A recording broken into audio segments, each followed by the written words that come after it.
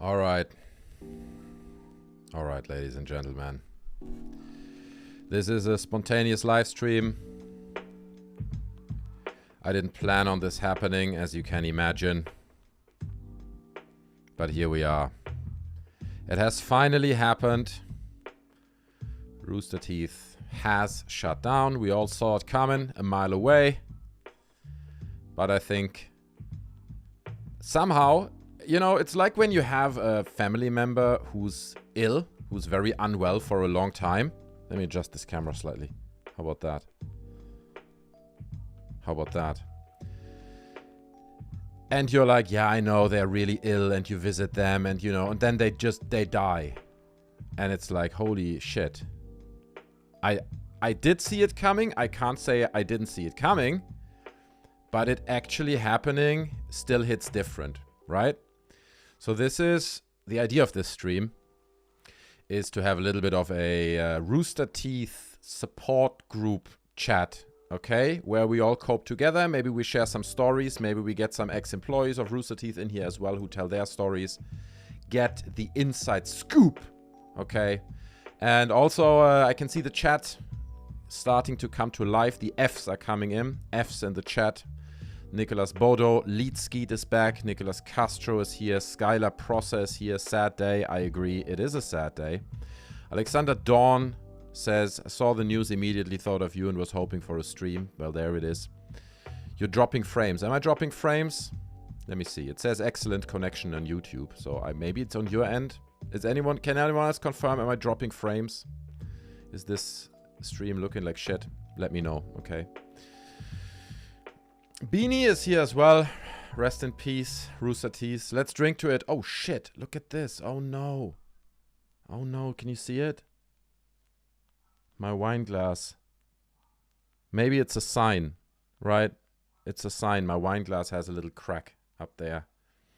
We're going to still use it. I destroyed so many wine glasses recently. I don't know. The other day, I swear to God, so stupid.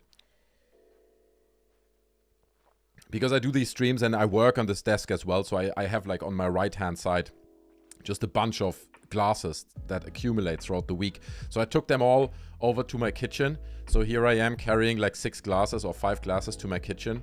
So I put like most of them, as I arrive in the kitchen, the first one smashes on the floor, right? Like BAM! And everyone is broken glass. And I'm like, shit. So I put the other glasses on the counter and I get like a broom and I start pulling like the broken glass together, and with the end of the broom I smash down the other glasses and they all fall down as well. Damn it, man. I destroyed so many glasses that day, so I don't have many wine glasses left. I'm gonna have to invest in new wine glasses soon. But here's Mr. Crumbles gifting 1 membership, and that's how I'm gonna get my new wine glasses. I appreciate that, Mr. Crumbles. Thanks so much. C-May says, stream is fine, looks fine to me. SpongeBob Dave says the same, so I appreciate that. It's probably on your other end. Everyone's posting Fs in the chat, man. F for Funhaus. Feels bad, man, says Jet. I agree. Clay Smith. Good to see you guys. Everyone smash like button, please. I appreciate that. But the idea of this stream, again, really is just for everyone to come together. And, you know, because, like I said in the beginning, if you have a family member who's very ill for a long time, and you know they will probably pass away at some point, and it's sad, but you're visiting them, and you care for them, and you know, how's he doing, how's she doing, and all that.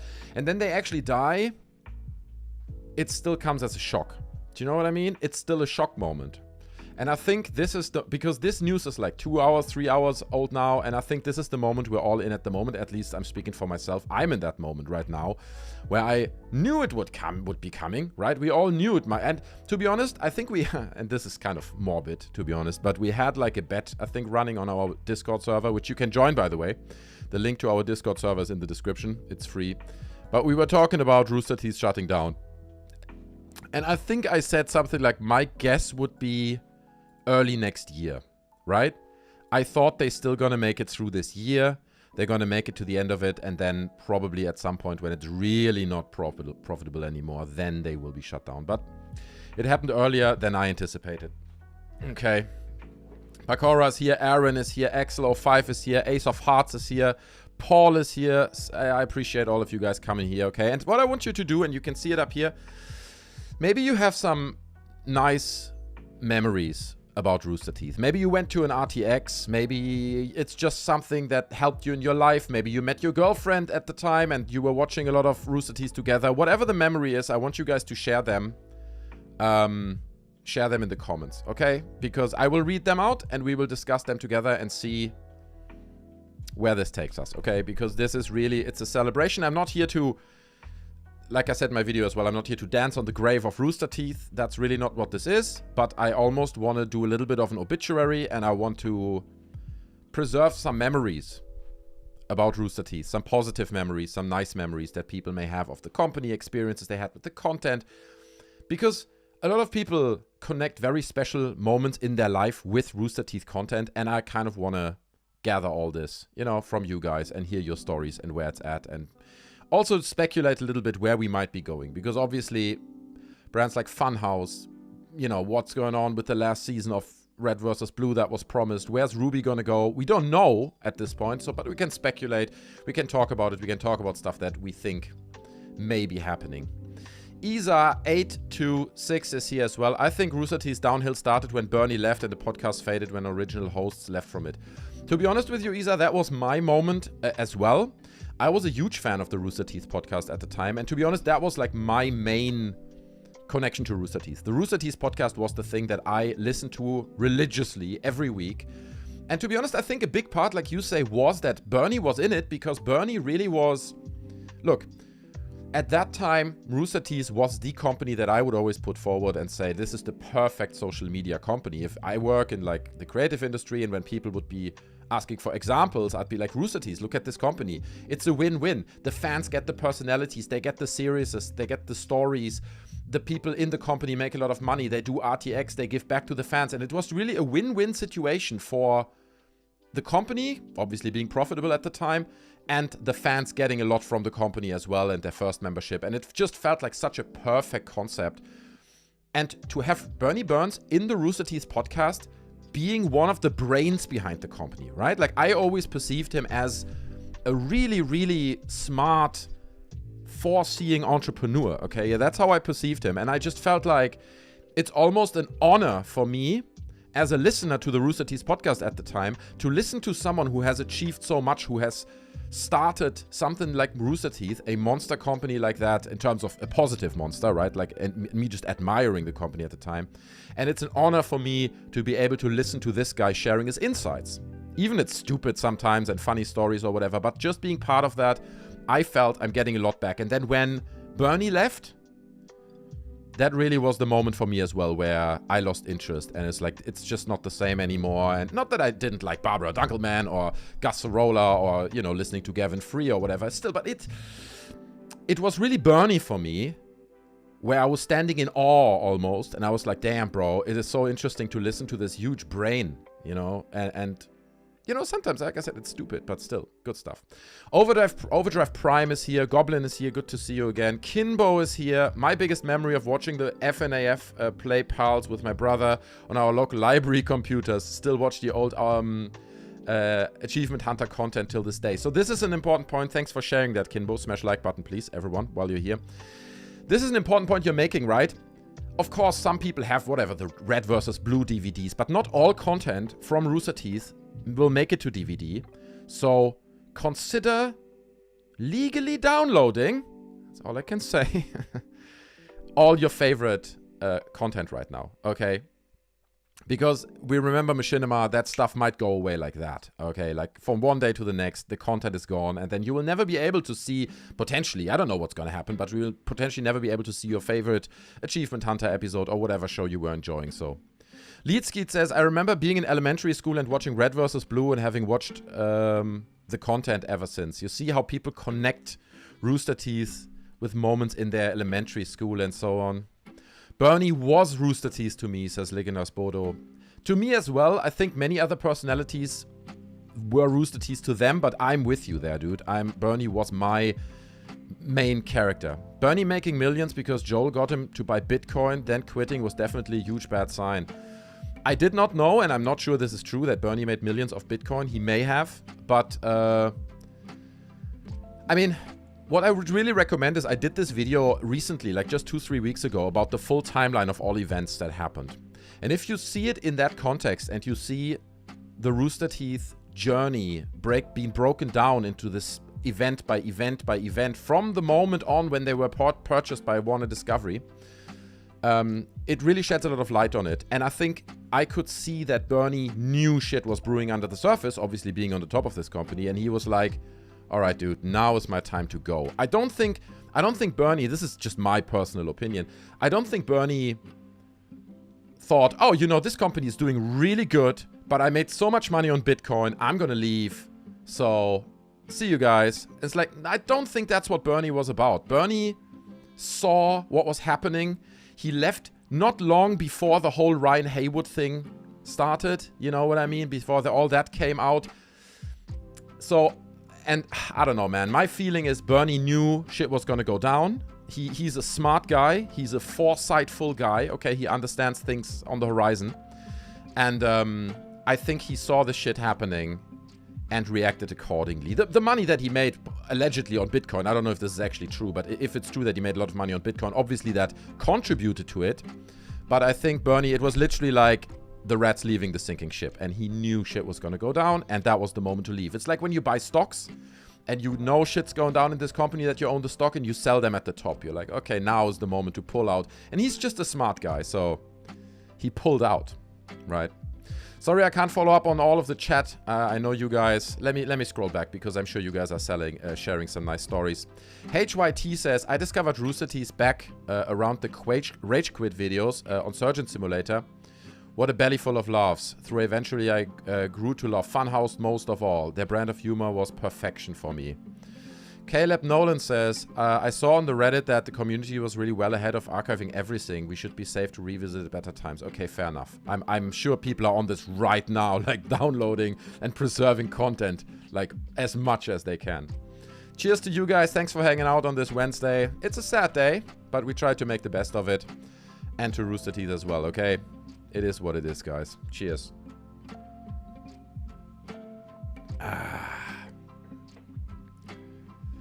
Everyone is probably saying this, says Toss Boy, but I'm only worried about Funhaus. A lot of people are saying this. This is true. BRI Wood, good to see you, brother. Thanks for coming back. Now, all we can do is hope that a good studio buys the rights of their show, says El Aprendiz de Rorschach. I shredded your name. I'm sorry. Victoria Barnes says, I remember seeing several Rooster Teeth staff dogpiling on fans who asked them to stop talking about politics and focus on the gaming. It was a cyberbully situation and it really changed how I viewed them. Sorry. Seeing several Rooster Teeth staff dogpiling on fans who... Okay, I see where you're going with this. So I can see this under my Rooster Teeth videos as well, okay? At some point, the comments that said, go woke, go broke, bro, just increased like crazy. And just the other day I saw on, I think it was RWBY Critics subreddit or something, people were saying like, is there a better example of go woke, go broke than Rooster Teeth? And look, to be honest, personally, I think the phrase go woke, go broke is stupid. Okay, it's a dumb thing. It means absolutely nothing. But I see what people are saying. Basically, what people are saying is keep your politics out of the comedy. And obviously, that was a conscious decision that Rooster Teeth made. They felt that, especially in the light of the Black Lives Matter protests and all this kind of stuff, that it is time to almost take a political stand. And they did, and they paid a very high price for that. But I agree with that comment earlier, where it was like, at some point, you know, a lot of people came out and said, like, keep the shitty politics out of your content, which is an argument you can make. You know, I don't like the phrase go woke, go broke, whatever, but to say, dude, you're doing comedy, you know, and you're doing all these entertainment shows, try to keep it to that. I think that's a fair point to make. So yeah, I think they shot in their own foot with that shit and ultimately really paid a high price for it. I think a lot of people left. Not necessarily only because they disagreed with their quite liberal and left-leaning politics, but also because you just don't want to mix that shit. You know what I mean? And I made this experience on my channel as well. Like, I had a lot of people, I made a video about Trump being quite critical of him, and a lot of people like, I would have subscribed, but not with that shit. You know, if you mix those two things, it's often not helpful for your success, okay? It's good to take a stand, whatever side you're on. I think it's fair to take a stand. but be aware that this might cost you a lot of popularity. Ace of Hearts says, I got into Rooster Teeth with Camp and then later listened to a lot of podcasts, and I got a lot closer to my partner through listening to Stinky Dragon together. I hope it survives. I mean, for now, and we're going to read this statement in a minute. We're going to go through the whole article on Variety, read it, and then underneath there is the full statement from Rooster Teeth, from, what's his name? Levine, Jordan Levine. So we're going to read the whole statement from him to the company, go through it, but we're going to do that in a minute, okay? Just want to make sure I get some of your comments in there first. James MC says, late inside gaming into early Funhaus was good times, man. When it was 3 lads playing shitty games without the over-edited and forced comedy shit. I'm glad it's come to an end in a way. Yeah, no, I hear you, man. I hear you. In a way, it's a relief, right? Because it's like, okay, it's finally over. You know, we don't need to look at it and check for updates and see what's the latest and how another scandal comes out, and it just casts a bigger and darker shadow all the time over the company. So in a way, you're right. It's a point of saying like, okay, it's over. And it's almost like a sigh of relief, right? Like, oh, it's done.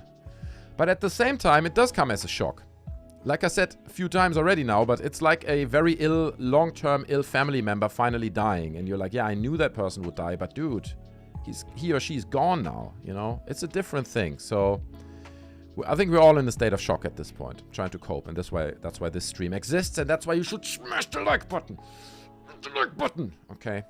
For me doing this on a Wednesday night.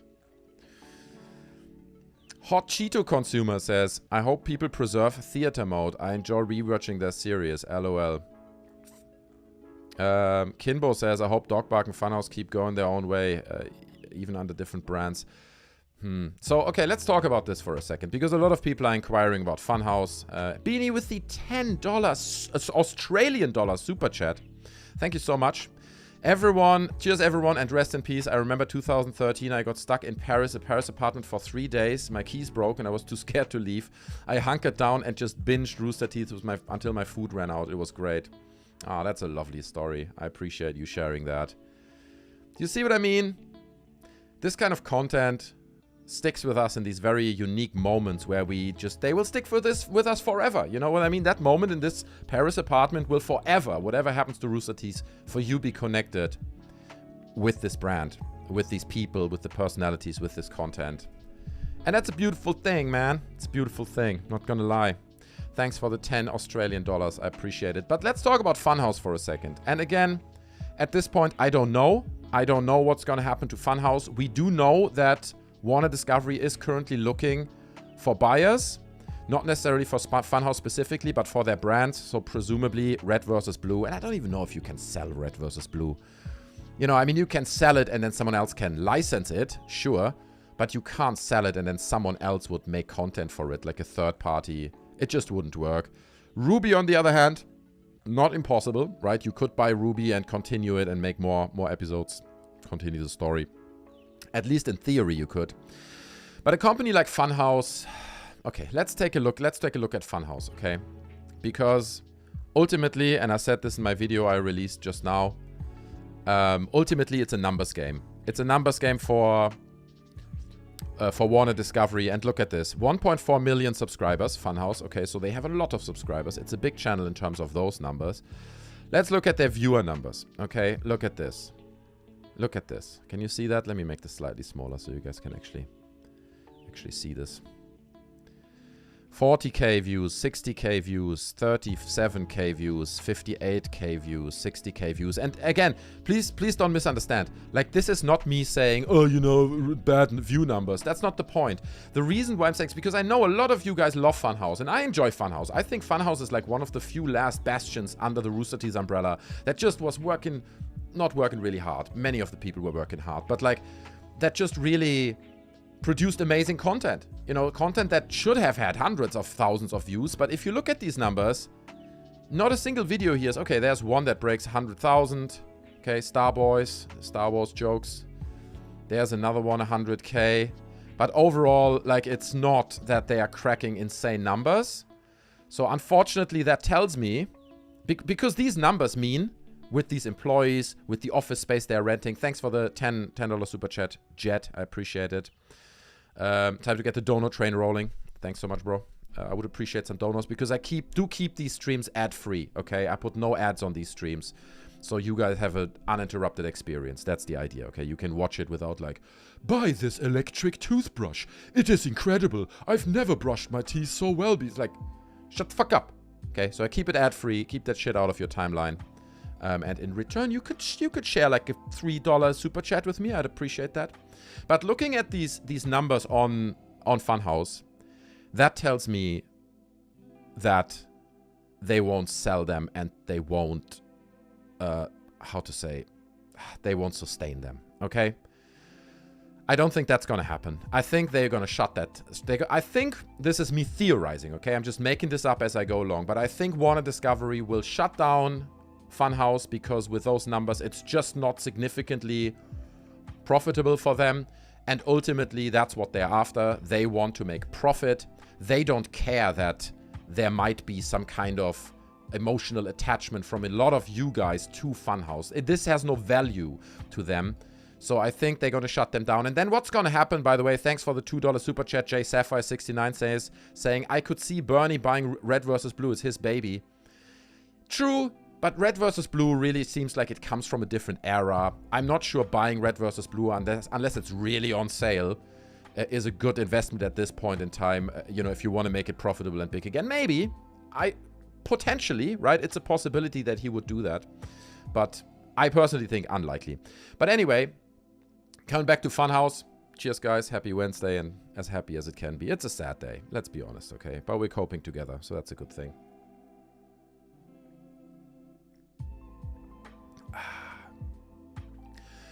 So I think what's going to happen is the Funhaus crew will start streaming content under a different name. It might be that some of them branch out, you know, and that we get 3, 4, 5 different single Twitch channels, kind of like Lauren Sontag did it and Bruce Greene. And they start producing their content.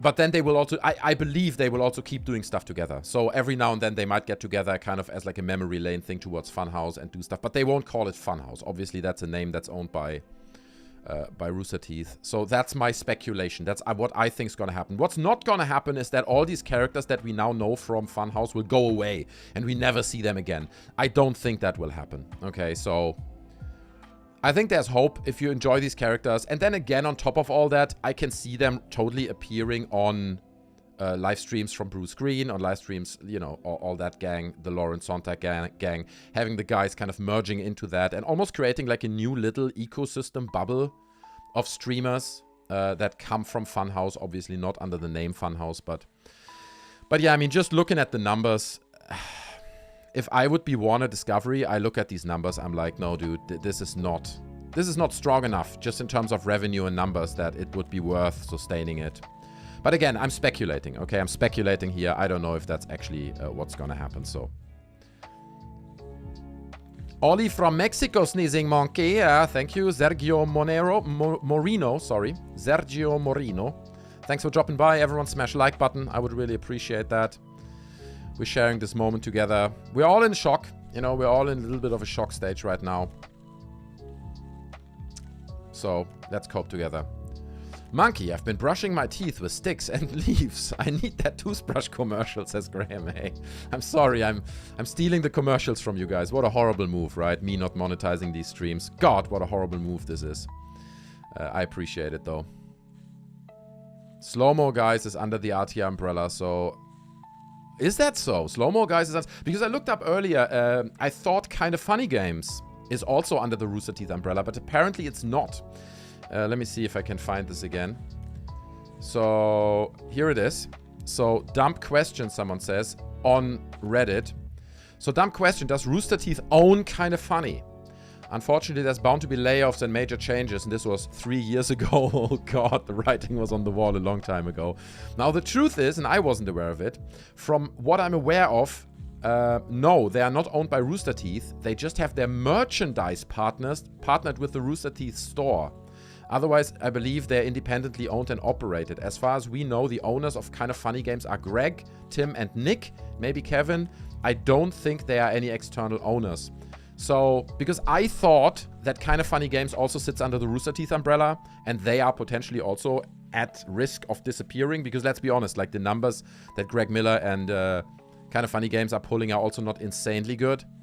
So, but apparently they sit separately, so we don't need to worry about Kinda Funny Games, I think. It looks like it, if this is true what we just read.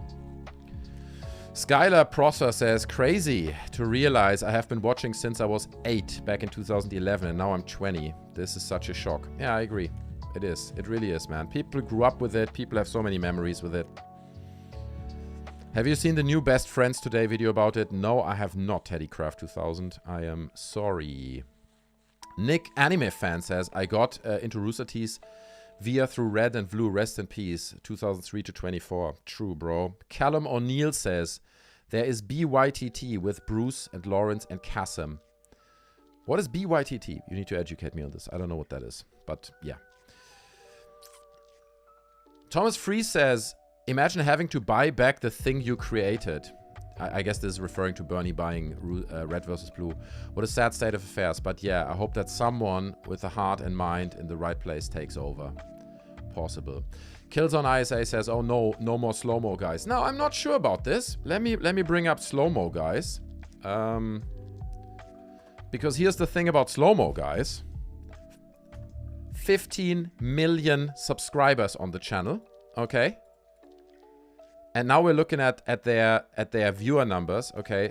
1.1 million, close to 1 million views, right? 666,000. This is a new video, well, 13 days ago, but still. 1.8 million views, 1.6 million views, 4.2 million views.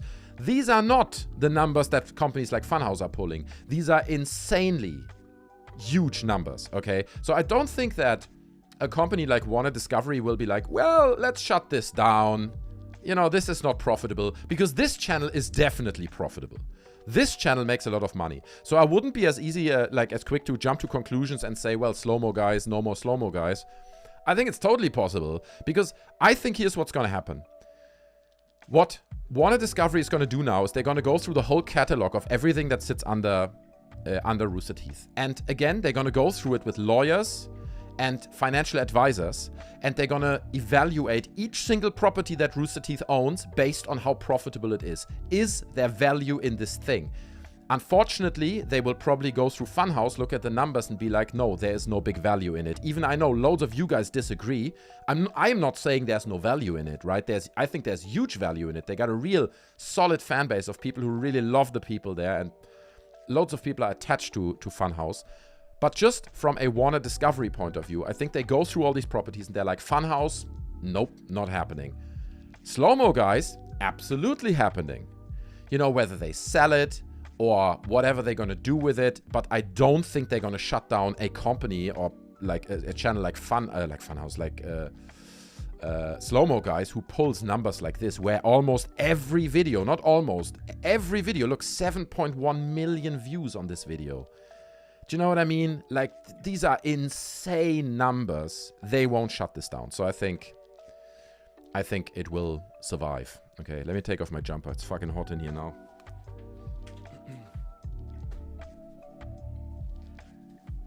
Ah, not my belly. Ah, no, not, oh God, no. Jesus. Nudity? Fuck. Oh no. You all saw my fat belly now. Oh God, this is embarrassing. This is so cringe. Jesus Christ. I have to edit this out afterwards. I'm gonna have to edit this live stream. Jesus, I'm so sorry I've done this to you guys. Oh God.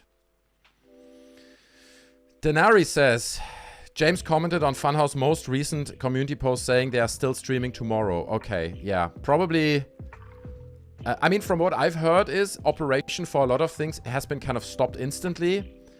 But like, for example, the Rooster Teeth podcast network will still continue to operate. So I think we're now in a little bit of a transition phase where it's not entirely clear what will happen to all these brands and all these franchises that they have. I don't think all of it will be put on ice immediately, like you say, James, because I think, oh, hold on. Okay, oh, we were disconnected for a second there. I just got a message that said stream has been disconnected, but I think we're back. So I think unless companies like Funhaus get like the clear message from the head office of saying you're not allowed to stream anymore or produce content, there will be more coming, and there will be also more statements coming out in the next few days. I think this is far from over. We'll hear more stories, and that's actually another thing to talk about. Now that Rooster Teeth is no more, by the way, smash the like button if you're enjoying the stream. How do I put this? I think a lot of stories from within Rooster Teeth are still hidden. And I'm talking about scandals. I'm talking about negative stories, negative experiences that people had because people didn't feel really confident to come out while the company is still around. Now this company doesn't exist anymore. I'm sure that more and more within the next year, more and more people will come out and say, by the way, this thing happened to me, that thing happened to them, I witnessed that, and we're gonna get like a load more stories because now Rooster Teeth doesn't exist anymore, so they don't have NDAs and all this kind of stuff.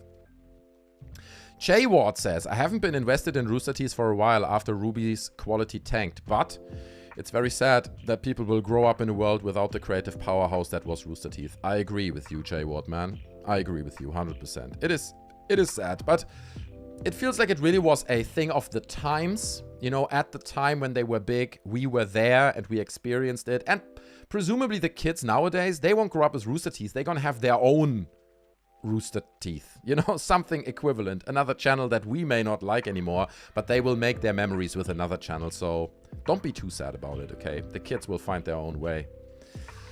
Serpo Beats says, hey, what's up, bro? Not much, man. Just standing here talking about Rooster Teeth, doing a bit of an obituary, trying to gather some positive memories. Thanks for dropping by, smashing the like button. And while everyone is here, I just want to say thanks for dropping by. I drink to you guys. That's what we do on this channel whenever we do live streams. Anyone who's new gets a little sip of me drinking the wine, and in return, you smash the like button, okay? That's what we do, so I appreciate you hanging out. Cheers, guys. Happy Wednesday.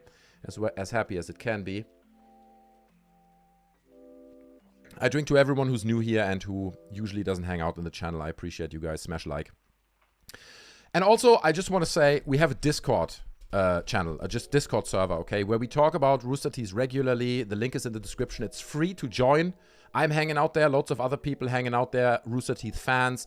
Even Rooster Teeth ex-employees and employees are hanging out there as well. I can't reveal who that is. But some of them are hanging out there. The link to that is down in the description. So if you don't know what Discord is, I'm sure some of you, most of you do. But if you don't, it's a free kind of community chat service. And you can download the software for free. Click the link in the description and then you're going to end up on our Discord server. And there we can talk Rooster Teeth, we can talk video games, we share memes, you know, we do talk about anything. We have a venting channel where a lot of people can just share anonymously their problems and challenges in their life that they might want to discuss with someone anonymously. So it's a really lovely community of people getting together and helping each other out and being nice to each other. So I recommend you check it out. Again, the link is in the description. Check out our Discord server. They say they have a live stream tomorrow for talking about it all. Okay, so I guess this is Funhaus. Oh no, do we know if Inside Gaming will continue stream tomorrow? So I don't know if this is the Inside Gaming stream or Funhaus stream. But yeah, we're gonna get loads of streams coming out of all these sub-brands from Rooster Teeth where they will take a stand, they will talk about the challenges that they were facing and where they are now, and potentially how they're gonna move forward. LCP Anime Guy says, I don't think RWBY is gonna be sold off anytime soon, or for a large amount of money. Probably chump change in like 10 years. Look, I'm not a RWBY fan. I never really watched RWBY, but I tend to agree with you. I mean, people commented earlier in the chat as well and saying like, that the quality of RWBY tanked in the last seasons. And I think, sure, there are some exceptions, right? Some people may say, no, I loved the last season of RWBY. But overall, this is something I hear a lot whenever I do a video about Rooster Teeth as well. People are like, dude, you know, it's really tanked. It's not what it used to be. It's not as good as people used to love it. So I agree with you. I think you're making a right assessment there, LCP Anime Guy. I understand that a small percentage of people really love like shows like RWBY. They are really invested in it. They would shoot me and say, what the fuck are you talking about? But the truth, I think, is, same with Funhaus, there is a very dedicated fan community there, but it's not a big community. It's not a lot of people. And that's why you can't sell these franchises for a lot of money. there's just, in terms of the community, not that much value there that you would get a lot of money there. Lead Skeet with the $4.99 super chat. I appreciate it so much, Lead Skeet. Thanks, brother, for the support. Got some work I have to do, but always great to watch your streams. Thank you, brother. See you guys later. Thanks for dropping by. Thanks for the support. I really appreciate it. Because as I said before, I just want to reiterate, I put no ads on these streams, okay? These streams are ad-free. So you guys have a beautiful, chilled, uninterrupted experience. We can talk, we can discuss, and at no point in time you're suddenly interrupted and it's like, buy Bitcoin, it's the... like, we're not doing this here, okay? I'm keeping the streams ad-free so you guys have a nice experience. But in return, I appreciate super chats like the one from Leedsky. Just show a little bit of appreciation and say, you know, here, I give you £1 or £2. Because I appreciate the work that you've been doing on Rooster Teeth and hosting the stream and so on. So, just putting it out there. Nudge, winky face. You get the idea. Mr. EVP says, so does that mean Funhaus is getting cut too? I spoke about this a minute ago. We looked at the viewer numbers on Funhaus, and my personal judgment is I think they're going to cut it out because it's not profitable enough. And then the Funhaus members will disperse, make new content, maybe appear on Lauren's stream, on Bruce's screen, and we'll get like a kind of new organically forming bubble that falls out of the old Funhaus crew. That's what I expect. Okay, I don't know. I'm just speculating here. Vino forever. Wow, Vino, my man Vino. I'm drinking some Vino to you. Thanks for dropping by. Smash the like button. And Vino forever says, I think this is a sign of the times and we aren't going to see any more YouTube powerhouses that are multiple channels and personalities. True, it's a good point, right? A lot of them have been falling apart. Machinima is an example. Now Rooster Teeth is an example. It feels like a lot of these big multi-channel powerhouses are a thing of the past. That's an interesting point. You're actually right. Justin Rick says, F-Face is great though. I hope it continues. True. And I think that's a podcast, and I would assume that sits under the Rooster Teeth podcast network. I think it's Rooster Pod. It's called Rooster Pod Network. And they already confirmed that that will continue for now, at least. Okay, so I would assume that F-Face will continue. Dragonborn795 says, Red vs. Blue being made with Halo's assets. I can't see another company continuing it. Probably give it a huge makeover to avoid copyright. Yeah, but is it then still the same at this point? You're right. You're absolutely right.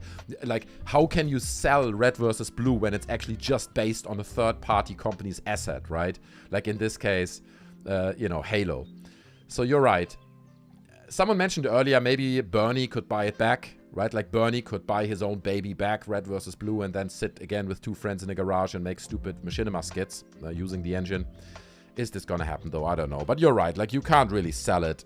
And even if you then give it a makeover, like what? You draw it, you do Master Chiefs, but they are not actually Master Chiefs. Like at that point it falls apart. It all falls apart. So I can't see Red vs. Blue continuing, to be honest. Kdin says, I have no gloating words. I hated how the company was managed, but this is just utterly sad. I adored this company for so long, but best people left long ago. True, true. Like I said, I think everyone's a bit under shock that our long, sick family member has finally died.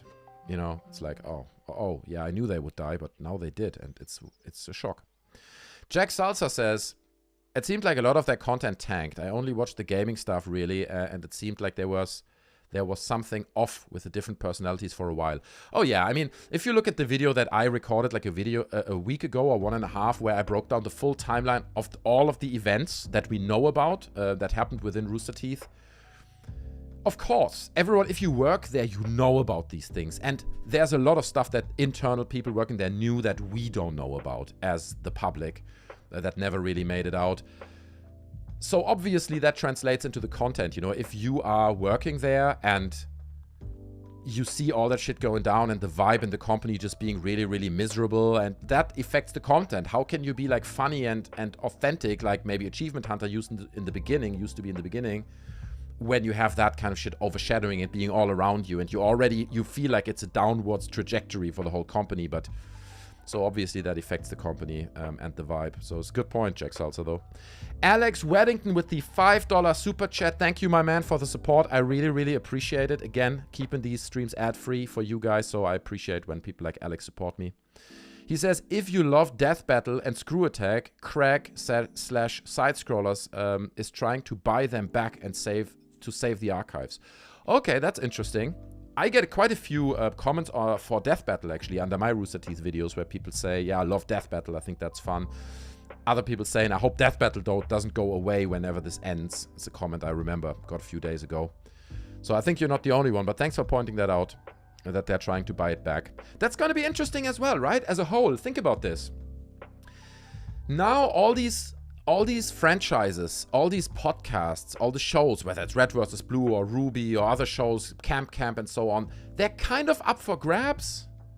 You know what I mean? And it's going to be very, very interesting whether some people from within the company, like, again, someone suggested Bernie buying maybe Red vs. Blue back or something, and then is there going to be a movement like that where people from the company actually buy some of these properties back?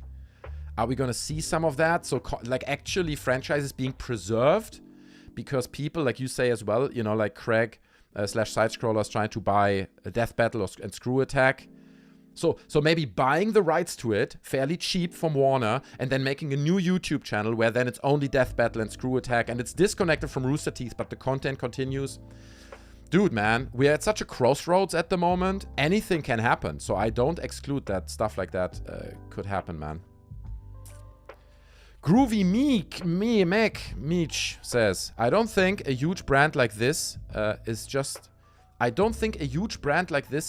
not sustainable in today's world. Top streamers make more money than these huge companies do. That's true. It really feels like we are past the peak of these multi-channel networks, right? Now, I mean, the move that Lawrence Sonntag did and Bruce Greene did at the time to leave and start their own channel, like, that's just the way forward. Because you pull almost the same views and you don't owe any percentage of that to any, you know, overarching company. The multi-channel times seem really over. And actually, funny enough, I can see this on my channel as well. I used to be approached in the past a few times, not from big multi-channels, but like companies would write to me and be like, hey bro, we can give you that many more views if you become part of this. In return, we get this much of your revenue. Well, I'm glad I never did this, okay? And I never got an email like that in the last 4 years, 5 years, I would say. It's been quite a while. So yeah, I think we're past the multi-channel network time, bro. That's a time of the thing of the past.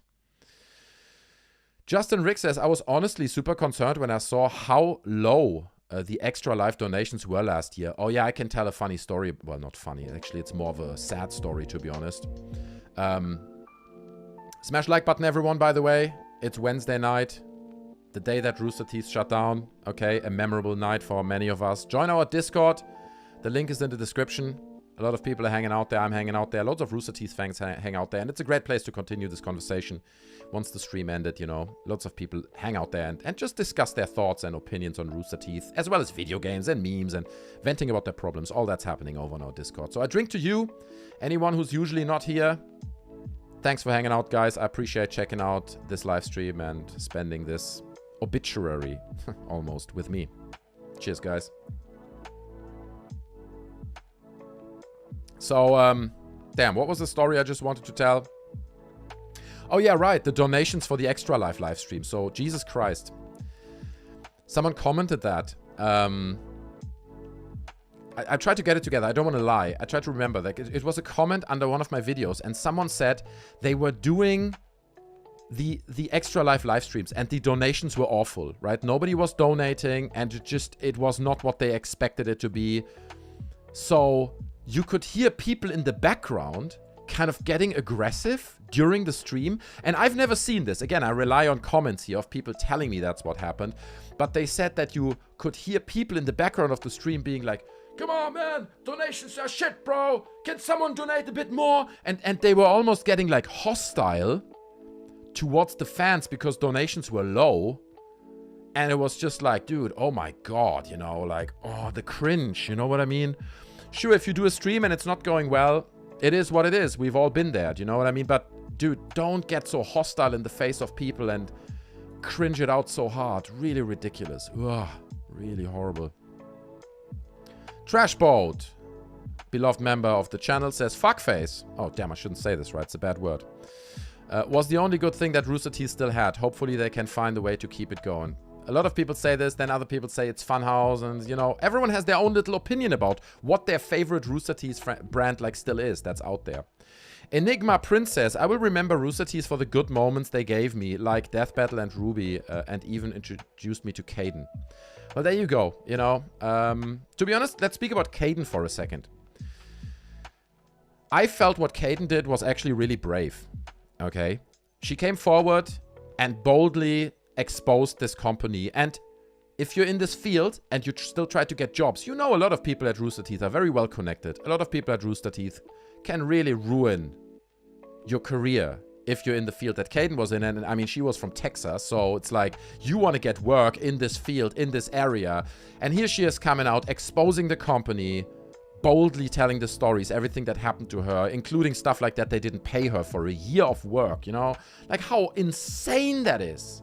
That you work kind of as a volunteer for 1 year with this company, and then you go to them and you're like, guys, now I'm kind of full-time employee. I already worked for 1 year for you guys. Could we talk about some form of compensation? And they're like, yes, you know, that's a thing of the past. I mean, it happened, you know? It's like, Jesus Christ, dude. Absolutely unbelievable, man. Blakey the Biz, how you doing, bro? Good to see you. 100 plus in chat, epic to see. Yeah, man, good to have you. The Desert Lad says, thank God they're gone. They died long before this official channel shutdown. Or this official shutdown. Yeah, they did. And to be honest, like, some of us are sad they're gone now. Some of us, like you, are excited almost and feel like, oh, it's been long overdue. That's what it is.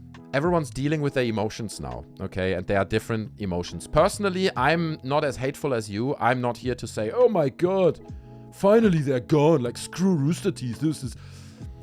To be honest, when I talked about Rooster Teeth in my videos, I always tried to keep a respectful demeanor.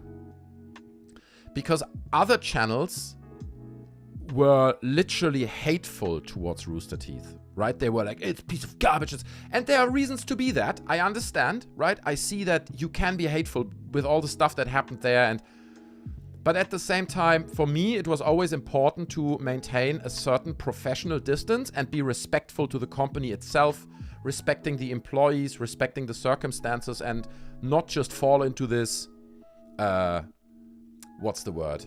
You know, like, sensationalistic view of it, is I guess how I would describe it. You know, where you're just like a tableau paper. Rooster Teeth sucks even more. New scandal with destroying it. And it's like, I wanted to keep it kind of respectful. Of course, you gotta deal with, you know, you gotta work with some clickbaiting and stuff. It is the nature of the beast. But, I don't know, man. I always try to keep a respectful distance and be, you know, not too sensationalist about their downfall and all that. Kdin says, I have been gone for over a year. How have you been? Apologize for being an ass way back then. I think going away for a while was a good idea. I remember you, Kdin. I remember you. Good to hear from you again. I hope you're well. You know, it's good to hear that you are well. So I've been all right. I've been all right, man. Lots of stuff happened in my life, but that's not what this is about. Cheers, brother. Smash like button. Okay. Kinbo says, besides Rooster Teeth's dumb decision, the economy is for sure the biggest factor in this. Not a lot of people can afford donations and free memberships, in my opinion. True. If we're looking at the donations on this stream right now, it's fine. It's fine. I'm just joking. It's all good. You're right. I mean, the economy does play a role in it. There's definitely an element of people just not being able to afford things like that, where they're like, you know, let me be a Rooster Teeth member. I just cancelled my Disney Plus membership because I barely watched it, and they want to charge me £100 for a year. And I'm like, no, bro, I'm not doing that. So yeah, it does play a role. Like, subscribed, sneeze. Thank you so much, brother. Tanner Campbell, beloved member of this community. Yeah, smash like, subscribe to the channel for more, obviously. Mr. Grimm says, what's up, monkey? Isn't Funhaus still under Rooster Teeth? Yeah, they are. We spoke about this earlier in the stream. It's up in the air what's going to happen with all that. Livy Lindsay says, if RWBY gets bought by someone, I hope they revamp the story from Volume 4 and soon.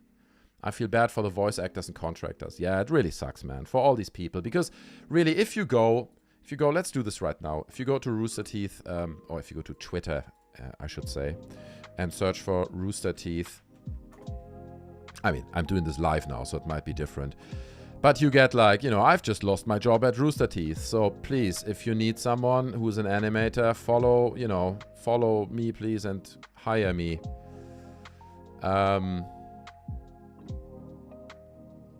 I saw so many posts of people. Here's another one. Along with everyone at Rooster Teeth, I've just lost my job. If you need an editorial assistant, please reach out. Here's stuff that I've done, okay? So a lot of people right now in the timeline are basically saying, dude, I need a new job. This really sucks. And part of that is also, apparently, that people really found out last minute that they were fired and that they lost their job. Let me see if I can find this certain post that I saw earlier. Tricky to find it now. I saw this one post where like one girl was like, well, I just realized that I lost my job through social media. I just saw this on Twitter. I didn't even get the memo that they sent out. So that's pretty fucked up stuff, you know. I mean, the disrespect for these employees, man. Come on, man. You know what I mean? I know a lot of them are just contractors, but apparently Rooster Teeth had 150 active employees full time. And they found out today that this shit is going down, with them being kind of made redundant, effective immediately. And it's like, bruv, at least have a little bit of respect for your employees, eh? A little bit. You know what I mean? Does Gavin own Slow-Mo Guys fully? That's a good question. We can Google that. Someone said earlier that it's owned by Rooster Teeth, but I don't know that. Does Gavin own oh god, I just like, does Gavin own S? And it came up with, does Gavin own slaves? It's like, oh no, moving on. Slow-mo guys. Let's see, what does it say here?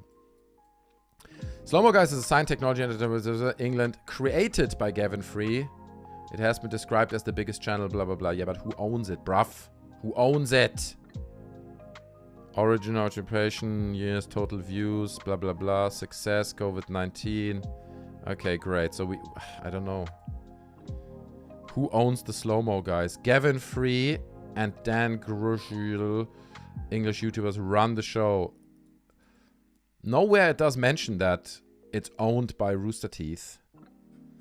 Let me see. Is Slow-Mo Guys Rooster Teeth? Slow-Mo Guys. So they're promoting it. It is on their website. That's a thing.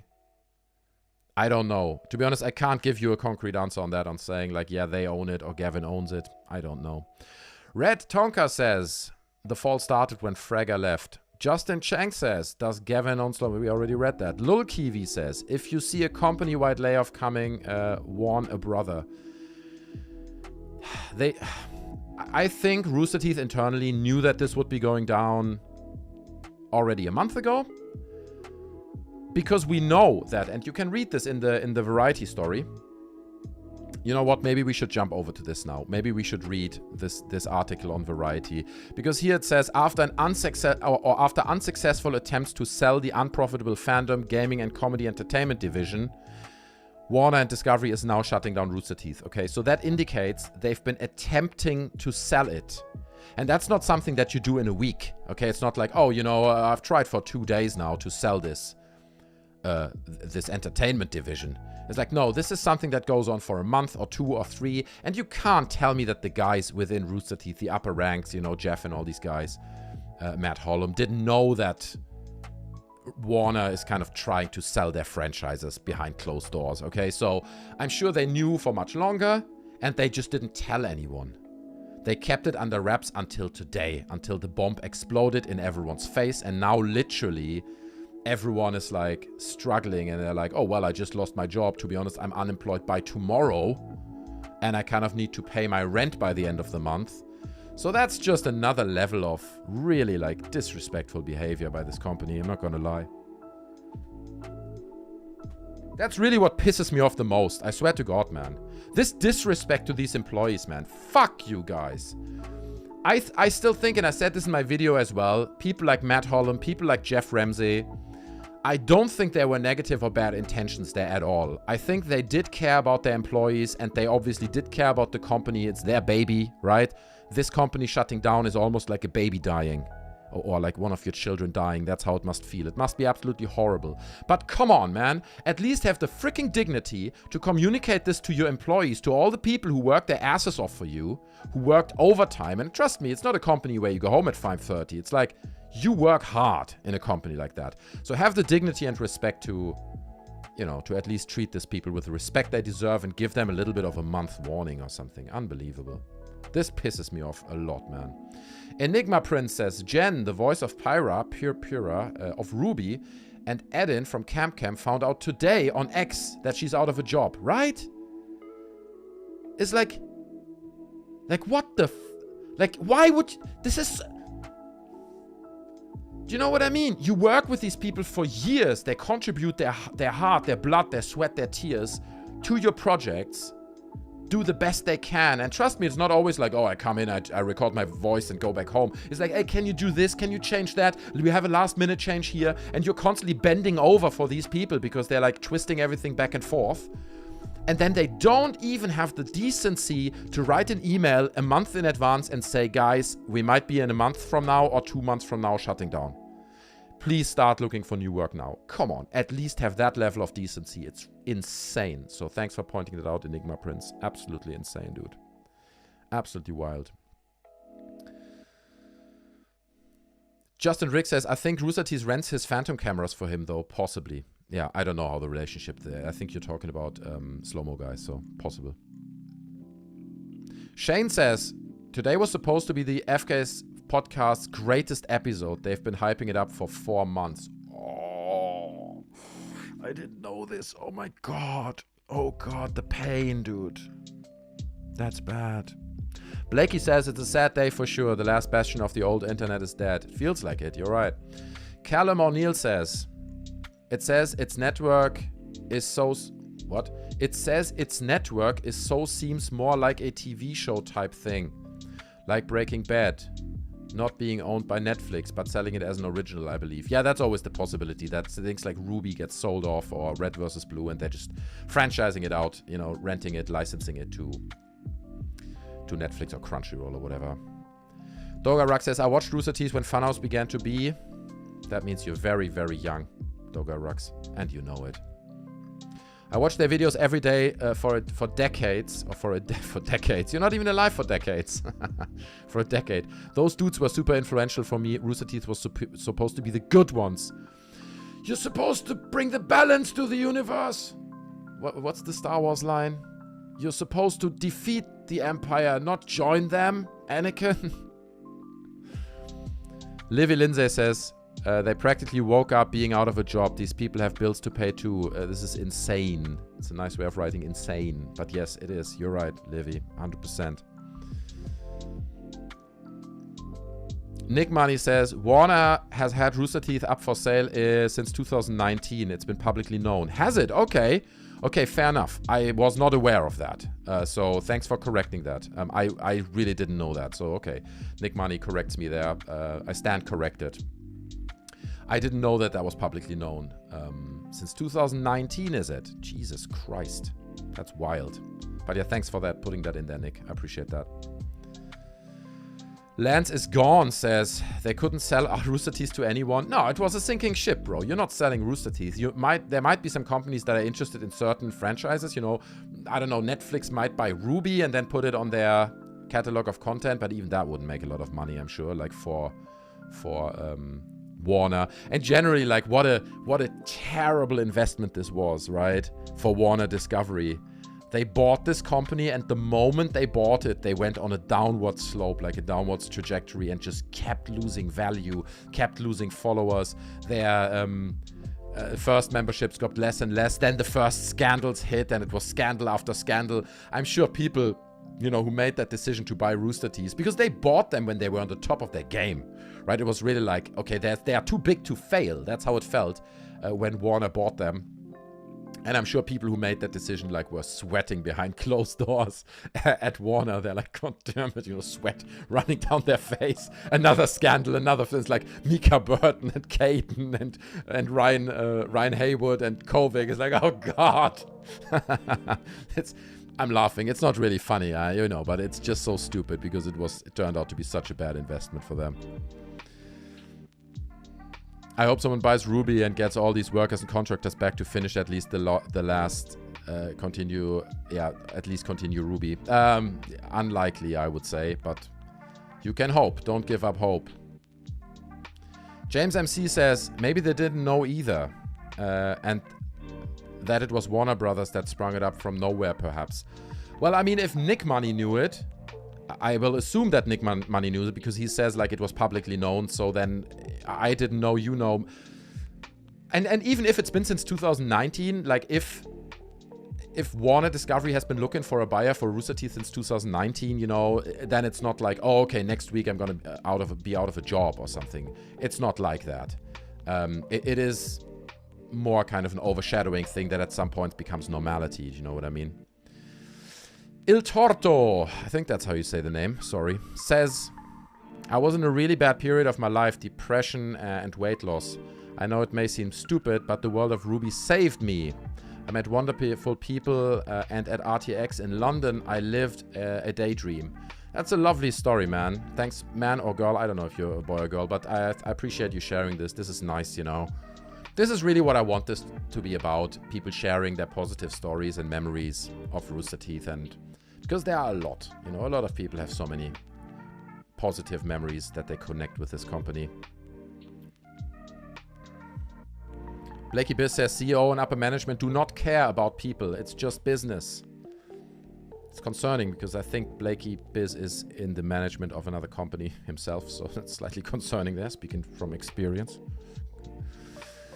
Laria Kaiba says, me and hubby went to RTX 2013 and that was basically our honeymoon. That's lovely. I'm so sad with what happened to the company. Yeah, it is sad. But you know, you have the memories. That sounds like a beautiful story. And that was Peake, you know, that was really, I think, RTX 2013 must have been a wild experience. Barry.in-disguise says, as a fan of RWBY, I think I'd rather it just be over than have a rushed ending for Volume 10. That's a fair point as well, right? Maybe it's better to just end it, you know, like a toxic relationship. Just get it over with. I'm gonna pull my table down now. I've been standing all the time. Check this out.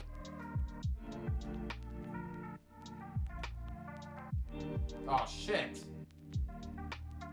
Ah, fuck. Great, so my camera just stopped working, but not so bad because I have a second camera right over here, so we're gonna have to keep operating with this one. I think this one is now fucked. Jesus. God, I hate this camera. Never buy a Logitech Stream Cam. It's the worst piece of junk in the universe. I'm gonna have to... Excuse me for a second. I have to restart this camera.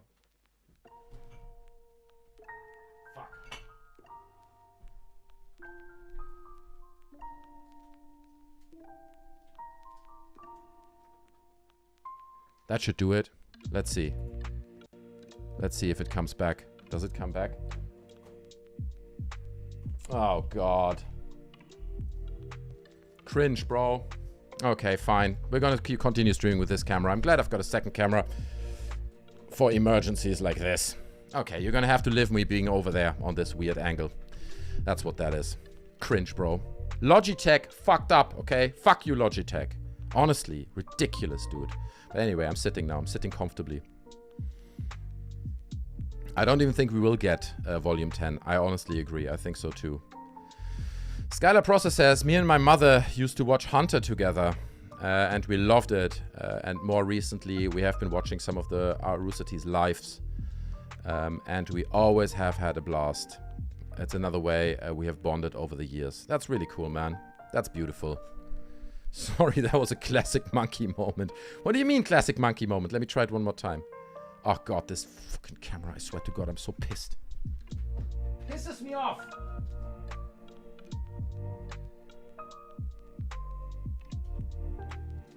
So angry. So angry at this piece of shitty technology, bro. Look at this. Oh man. Okay, fuck. Annoys me. Everyone, including Trevor, got the Matt Bragg layoff experience, says Justin Chong. Nicholas Castro with the $4.99 super chat. I appreciate it. Here's something for the better camera equipment. Gotta help out the stream. Thank you, brother. Yeah, dude. Logitech has disappointed me tonight. Okay, I've trusted them, and here they are. I mean, what if I wouldn't have had a second camera? This stream would have been ruined. Okay, absolute disaster, man. Thanks, Nicholas. I appreciate that. I loved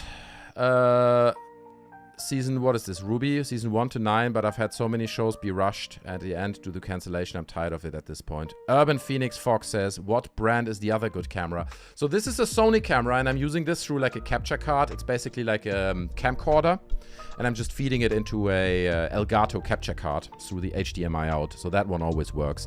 But this fucking Logitech cam, bro, I swear to God. Look, I'm still stuck at it. Look at this shit, man. Pisses me off. We're moving past it. Do you think they should reboot the show if another company buys the IP?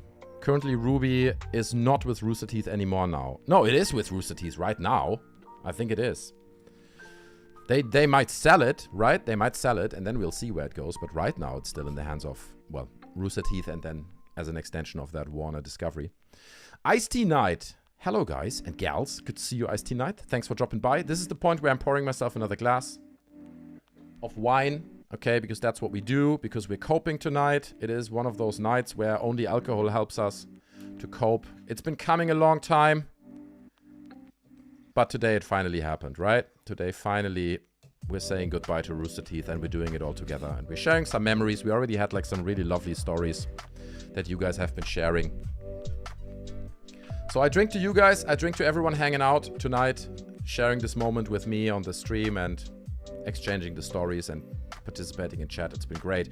We're going to read the Variety article in a second and the whole statement from Rooster Teeth and see what we can get out of that. So stay tuned for that. Thanks, guys. Smash the like button, okay? That's a thing you can do to support the stream. Show some love. If you don't want to send super chats, because again, I'm not monetizing these streams, okay? These streams are basically ad-free. So you guys have a smooth and uninterrupted experience, but in return, I would appreciate a few super chats or gifted memberships, okay? Blakey being a member on the channel for 6 months now, so I appreciate that, Blakey. Much love, brother. 6 months of life improvement. Thank you, Monkey. Yeah, that's true. It is true. Becoming a member on this channel really improves your life. Like, suddenly, the girl, your crush, you could never get close to her. You become a member on this channel, boom! She loves you, bro. She will approach you. Oh, you want to make $1 billion in crypto? Well, become a member on this channel. Boom! The money comes your way. Your life just automatically improves if you become a Champions VIP member. The link to that is in the description. It's only $4.99 a month, and you get crazy perks. Okay, you get a special YouTube member channel on our Discord where only YouTube members hang out. You get access to all these live streams that I'm doing, like this one, a huge archive of hundreds of them that are just members only once they stop being public and finish online. You also get emojis, and you're supporting me with $4.99 a month, okay? So it's a good deal. It's a good deal for everyone, basically.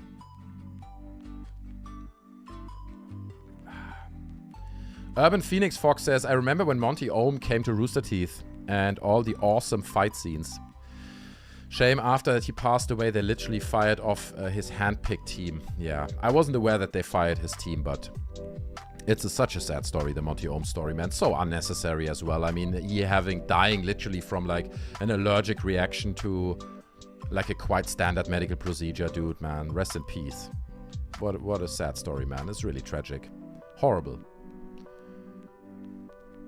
Do you think Monty Ohm will finally be able to rest now after Rooster Teeth is shutting down? I don't know, man. I don't know about that. The F-Face podcast is Gavin and Geoff on their weird friend Andrew. It feels like classic 2014 Achievement Hunter. Burton Guster is here. Thanks for joining, my friend. Smash like button. And he says, I was the same way, Nick. Nick loved Achievement Hunter and Let's Play, but I loved their live action as well. Kdin says, RWBY is a really nice show. Niche show, I guess you want to say. It's not overly popular, especially now. It's not worth trying desperately to save it. These creators should just move on and to fresh projects. I kind of agree with you, actually. I'm not opposing that opinion. I think you're right. I think because a lot of people say RWBY was really at its best in the early seasons, right? That's when it was a huge thing. That's when Monty Ohm was there, when it really had like a strong direction and vision that was mostly coming from him and the few selected people with his hand-selected team. And then once Monty was gone, it just kind of took a nosedive. And at this point, it feels almost like we're holding on to this thing that already doesn't exist anymore. Do you know what I mean? Like RWBY feels like a thing that unless you have these original people in place that can bring it back to life, it's just like you're trying to revive something that's already passed away. As sad as that is, I understand people love the show, but that's how it feels to me as well. Lodi says, 1 sentence recap. What happened? Sorry, Lodi. I can't give you a 1 sentence recap. If you want to know what really happened in the bigger picture, I recommend you go check on my channel. I uploaded it like 2 weeks ago, 1.5 weeks ago, a video of the full timeline of everything that happened at Rooster Teeth. It's a video that breaks down literally from the moment when they were bought by Warner Discovery until today, literally just before they shut down now. Every single event, like a full timeline of everything. At least all the events I could find. I think 1 or 2 key events I was missing, but generally everything should be there. So check that out. That will give you an overview. I can't believe it. I just can't believe it. Why? Says channel name, bro. You get a hug. Come on. Come here. Come here. Bro hug. Okay? Hug. It's all right, brother. Let it go, man. We all have to move on, okay? We're all here together. And again, you guys can join the Discord. Link is in the description. It's free. There's a big Rooster Teeth community over there that you can talk to, that you can vent with together. That's what the Discord is for. So join through the link in the description and we can all keep coping, okay? Until we overcome this pain together. Staffman is a member for 9 months. Since becoming a member of this channel, my life has improved significantly. In some ways, it's the reason why I'm the man that I am today. See? I'm getting the testimonies, bro. I'm not just saying this. Become a member on this channel. Your life will get better. It's the truth. I didn't pay these people to say these things. In fact, they pay me. No, but thanks, Staffman. I appreciate that. It's a good point. I'm glad you're enjoying your membership. The Char45 says, by the way, thanks for dropping by. I'm drinking to you, brother.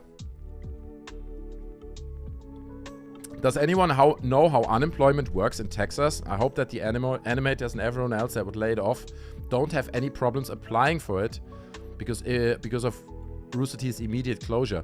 No, I mean, you already see people now going out there and, like, you know, trying to get a new job on Twitter saying, hey, I'm out of a job and all that. Can you please offer me new things? So people are already looking actively for jobs. But I don't know how unemployment works in Texas, so. Urban Phoenix Fox says, yeah, because he was keeping it in a Blender and other lesser 3D modeling programs. He was keeping it in Blender. Blender is a 3D software. Once he died, they moved it to Maya, and everything changed because they wanted the industry to standardize it. Oh, I didn't know that. That's very interesting. Very interesting, dude. Mosey is here. Good to see you, Mosey. Thanks for dropping by. Also, huge Rooster Teeth fan over on our Discord. Yeah, helped me put some of my Rooster Teeth videos together doing the research, so good to see you, Mosey. All right, here's what we're going to do. We're going to move over to... Oh, shit, look at this. I'm going to have to adjust this camera. It wasn't planned. It wasn't planned to do the stream through this camera, but now here we are. It is emergency backup camera. So here's what we're going to do. We're going to read this article in its entirety. Rooster Teeth is shutting down after 21 years. Warner Brothers Discovery in talks to sell shows like RWBY, Red vs. Blue, Genlock, and will shop the Roost podcast network. Okay. I read it previously before doing my video, but I want to read it with you again. The article itself is not that long, but then down here is a fairly lengthy statement from head of communication, I think he is, Jordan Levin. Oh, no, Rooster Teeth's general manager, Jordan Levin. So this is basically the statement that went out to the employees. Okay, that's down here, dear Rooster Teeth, blah, blah, blah. And again, they put this out today, right? So they are like, hey, guys, by the way, we're shutting down. You're unemployed starting right now. Welcome to unemployment. How does it feel? So we're going to read that in the end. But let's fly through this article, okay? They announced it in an all-hands meeting today. Yeah, exactly. Thanks for pointing that out, Laria. So, Rooster Teeth is biting the dust after more than 2 decades. Parent company Warner Bros. Discovery, after unsuccessful attempts to sell the unprofitable fandom, gaming and comedy entertainment division, is shutting down Rooster Teeth's operation. Rooster Teeth's general manager, Jordan Levin, announced the shutdown of Austin-based Rooster Teeth in an all-hands meeting on Wednesday and in a memo distributed to staff. The closure of Rooster Teeth will result in layoffs of approximately 150 full-time employees and will throw dozens of contractors and content creators out of work as well. It's with a heavy heart, and this is a quote, "It's with a heavy heart that I announced that Rooster Teeth is shutting down due to challenges facing digital media resulting from fundamental shifts in consumer behavior and monetization across platforms, advertising and patronage." Well, it's definitely not about you guys mismanaging the company, is it? It's definitely not that you guys had scandal after scandal after scandal and HR was like told about it a million times, it didn't do anything about it. That has nothing to do with it, right? It's just about fundamental shifts in consumer behavior and monetizations across platforms. You know, that's what it is. Like, that's already like, I'm so pissed at a statement like this. Your company is now shutting down. At least have the basic decency to say, we fucked up. Sure, the media landscape changed. Sure, advertising and like there were big shifts in you know, consumer behavior. I'm not saying that's not true, but you're pushing the responsibility away from you and say, oh, you know, we're shutting down because of change in shifts in consumer behavior. It's like, no, dude, you're shutting down because you pissed your fans off time and time and time again until none of them were left. Until not a single person trusted your company anymore and all your content was overshadowed with like despair and hate for the company that you have become. That's why you shut down. That was the main reason. And not the shift in fucking consumer behavior. That pisses me off. Swear to God, man, a statement like that. So this is part of the memo obtained by Variety. Our legacy is not just a collection of content, blah, blah, blah. Warner Bros. Discovery is currently in talks to sell the rights to certain Rooster Teeth catalog content and intellectual property such as the popular anime-style show RWBY, pictured above, pioneering science fiction spoof Red vs. Blue, and Michael B. Jordan's animated mecha series Genlock. In addition, Warner Bros. Discovery is seeking to let the Roost Podcast Network, to sell the Roost Podcast Network, with shows spanning gaming, true crime, fandom, comedy, and food, which for the time will be continued to operate. Red vs. Blue, an animated combination, blah, blah, blah. The company's name derived from the dialogue of the original trailer Red vs. Blue, in which the voiceover narrator dissed as Cockbite. Sure, we knew that. Rooster Teeth was founded in 2003 by Bernie Burns and Matt Holloway. Bernie, come back. Save the company, Bernie. Where are you?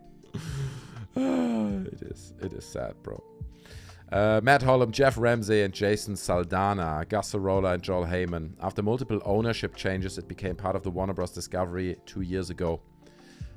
Oh, no, but it was bought by what, Otter Media many years ago, not 2 years ago. I don't know. This Discovery 2 years ago. In 2019, the then owner Warner Media tapped Levin, former CEO of the Warner Brothers, as general manager of Rooster Teeth. I didn't even know that. So the dude who ultimately rammed it into the ground, what's his name? David Levin, is it? Jordan Levin, actually was instated by Warner Media. I didn't know this. They put him in place. Oh my God, that is so insane actually, right? So that means at some point, like 2 years ago, Warner Media was like, all right, guys, listen, Rooster Teeth is not doing well. All your franchises suck. You're clearly bad at managing this. So we're bringing in our own manager, okay? Here is Jordan Levin, and he is now the manager, the general manager of your company, of this company that is Rooster Teeth. Jesus Christ. I mean, that's an idea that's doomed to fail. Because here's the thing, right? It's an interesting point to make, actually, because by doing that, clearly Warner Brothers was thinking, well, we need a manager in here who has been successful with other companies and who can run this company by the numbers, right? Who takes the company, Rooster Teeth, breaks it down by the numbers, crunches them, and then just makes decisions that hopefully maximize profit, because that's what Jordan Levin is good at. Maximizing profit. completely ignoring the fact what a unique beast Rooster Teeth is. What a unique type of company Rooster Teeth is, and maybe that it just doesn't work like that. Bringing in a dude who's wearing a suit, who's good at math and economics, and who then turns this company around. You know what I mean? It would have needed a completely different approach. Not to say, we bring in this suit-wearing goon who's now running your company. Obviously, that's how it's gonna fail, dude. Unbelievable. I really was not aware of that. So, actually make it slightly bigger for you guys. You can read with me. So he was a former CEO of Warner Brothers, and he was brought in as a general manager of Rooster Teeth as part of the reorganization in which Hollom, previously Rooster Teeth CEO, Burns and Ramsey took on a new creative roles at the company. Bernie exited Rooster Teeth in 2020. Bernie! Come back! Bernie! Please. You can still save this. You can still turn this around. It's not too late, okay? Nick Money says, honestly, the reason Rooster Teeth was unsellable was not the controversial stuff, but before all that, the operating expenses were too high. True. Yeah, you're probably right. It was not just that, but when they bought them and they kind of entered, like here, that's what they talk about here. In 2014, Rooster Teeth was bought by Fullscreen, which in turn was bought by Otter Media, a joint venture of AT&T and Chernin Group. Before Rooster Teeth became part of Warner Media and AT&T ownership in 2022. Discovery closed the acquisition. Warner Media from Warner. That's insane to buy this company in 2022. But anyway. Rooster Teeth had operated a subscription video-on-demand service from its early days, and in 2016 rebranded the service as First, Rooster Teeth First. At its peak, Rooster Teeth First had about 225,000 paying members at the height of popularity of RWBY and Genlock, but has fallen off to about 60,000 today. I doubt they still have 60,000 members, right? No, they don't have 60,000 paying members at this point. That's like a bold estimation. I don't know where they get these numbers from, but Warner Bros. Discovery will be communicating with subscribers within the next few weeks about the service shutdown. At one point, Rooster Teeth staff had ballooned to a headcount of more than 400, being at around 150 at this point, full-time employees. It continually winnowed its ranks over the years in an attempt to turn the enterprise profitable, but to no avail. Rooster Teeth has operated at a loss for the past decade. So that is what Nick Money was saying. So you're correct, dude. You're correct again. Damn, Nick Money. You know more than I do. You should do these live streams. In addition to its core content business, Rooster Teeth sold merchandise and had run the RTX, an in-person fan convention starting in 2011. Levin recently announced that RTX 24 would be cancelled, made a video about this, and told staff that the event had never been profitable, which I doubt as well. I know events are expensive, but bro, I'm sure it was profitable at some point. I don't think they made a fortune of it, but...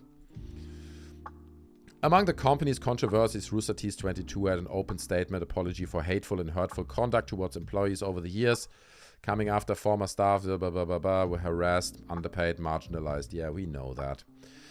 So here is Jordan Levin's March 6 memo, staff memo thing about the company's shutdown, which went out to all employees today after they found out on Twitter that they are out of a job. Apparently, allegedly. But before we get into this, let me read some of your comments, guys. Bernie should buy back Red vs. Blue and put it back up on YouTube and continue to make money of his idea. I mean, in a way you can make the point of saying he should get it anyway. Like, it's his baby. That dude invented it. It was basically his brainchild. So, yeah, I hear your point. Nicholas Castro says, puts on tinfoil hat, Jordan Levin was placed to slowly kill off Rooster Teeth. Ooh. They played the long game and now own essentially worthless IP from it. Warner Brothers playing 4D chess. No. If you want to shut down the company, just shut the company down. They put Jordan Levin in place. I mean, I get it. You put on your tinfoil hat. I understand. They put Jordan Levin in place because they felt that this guy can turn it around. They felt that the company was in a bad place. They put in someone. No, I don't agree with you there, Nicholas Castro. I think it definitely was a thing where they try to save it. Because if they're just like, look, there's a bunch of worthless IPs here. This is bullshit. None of this works. then you just sell it off, dude. You know what I mean? Look, my camera's still frozen. I'm so pissed at this camera. So angry. I just tried to restart it. Let me try it again. This is a bad idea to do this during a live stream, by the way. Like restarting cameras. This can literally crash the whole stream. Let me see. Let me see. Logitech. Deactivate. Activate. This might do it, actually, guys. We might be back in a second. Give me a second. Oh, and we're back, baby. We're back, baby. Hey, we did it. The Logitech camera is back. Okay, so there you go. Because it feels so awkward to read the chat here and then look there, and it's all very, very messy. So we're back now. So let me read some chat.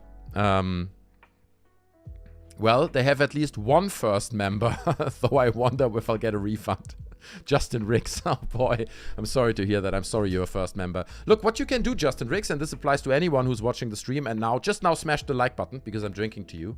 You know, we're coping together. I'm putting up this little obituary stream here for you guys. So at least thank me by smashing the like button. But you could take your Rooster Teeth first membership money and become a member on this channel. It is the way better investment, okay? Because it goes straight to the Sneezing Monkey Needs a Ferrari Foundation. So that's where it goes. Really solid investment. You can scroll up. You'll see the testimony of other members. They all say their life has improved drastically by becoming a member on this channel. So cancel your first membership with Rooster Teeth. Become a member on this channel. It's only $4.99 a month. You get insane perks, like a huge library of live streams that you can watch at your own leisure and all that. So cheers. Drinking to you guys. Kdin says, big question. How does a company that can barely get 5,000 views on a video somehow employ over 150 people?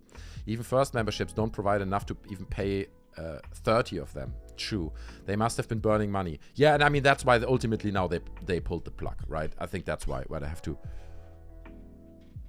be in the center. Ah, that's much better. That's so satisfying. You see how I'm kind of in the center of the screen now? Oh, so satisfying. No, I agree with you, Kdin. You're right.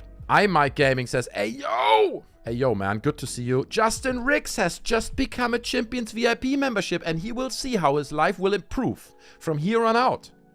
You know, tomorrow his crush will call him. He's like, what? It's you? What's going on? You know, and she's like, oh, can I suck your dick, please? All that shit happens. It just happens. Once you become a member on this channel like Justin Riggs just did, please join our Discord, Justin. And then speak to the mods on the Discord server, and they will add you to the YouTube membership channel. Like, there's a whole group chat just for YouTube members. Welcome to the family, my man. You just made one of the best decisions of your life.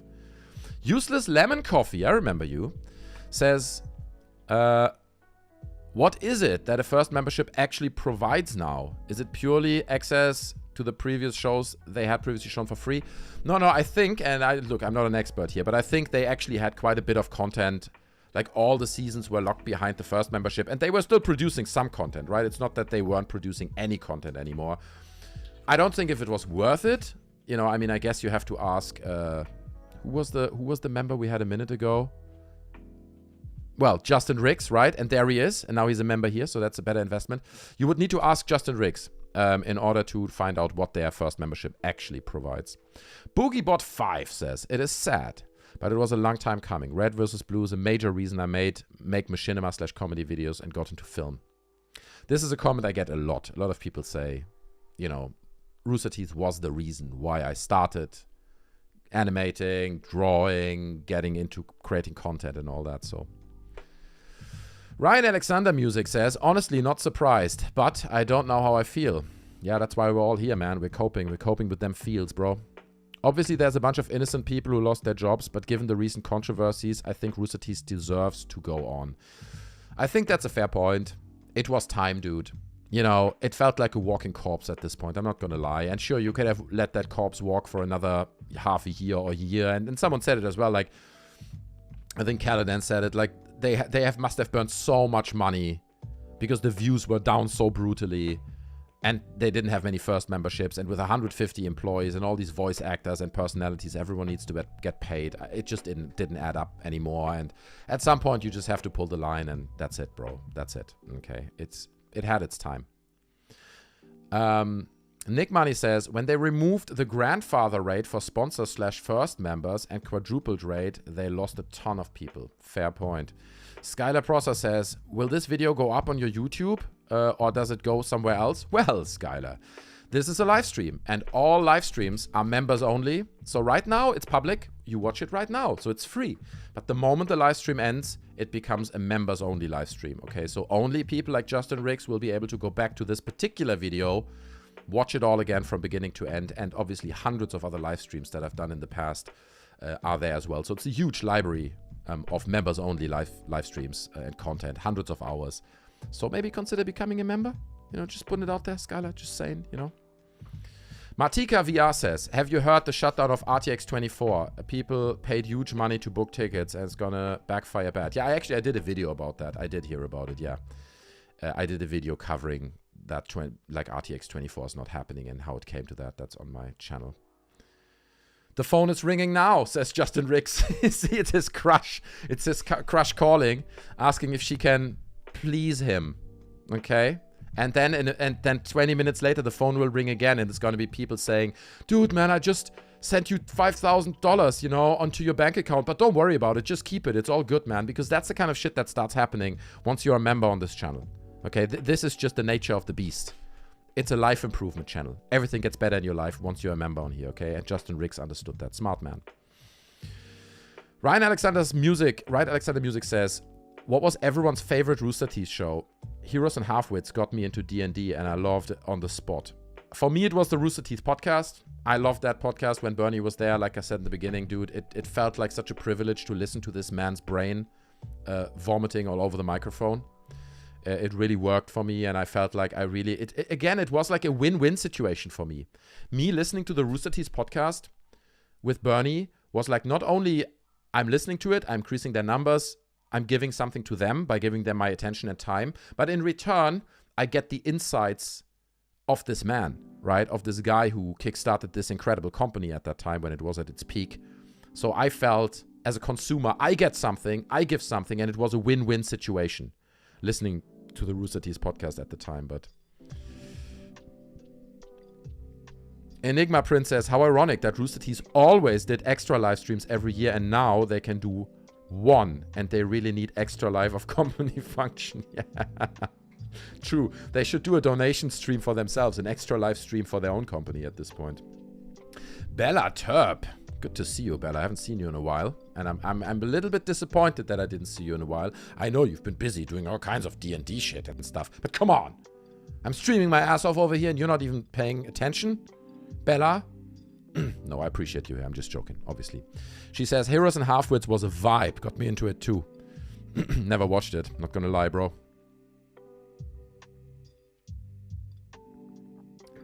Laria Kaiba says, I knew it was getting bad when they stopped doing live streams for charity and instead did live streams begging for first memberships.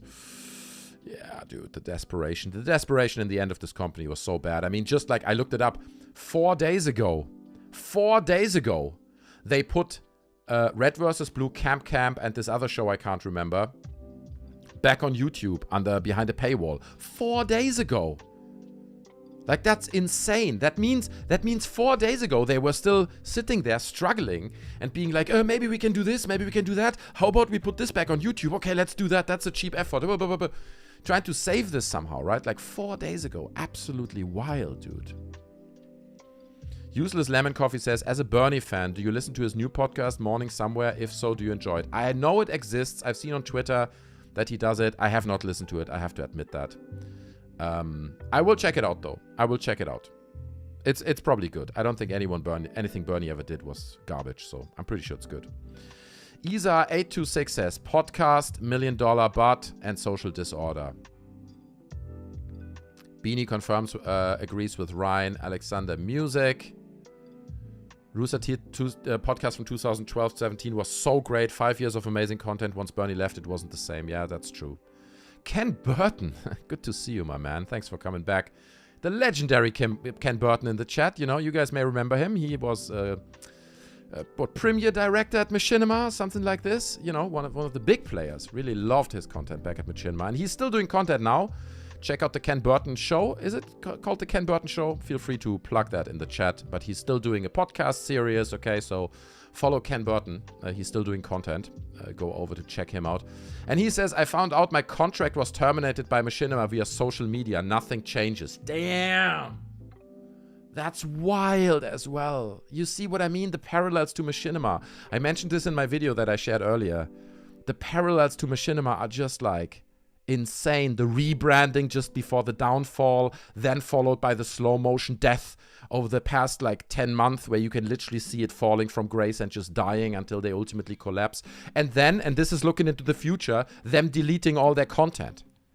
So I say this again, I hope right now people are leeching all the freaking content off the Rooster Teeth servers, trying to prevent it for future generations, okay? Because it's absolutely possible that within the next month, Rooster Teeth is like, yeah, we don't exist anymore, and so doesn't our content. Poof, and it's just gone, okay? And all that shit, if you didn't download it right now, is just gone forever, okay? So someone mentioned it earlier, like I think people on Reddit are already doing this. They're already leeching the content, but yeah, but thanks for sharing that, Ken Burton. That's an insane story, dude. Thanks for hanging out, bro.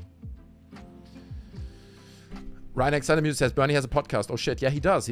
You can check him on Twitter as well. Bernie's still on Twitter, not only plugging his podcast, every now and then he tweets as well. Bella Turb says, sorry, I've been working during most of your streams, lol. That's an embarrassing excuse, okay? If you go to your company and I'm streaming, you have to say, dude, I can't work now. I have to watch the stream. And your boss is going to be understand. He's like, oh, it's a monkey stream. Yeah, sure, bro. I understand, bro. Like, you go, sit down. Do you need a bigger screen? Do you need better speakers? Right?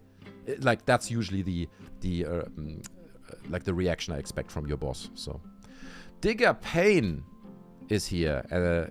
Thanks for smashing the like button, bro. I'm drinking to you, Digger. And he says, Rooster Teeth invited me to leave, so I did. I can only guess that this is, that this might be, and again, I'm speculating here, Digger, but it sounds like this might be part of this whole political thing, because there was a whole wave of people, fans of Rooster Teeth, saying, look, can you guys just stop imposing your political shit on all your content? And then Rooster Teeth literally came off and back and said, well, you don't need to be here. We don't need you. You suck anyway. Literally disgruntling fans over political opinions on an entertainment network, on a comedy network, right? Which is insane. So I can only guess that that's what you're talking about, Digger Payne, where they say, we don't want you here, you know? So, yeah, well, there you go. Lyra Kyber says, it's good. Early Rooster Teeth podcast vibes. Yeah, bro. Man, the memories.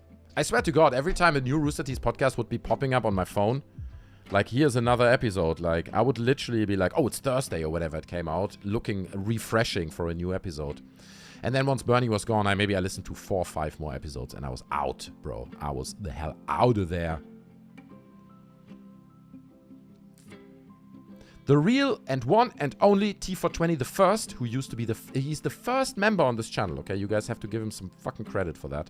First channel member of all times. He's now a member for 15 months, saying, what's up, bro? Good evening. Good to have you, Tim. Thanks for hanging out, bro. Kdin says, I used to be friends with Dracortha. Who the fuck is that? He made the Fallout Machinima DC Chronicles. He hated that company and had to threaten to sue them to get his content back. Oof, that's wild, dude. That's wild. Yeah, Machinima has its own fucking dead bodies in the closet, you know what I mean? I mean, fucking hell.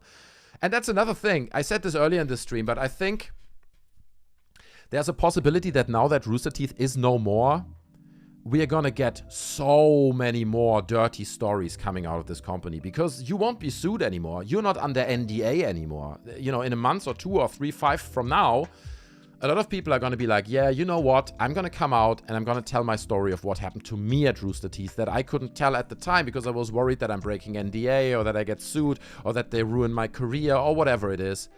So I'm convinced that within the next year, we're going to get so much more content of people speaking out of what happened to them in this company. Like, it's going to be wild, dude. Yep, their IP apparently, the small print, man. Yeah, exactly, Ken. It's like, you didn't read the small print. Now we own everything you ever created, you idiot. Oh, God, man. These fucking corporate motherfuckers wearing suits. Despicable. Jamie Dunn is here. Good to see you, brother. Smash the like button. I was an avid watcher and listener to the podcast, Achievement Hunter, etc.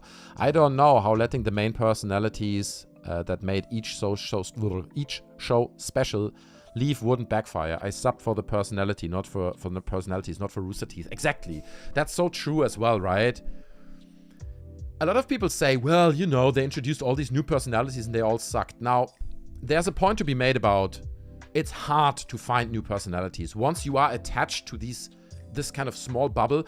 For example, I really remember that listening to the Rooster Teeth podcast felt like and this is ridiculous me saying this, okay? But I feel like this is an analytical point that's important. To me, it felt like listening to a bunch of friends, and I'm part of their friend circle. That's how that felt. Obviously, they didn't know me, right? And I'm aware of this. But it was almost a replacement of having friends, what they offered, right? Because you liked people, Gavin Free, Barbara Dunkelman, Gus Sorolla, obviously Bernie Burns, and then every now and then they bring in other guys. I don't know whether it was like John Reisinger and other personalities, Blaine, right? Other personalities, and they kind of grew close to your heart like a friend, really like a friend, which is insane. And I remember thinking this to myself at the time, listening to the Rooster Teeth podcast. I was like, this is insane. It's like they're selling me a simulation of friendship, right? Which is also very sad about myself, right? Like, I'm kind of self-confessing here at the moment. Or self-reporting, but like you and I think a lot of you guys probably feel the same way. It was like the product they were selling was not Rooster Teeth per se. The product they were selling to me was we're your friends, and here you are listening to a conversation with your friends, and that was a product like that. This insane that they were able to facilitate that into a product they were selling. But then obviously as an extension of that, if you now start to remove these personalities, and Bernie leaves, and then Barbara is less there, and Gavin is less there, and then, you know, at some point all the personalities, if you now look at the Rooster Teeth podcast, none of them are still there, right? None of the original personalities, even Gus has stepped down from it. Of course, it's not the same anymore. It's not going to work. And there might be new people coming in now perceiving these people as their friends. But yeah, it's something I vividly remember thinking like, it's kind of sad that I perceive these people as my friends, you know? But at the same time, it felt good and warm and cozy to listen to them. You know what I mean? Yeah, weird thing. Really weird thing. Digger Payne says, exactly, except I was getting political just pointing out the hypocrisy. Yeah, how dare you? How dare you, Digger, pointing out hypocrisy? Banned for life. Enigma Prince says, Rooster Teeth and G4 now can share hating different political opinions and both shutting down. True. Ryan Alexander Music says, oh, I'm actually so here for the Rooster Teeth tea. I hope that everyone airs what irked them. What irked them, right. Dingo Cyberhound 56. Good to see you, brother. Thanks for smashing the like button, which you just did. Smash the like button. Smash it. And Dingo Cyberhound 56 says, my question is, what happened to the IP after they go? Will they be canned, in a vault, sold to other companies, or milked to death over profit? Or what happens to the fan base? I mean, I spoke about this a little bit in the beginning of the podcast. I'm not gonna... the podcast, but of this kind of little coping stream here. I'm not going to repeat what I said in the beginning, but I think in a nutshell, to really keep it short and sweet, it's now in the hands of Warner Discovery, and they're going to look at each single property that Rooster Teeth owns and decide by the numbers whether they're going to keep it. So, for example, Funhaus, very popular, solid fan base, but their videos get 50, 60,000 views, which is nothing for a company that operates an office space and needs to pay bills, has whatever, 10 employees or whatever it is. So I think in regard to these kinds of companies like Funhaus, they're going to shut them down. And then the people that used to be Funhaus will disperse. They will start their own streaming careers. Maybe some of them start working in other companies. You will see them popping up on Twitch and on other platforms. They might appear on streams like Bruce Green stream and like Lauren Sontag stream. And there will be a new bubble forming around these these people that you used to know from Funhaus. That's my theory, right? I'm just making this up. And then it will obviously not called Funhaus, but then I think it will live on in some form, shape or form. And there might even be some collaborations where they get together and do content. for the old time's sake. But I think brands like Funhaus will be shut down because they're not profitable. But then there are brands like Slow-Mo Guys, which you talked about earlier, and we're not entirely sure here. Nobody can give me a clear answer whether Slow-Mo Guys is actually owned by Rooster Teeth or whether it's owned by Gavin Free. But Slow-Mo Guys has such insane numbers of views. Every video is like between 1 and 2 million views, right? That's insane. That's like a money printing machine to an extent. So they're not going to shut down those things. Same with RWBY. They're going to analyze the success of RWBY and Red vs. Blue and all these franchises they own, and then they're going to make a decision one by one what will happen with these franchises. And we discussed this earlier as well. I think there is a possibility of some of these franchises actually being bought by some of the ex-Rooster Teeth members, where some people say, you know, I don't know, we get together, we are like a bunch of animators and one director, and we love RWBY so much. Let's do a crowdfunding thing. We get some money, and then we buy RWBY from, for example, it's just an example, but like we buy this Rooster Teeth franchise from Warner Media or Warner Discovery, and then we continue doing it on our own spare time or like as a separate company. It's very hard to predict where it's going to go, but that's kind of what I think is going to happen. Nick Money says, strangest thing is that my introduction to the many Rooster Teeth and Achievement Hunter people was the Internet Box podcast, pretty much the original off-topic. Fair enough. Justin Rick says, the reason F-Face works is because it has that old school feel you are referring to. True. I need to check this podcast out. So many people are saying F-Face is such a great thing. And the podcast network of Rooster Teeth will keep operating, so we can be sure that, at least for the near future, this will keep going. Laria Kaiba says, the core group was just so close. It was a great background noise and friends talking about and playing games. Nothing was forced or acted. It was genuine. You say it was genuine. I say it felt genuine. True. Brandon Reyes says, I've never heard someone so accurately explain what Rooster Teeth once was. Thank you, bro. Thanks, Brandon. I appreciate that. I think you're referring to me, right? Or are you referring to Laria's comment? If you refer to me, then join our Discord, okay? The link is in the description. It's a free Discord, lovely community, loads of Rooster Teeth fans hanging out there as well. So you can just click the link in the description. You're going to end up on our Rooster Teeth, I say Rooster Teeth, on our Discord server. And Rooster Teeth is one of the conversations that are happening there. Like I said, loads of fans there. And especially now with the company shutting down, I would imagine there's a lot of debate going on and news coming out. That will all be shared on our Discord. We also talk video games, memes, lots of stuff going on there. I'm hanging out there. We have a venting channel where you can talk about challenges in your life, and other people, anonymously obviously, and other people will help you and do their best to talk to you about the challenges in your life. So join our Discord. It's a great community. It's a place to make new friends. And it's free. Link is in the description. The Irish Mongoose says, well, actually, I'm skipping comments here. I'm sorry. Jamie Dunn says, I'm hoping we would get more things like Fuckface Tales and Stinky Tales from the Stinky Dragon, etc. For the big personalities now, they might have some creative freedom. Those products seem to genuinely be full of passion. I agree. The Irish Mongoose says, wild to see Rooster Teeth shut down. Meanwhile, Ray Narvaez Jr. is streaming a crappy supermarket sim, killing it. Well, times they are a-changing. Useless Lemon Coffee says, that's a very good example of what made the podcast great. The podcast itself really did exemplify the company's overall feel. As a fan with their content, it was just coming home to chat with mates, right? That's how it felt. It was really like a simulation of friendship. And I already at the time, being a fan of the podcast with Bernie on it, I felt this to be so fascinating. I was like, dude, this is insane. They create a product that sells me a simulated friendship. Like, holy fuck. Because especially in the times we're living now and going through the pandemic, you know, there's so much loneliness and people struggling to make new friends and maintain friendships. It's such a genius product. You know what I mean? To sell people this sense of friendship. And like someone said earlier, it felt so genuine and effortless. But obviously that effortlessness is what makes it so hard to recreate. You know what I mean? Like, it feels genuine and effortless if that's what it is. But as soon as you have someone else coming in who's then trying too hard, then you can try as hard as you want to be genuine and effortless. I believe there is like a subconscious human filter that you just don't get through. If something you do is not genuine, that filter will block it out. right? That filter will stop it from happening, and you will subconsciously see that and notice it, and your brain will be like, there's something off here. There's something off. It doesn't feel as real as the thing before did, so. Sandstorm55 says the dynamics were definitely forced towards the end. Well, towards the end, that's true.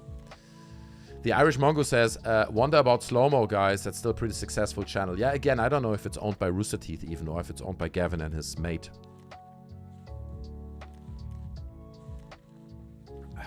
Geoff and Gavin just brought back Let's Play, and I really hope they keep it going. Now they got to keep it. And look, Rooster Teeth's Discovery, like, is not going to make gifts here, okay? They're not going to be like, oh, you like Let's Play and you just brought it back. You know what? Keep it. Just keep it. It's like, no, bro, that's not gonna happen. That is not gonna happen. They will monetize the living bejesus out of this whole thing. So, and I doubt that.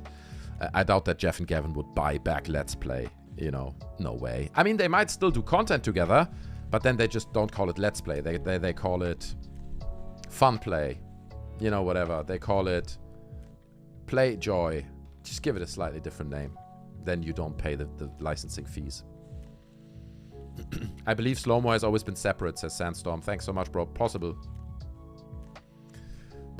Justin Chang, good to see you, bro. Haven't seen you here before. And what we do is I drink a sip of wine for you. Okay, you're new. And in return, you smash the like button. Generally, I would appreciate everyone smashing the like button for this little therapy session we're doing here to cope with the death of Rooster Teeth, okay, on this Wednesday, on this sad Wednesday in many ways. But at least we're together, and at least we're exchanging stories and memories and trying to highlight the positives of this company. So, drinking to you, Justin Chang, and everyone else. Happy Wednesday, as happy as it can be. Cheers. I feel most sorry for Michael and Lindsay Jones. Both their income tied with one company gone. They'll be fine though, right? Michael Jones, I mean, to be honest, I'm not too familiar with all his work, but I think he's like quite popular. If Michael Jones would start his own little Twitch endeavor, I'm sure it would be fairly popular. And if you don't have to pay big head company like Rooster Teeth, then you can pocket all the money yourself. He will be fine, dude. Slow-mo, guys, is not a Rooster Teeth product. As far as I know, it was made pre-Rooster Teeth and built off Gavin's own back. He never had any Rooster Teeth branding ever. True, but if you check this, if you search for Rooster Teeth Slow-mo, guys, you find actually Slow-mo, guys, is listed on their website. That doesn't mean they own it, okay? But it does mean, and it might really just be that they're promoting it. But you see what I mean? Like all the episodes... What is this? Okay, these are all old episodes, to be honest. This is 2017. Let's see. Just one season. Okay, fair enough. So it seems like there's just one season of Slow-mo, guys, on Rooster Teeth. Let me see. I'm scrolling down. Oh, God. What the fuck is that thumbnail, bro?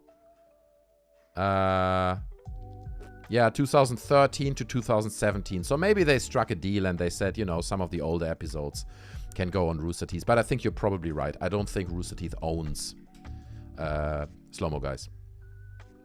Slow-mo, guys, isn't related to Rooster Teeth. Okay, thanks, guys, for pointing this out. Jamie Dunn says, Let's Play channel would probably be sold. The name itself would be worth crazy money. That's actually true. I mean, Let's Play is not just the channel. That's like literally people playing video games on YouTube. That's a Let's Play. Like, it's a really powerful name.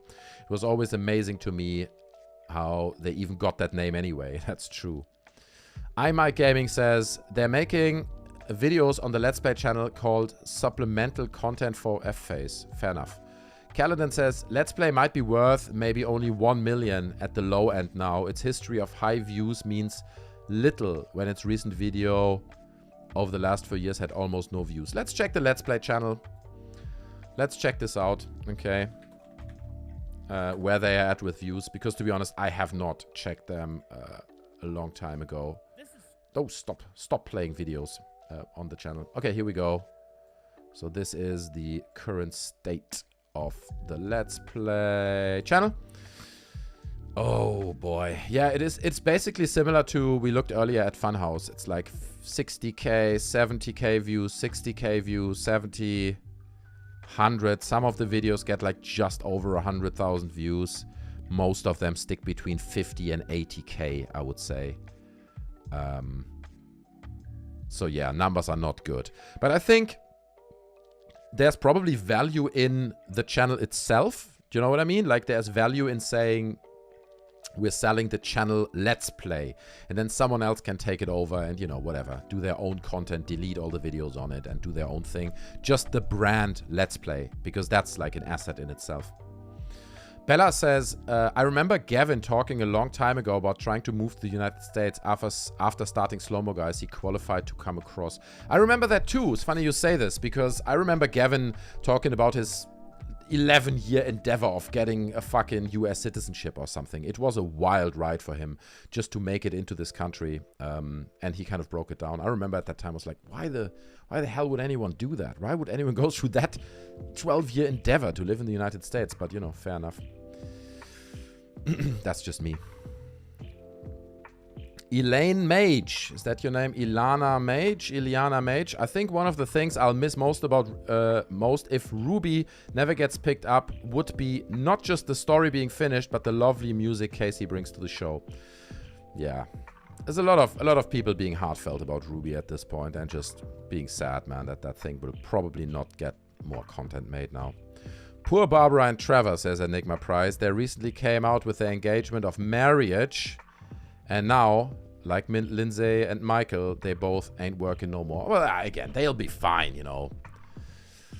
Barbara Dunkelman will be fine, okay? I wouldn't worry about these kind of personalities. They have, you know, they just need to kickstart a Twitch career and they'll be all right. It's more the small employees, the video editors and, you know, special effects animators and all this kind of shit. Those people are screwed, dude. Because we're already in a dark place. The whole industry, games industry and content creation industry is in a dark place. It's not easy to get a job now with so many people unemployed as an animator, you know, or as an artist, especially on top of all that with AI being on the rise. So I'm less concerned about these personalities. They will flock to Twitch. But the small-time animators, dude, Godspeed. Ken Burton says, I watched a video from Dr. Disrespect the other day saying how he is effed financially since losing Twitch. Hard to come back from a knock like that. I don't buy that for a fucking second. I've been watching Dr. Disrespect. True, you know, it's kind of funny when he was like, join the arena, the Dr. Disrespect arena, and on Twitch he had 60,000 views, right?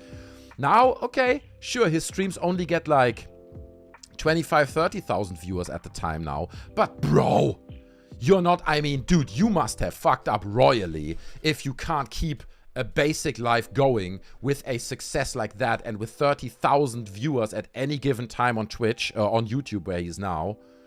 You know, I don't buy that for a second. That is just him trying to maximize his fucking profit because he wants to retire in 5 years from now. That's what that is.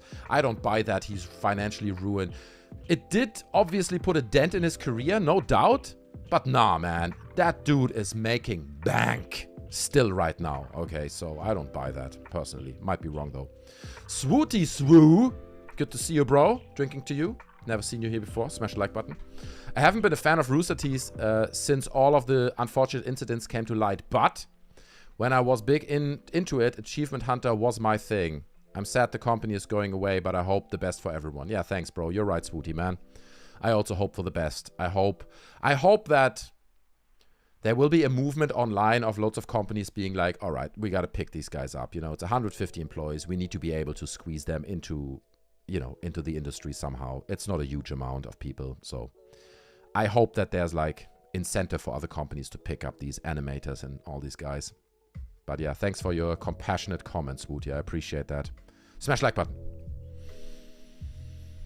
Sandstorm says, what is your favorite Rooster Teeth piece of content? Well, for me, it was always the Rooster Teeth podcast. I mentioned that too much. I already talked too much about the Rooster Teeth content podcast, so.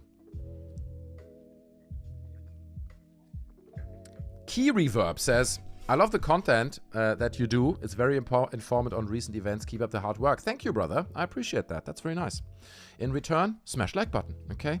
And I want to say this here again, just for reference. I keep these streams ad-free, so you guys have an uninterrupted experience and we can all just hang out, okay, without constantly being interrupted by ads for fucking cryptos. And in return, I hope for super chats, okay? We already had quite a bunch of super chats tonight, but still, just putting it out there. If you got $3 to spare, send them my way as a little thank you, because I'm not only doing this stream tonight, I've been covering the Rooster Teeth story for about 1,000,000 years since all this shit started to go down. You know, show a little appreciation. Just appreciation for $2. You know what I mean? That's all I'm saying. Anyway, end of the ad segment there. Barbara has many podcasts under the Rooster Teeth umbrella. True. Says Jamie Dunn. The Irish Mongoose says, gotta wonder what's going on through Bernie Burns' head right now. Oh, dude, you're right, man. I wish I could bring him onto a stream like this, right? It'd be so amazing to have him here and just openly talk about his thoughts, his time departing, and just puzzle him with a bunch of questions. It'd be so great. But I understand. The man, you know, the man has retired, basically. And he's living the good life now, and it's fine. He deserves the best, you know? So... But it would be great. I agree with you, the Irish Mongoose, dude. You're right. The bottom of the barrel. I love your name, dude. Great username. I love Funhaus a lot. I hope it gets bought or they rebrand, like continue to make content. I think unlike Achievement Hunter, it's done a great job finding new personalities and funny, talented people. True. And I remember even when James Willems was a new personality, and James Willems was brought on by Kovic at the time. And I remember being like skeptical at first. I was like, ugh, I don't know about that guy. But then he did this Dorsney Land skit. Do you guys remember the Funhaus Dorsney? The older generation will remember. Where they were playing like a shitty knockoff Disney game. It was a non-licensed Mickey Mouse Disney game. It was the biggest piece of garbage ever. And he was keep making these Dorsney Land jokes about like the knockoff characters. Dude, I laughed my ass off, and that sold it to me. I was like, okay, that dude is insanely funny. And then later thereafter, they brought on Elyse Willems as well. And I mean, she's great. Yeah, and I agree with you. I think they did an exceptional job at bringing on new, fresh, really funny talent. You're right. Better than some of the other shows. It's a good point. Amy Kuhn says, I'm convinced Bernie knew they didn't have long left and knew it was a good time to leave. I agree 100%. If you watch the video I uploaded about a week ago where I talk about the full timeline of everything that happened at Rooster Teeth, when I researched that video, it really put it into perspective. It was really like, holy shit, you could see there was a point like just before the Ryan Haywood story hit and the Kovic story, Bernie left. Like not long before, Bernie definitely had some inside scoop and he knew this is not going into a good direction. And he was like, you know, I'm buying myself out of this before it gets really bad. Someone commented earlier that the main reason why he left was because he made a lot of money with Bitcoin. And he was like, dude, I just made 10 million bucks and I really don't need all of this. But I think you're making a good point as well in saying he probably left because, you know, he knew shit's gonna hit the fan, bro. Alex, the Black Hero Bahamut, Behemoth. How do you say? I don't know how to say your name. He says, guys, I know who Rooster Teeth will be shutting down. And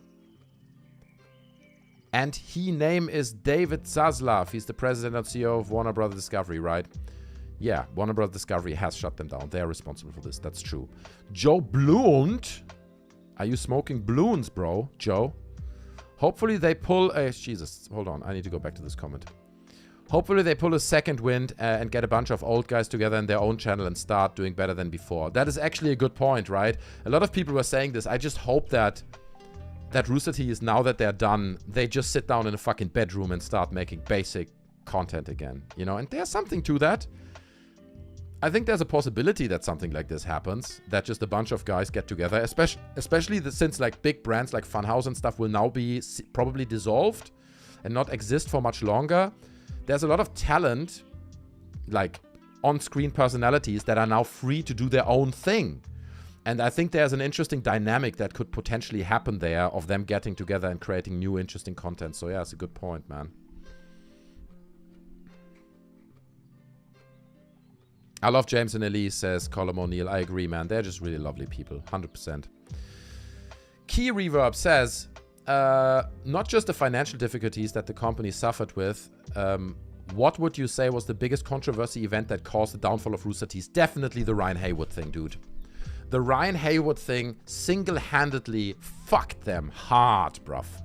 That was the end of it, or the beginning of the end of it. I mean, you can go back and trace it all the way back to other things. Like I said, I did this long breakdown video of all the things that happened, so can trace it to any of these. But like before that, the Mika Burton thing happened, that kind of still went under the radar. People were talking about it, but I think the Mika Burton thing, a lot of people would have forgiven. A lot of people would have been like, yeah, that sucks. That's not great, but it could be worse. And it sucked, right? But every company has a scandal. If they then would have really put HR into their place and said, if anything ever like this happens, make sure we know about it and we shut it down before it really hits the fan. But they didn't, and then the Haywood thing happened, and that was the disaster that really fucked them up, dude.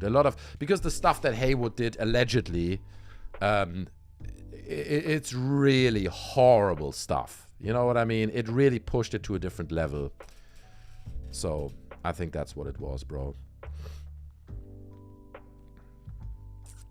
The Irish Mongoose says, Bernie scrubbed his presence from the internet. I wonder if he didn't have some of his own skeletons in the closet and got out to hide it away before it caught up on him. Maybe, we don't know. We can speculate, but he didn't. He just launched a new podcast recently. Check him on Twitter. Check Bernie Burns on Twitter. He did a new podcast. He's doing it with Ashley Burns now, his wife. Ashley Jenkins, so they're doing a podcast together. I haven't listened to it, so I don't know if it's good, but it exists. Hold on. Sorry. Sorry, guys, the chat is really rushing through tonight. I know a lot of you guys are writing really lovely and insightful comments, and I feel bad for missing a lot of them, but yeah, I can't read all of them, I'm afraid. Fingerguns904 says, I hope we can see James, Bruce, and Lawrence back together again. That's true, that'd be great. Seeing as how the company had a lot to do with their splitting up. And you see, that's a good comment, actually, because I think there is a lot of viral potential in that.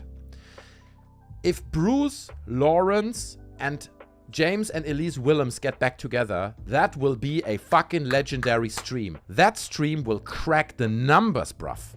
Do you know what I mean?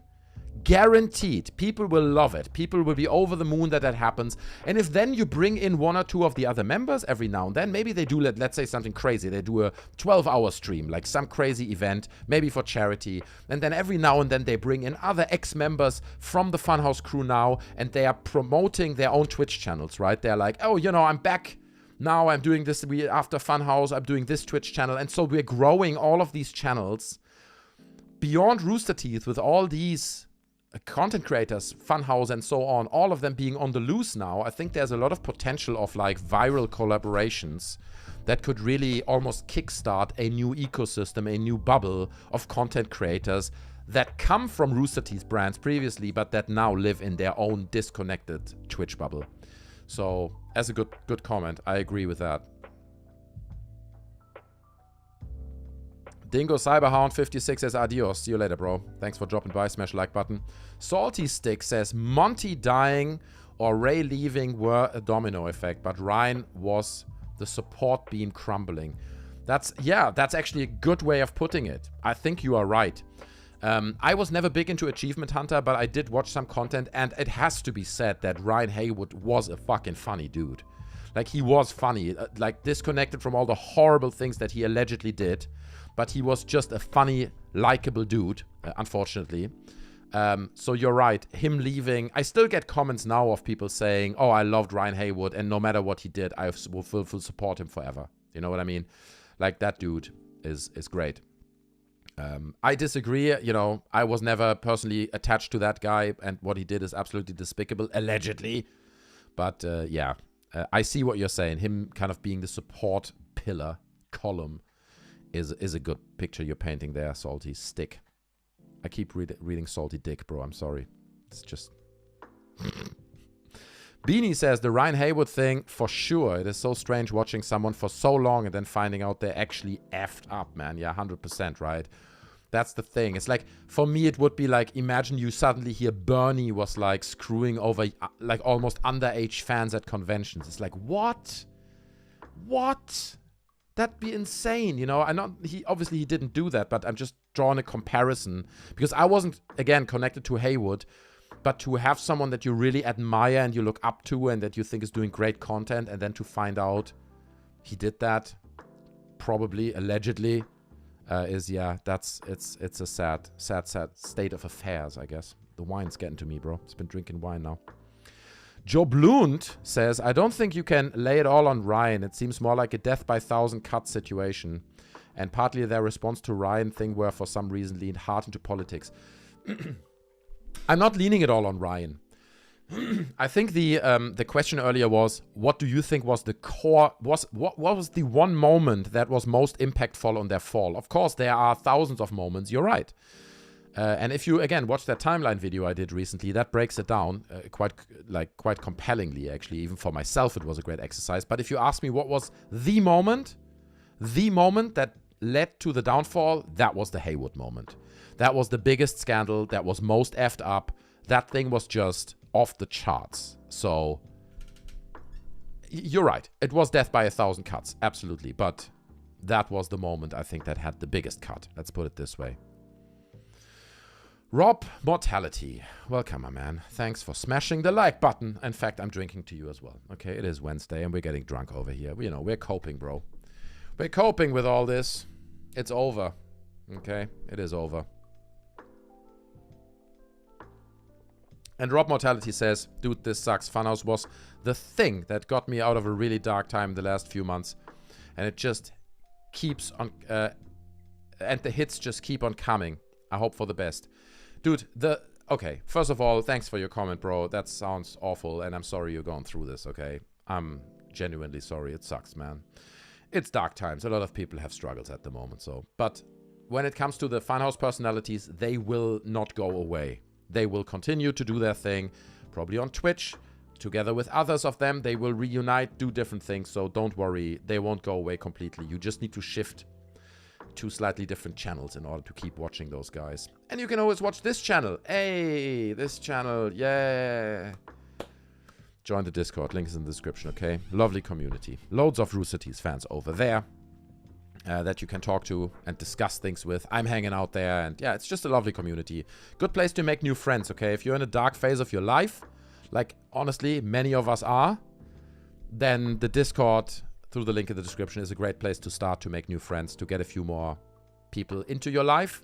We even have a whole channel where you can anonymously vent about your problems, tell us what the challenges in your life are, and, you know, the community will help you and try to help you cope with the challenges. Because we're all in it together, bro. We're all in it together, okay? Stay strong, brother. Callum O'Neill says, BYTT already had Bruce and Lawrence. I wouldn't be surprised if James and Elyse show up next, brought you this thing. Possible. Sora Heart 2 Redux 477, that's a long name, says hi. Hi, Sora Heart. How are you doing tonight? I hope you're doing well. I'm drinking to you, as I do to everyone who's new. So thanks, Sora Heart, for dropping by. Maybe smash the like button, show some appreciation. That'd be great. Speaking of which, says the Irish Mongoose, what happens is the legal cases against Ryan and Rooster Teeth. Now, what happens to that now that Rooster Teeth is gone? I don't know, dude. I really don't know. That is a whole ball in it. You know, that's a book in itself. I don't know what happens to the legal cases there. I know that, and we can look at this real quick. Actually, there is a subreddit. There used to be a subreddit, a fan subreddit for Ryan Haywood, right? And that subreddit has now been turned into a while back already, when the scandal happened. That has been turned into an archive of allegations about him, right? And in here, actually, this was 8 months ago, people keep posting updates about the lawsuit, okay? So obviously I'm not a legal person, so I can't make much sense of this.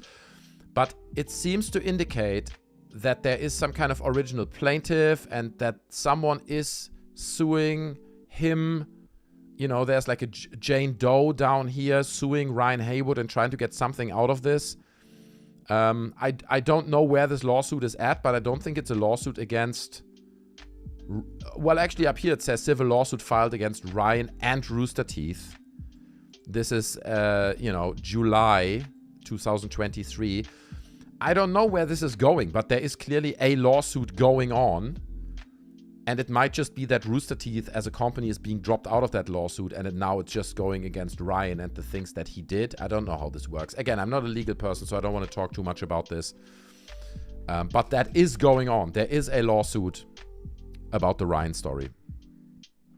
Sora Hard to Redux 477 says, I'm so sad. I love RWBY so much. I'm so sorry, man. You might not be a man, but I'm sorry, man. It's sad. It really is sad, you know. Because people said this already as well earlier, whether it's Achievement Hunter or RWBY, people go through dark times, and these shows help people out of these dark times, you know. And now it's all gone. Now it will all go away. It will take another shape. You know what I mean? And it is genuinely sad. It is just sad. Ken Burton says, somewhere, somehow, these companies forgot the golden rule. It's about the gamers, good and bad. True. The gamers that buy the games and follow the scene too corporate, and that's what killed them. Yeah, you're right. And I mean, we saw that, like, Jordan Levin was, like, instated at Rooster Teeth being, like, a Warner Brothers top management CEO kind of guy. And they're like, let's bring in this suit-wearing fucking manager from Warner Brothers and let him manage this company that he has no fucking clue about what it's about. It had to die, bro. But I think you're right. I did a video a few days ago about the state of the video game industry, and that's exactly the same thing. Everything is too corporate. The budgets for video games and for all content creation is so high that nobody's taking risks anymore. And everyone's like, oh, the focus group said that, and the focus group has said that. So that informs the decisions that shape our games and our decisions. Everything is too corporate, and we're just killing ourselves slowly, right? Because we trust these corporate decisions instead of just making, like, maybe, you know, Baldur's Gate 3, Pal World, what's the fucking new game? Helldivers 2. These are just good games, right? That small studios make because they want to make good games, and you can immediately see how suddenly they turn this around and they get really good results. While big companies like, you know, Bethesda doing Starfield, which really didn't, or launched to lukewarm receptions, to say the least, or like, I don't know, Skull and Bones from Ubisoft, 11 years in the making, you know, has been watered down so much into an absolute piece of junk, and it's literally dead on arrival. Absolutely pathetic. So yeah, I think you're making a good point there, Ken. Soahat says, RWBY was the reason why I love the show and series that made me want to create Blue Diamond series of my game and show too. A lot of people comment this and say, bro, you know, the Rooster Teeth as a whole inspired me to make content, to start drawing, to get into animation and all that. So yeah, this is not to underestimate, like, the inspiration that Rooster Teeth delivered to so many people. The ripple effect that this company had, and the content that it almost spawned secondhand, right?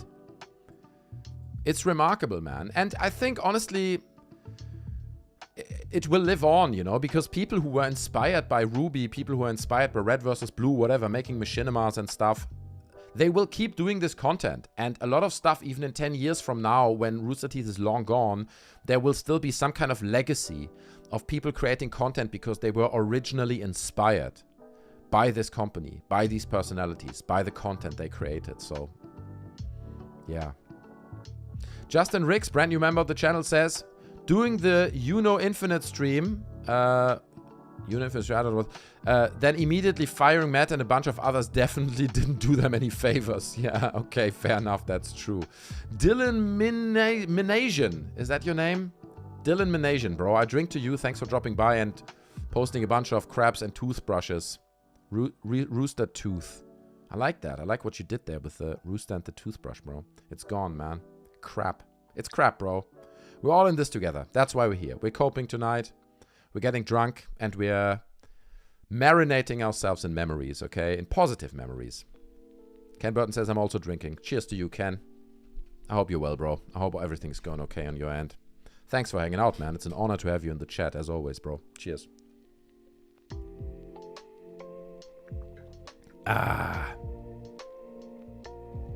ESA862 says, Rooster Teeth's YouTube channel also shutting down with the company automatically. I don't know that. We don't know this. All these things are really up in the air. That's why I advised people earlier and in my video as well to download the content now. If you have favorite content from your Rooster Teeth, download it now, because we all know what happened to Machinima. Boom, everything is gone. All the content is gone from one day to the next. There's no warning. And all the content that we are, like, actually emotionally attached to ceases to exist from one day to the next. So We don't know what's gonna happen to their YouTube channel, dude. Amy Kuhn says, I'm wondering how long the main personalities knew. They've been planning for RTX. Were they told not to plan for RTX? So the only thing I can say about that is that still 4 days ago, Rooster Teeth made the decision to bring back Red vs. Blue and Camp Camp and the other show to YouTube behind a paywall. So that means 4 days ago, they were still trying to limit the damage somehow, right? I mean, it felt like a last-minute chicken without a head running around kind of decision where they're like, oh, we really got to do something. We need money. Put it back on YouTube. But that tells me that like 4 days ago, some of them may have known. Maybe it was on the horizon. But it's absolutely possible that literally today, Warner Media contacted them and they were like, bruv, we're shutting it down. Okay, send out a memo. Or maybe yesterday, they're like, send out a memo, let everyone know. It's done. We're done. So I don't know exactly what happened behind closed doors, but yeah, it's concerning. Grumpy says, you're the way up. I keep up with Rooster Teeth and his writing has been on the wall for years now. But damn, this is so sad. They were such a huge part of my life. First stream of yours that I caught though. Appreciate it, dude. It's good to have you around, man. Thanks, Grumpy. Grumpy also says, my cousin and I, he is the one who turned me into Red vs. Blue in elementary school, have been going through all the Red vs. Blue leading up to the final season. I really hope they release it. I mean, you saw it. I mentioned it in my video, but we can kind of quickly look at this. There is a comment in that memo that they sent out that Jordan Levin, CEO, head of management, Rooster Teeth, whatever his title is, said. And this is the last part of their memo to the employees. And it said, to our final season, though not intentional, it is only appropriate that our last season of Red vs. Blue coincides with us navigating this closure together. Our legacy is not just a collection of content, but a history of pixels burned into our screens, minds, and hearts. Rooster Teeth has made an indelible mark on the media industry, and we should be so proud of the countless ways we pioneered a business connecting creators and content. It's like, the fuck you talking about? So here you are talking about the Red vs. Blue season, like last season, coinciding with us navigating this closure. So are you doing it or not? Like, till the last minute, they're using this freaking corporate speak without saying anything.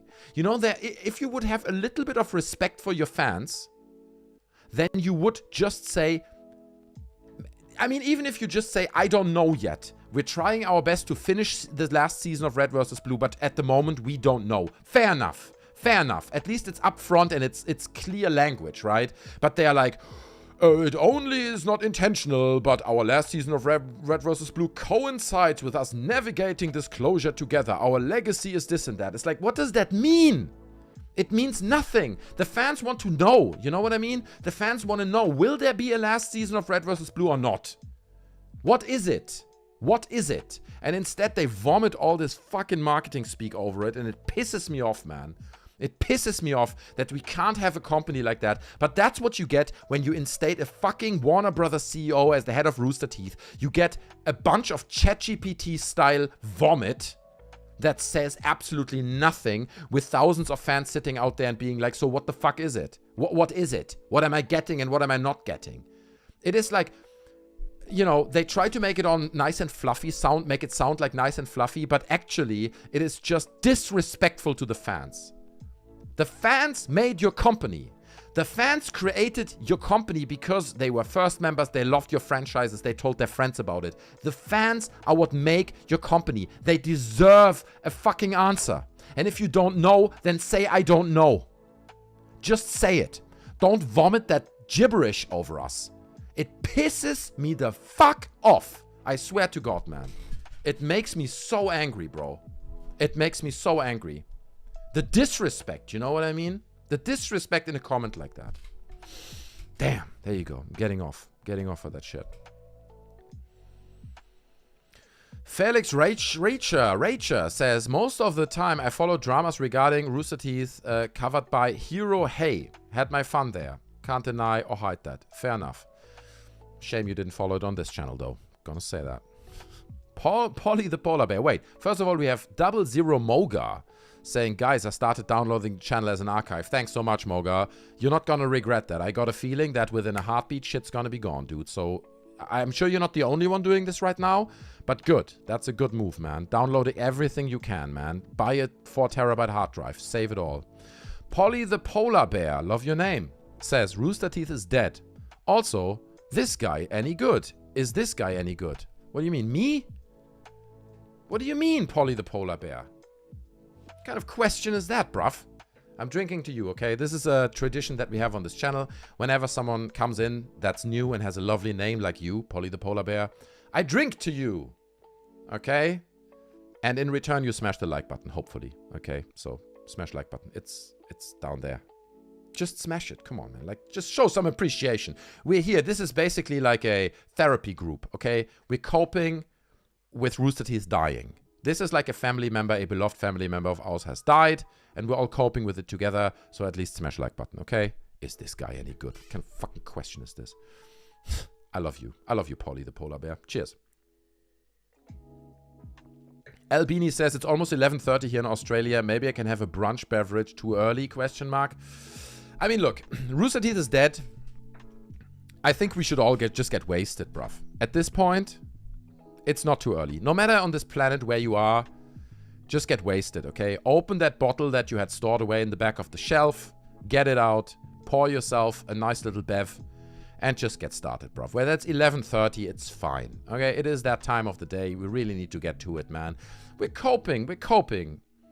It's an obituary. We're celebrating Rooster Teeth. We're celebrating the life of this company, what it has achieved, the ripple effect it had. You see so many comments of people being like, Rooster Teeth inspired me to become an animator, to start drawing, to do YouTube content, whatever it is. Let's celebrate it. And part of that is getting drunk, okay? Unless you're like living straight edge and you're not drinking at all, that's cool. You can party with us being completely sober. This is cool. But if you have the chance like Beanie, go get drunk. 11:30 is not too late. That would be my feedback at least. Joe Blonde says, remember that we need to make a change video a few months back. Wait, let me read this again. Sorry, the wine is getting to me. Remember that we need to make a change video a few months back that went down like a lead balloon. Seems poetic at this point. This goes way over my head, bruv. The Irish Mongoose says, it seems like this was a snap decision to exit. Basically, everyone tweeting has said that they had no idea it was coming. Yeah, I saw this too. I saw several tweets of ex-employees being like, yeah, dude, I just found out I'm unemployed. I had no idea this is coming. And I read this on Twitter, basically, that I'm unemployed now. So that's not cool. Again, the disrespect towards the community with the comment I just read from the memo. Like, fuck Jordan Levine, whatever his name is. Fuck that guy. Sorry, dude, with all due respect, but fuck you. And then them, like, not even informing their people, their staff in advance and letting them know that they're going to be unemployed in a week from now and, like, literally telling them through social media. Dude, it's a level of disrespect towards your employees. I mean, bro, unbelievable. Honestly, absolutely unbelievable. But in all fairness, it is in keeping with the Rooster Teeth brand, right? It's in keeping with what Rooster Teeth has been standing for the past few years, which is marketing speak, not managing their HR department properly, not doing what needs to be done to cope with all the scandals and horrible things that were going on in their company. So now not telling their employees they are fired in a respectful way feels right on brand. Them not telling us what's going to happen or whether they don't know with Red versus Blue the last season, right on brand. You know what I mean? It's just another thing that right falls into what this company has been standing for the past year. So I am not fucking surprised, bruv. Fingerguns904 says, I think Rooster Teeth's personality is alienating a large portion of the audience with voicing such critical political opinions and other social views was my first issue with them. A lot of people keep saying this. To be honest with you, I am mostly aligned with their political views, so... But I don't try to bring it into my content. But I'm aligned with their views, and so it didn't bother me too much. But I can understand that if you're not aligned with them, you're like, dude, stop. I don't want to have this there. And beyond not being aligned with their political opinions, I think there's a point to be made about, like, just not merging comedy/entertainment with politics. Like, just keep it separate. You know, if you mention it in a side note at some point, fine, all good. But don't merge it. Don't constantly rub it into people's... Because this is actually an interesting point you're making. Because I think there's a point to be made about Rooster Teeth underestimating how big of their fan base, how many people in their fan base were right-leaning conservatives. I think Rooster Teeth, in their mind, they thought, well, we are very liberal people. We're making this kind of fun, entertaining, left-leaning content anyway. So surely, if we just double down on it and really make sure, you know, we support BLM, we support diversity, we support the LGBT community, we are liberals and all that. I mean, we might what? We might alienate the 10% of our followers that are conservatives that kind of accidentally found their way into our community. Well, the truth is, it was a huge amount of people. It was actually a huge amount of people. And I had several comments tonight of people saying the same thing. Them bringing in politics too much, like, alienated them. And so they actually, like someone earlier said, I don't remember who it was, like someone said they even asked me to leave. They were like, yeah, if you have those opinions, then leave. Okay, so they left, you know? So they left the community because Rooster Teeth literally personally asked them to leave during a live stream or whatever. So yeah, while it's affecting me personally less because I share a lot of their liberal opinions, I understand that merging entertainment and politics is just a bad idea, and I think it backfired big on them. They didn't see that happening to the extent that it did. Ghost Alpha 10 says, even though you stopped watching Rooster Teeth's content after Bernie left, what made you continue to follow them, and what makes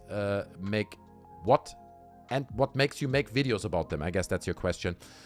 Well, it's a fascinating story to me. I feel Rooster Teeth is a quite unique company. You know what I mean? Rooster Teeth, what they stood for. Again, I said this earlier in the stream. I'm not gonna repeat myself, but when I watched the Bernie podcast, the Rooster Teeth podcast with Bernie Burns, and at the peak of Rooster Teeth at that time when I really enjoyed that content, it felt like Rooster Teeth was the perfect social media company. There was no other company like that. They made a shit ton of money with their content, with their first memberships at that time, and the people got a lot back from it. Like I said, listening to the Rooster Teeth podcast felt like you're with friends. They were selling you friends. It was a genuine feeling of having friends and getting interesting conversations out of them. And I, as a listener to the podcast and consumer of their content, felt like I'm winning, like I get something out of that. And they were obviously winning because they made fuck tons of money with their content. So it felt like this prime example of what a social media content creation company could be, with a win-win concept. People winning with RTX and all that. There was so much coming back to the community, and obviously from the community feeding back into the company with money. So it felt like a win-win situation. And then to see that with scandal after scandal after scandal failing and being diminished into this shadow of itself, I found that fascinating. That was a fascinating thing to me. So every time a new thing happened and hit the fan, I was like, yeah, dude, I have to talk about this. And then obviously at some point, people were coming to my channel for updates around Rooster Teeth. So I felt like I almost have a responsibility to keep people up to date on that as well. So that's part of it as well. But yeah.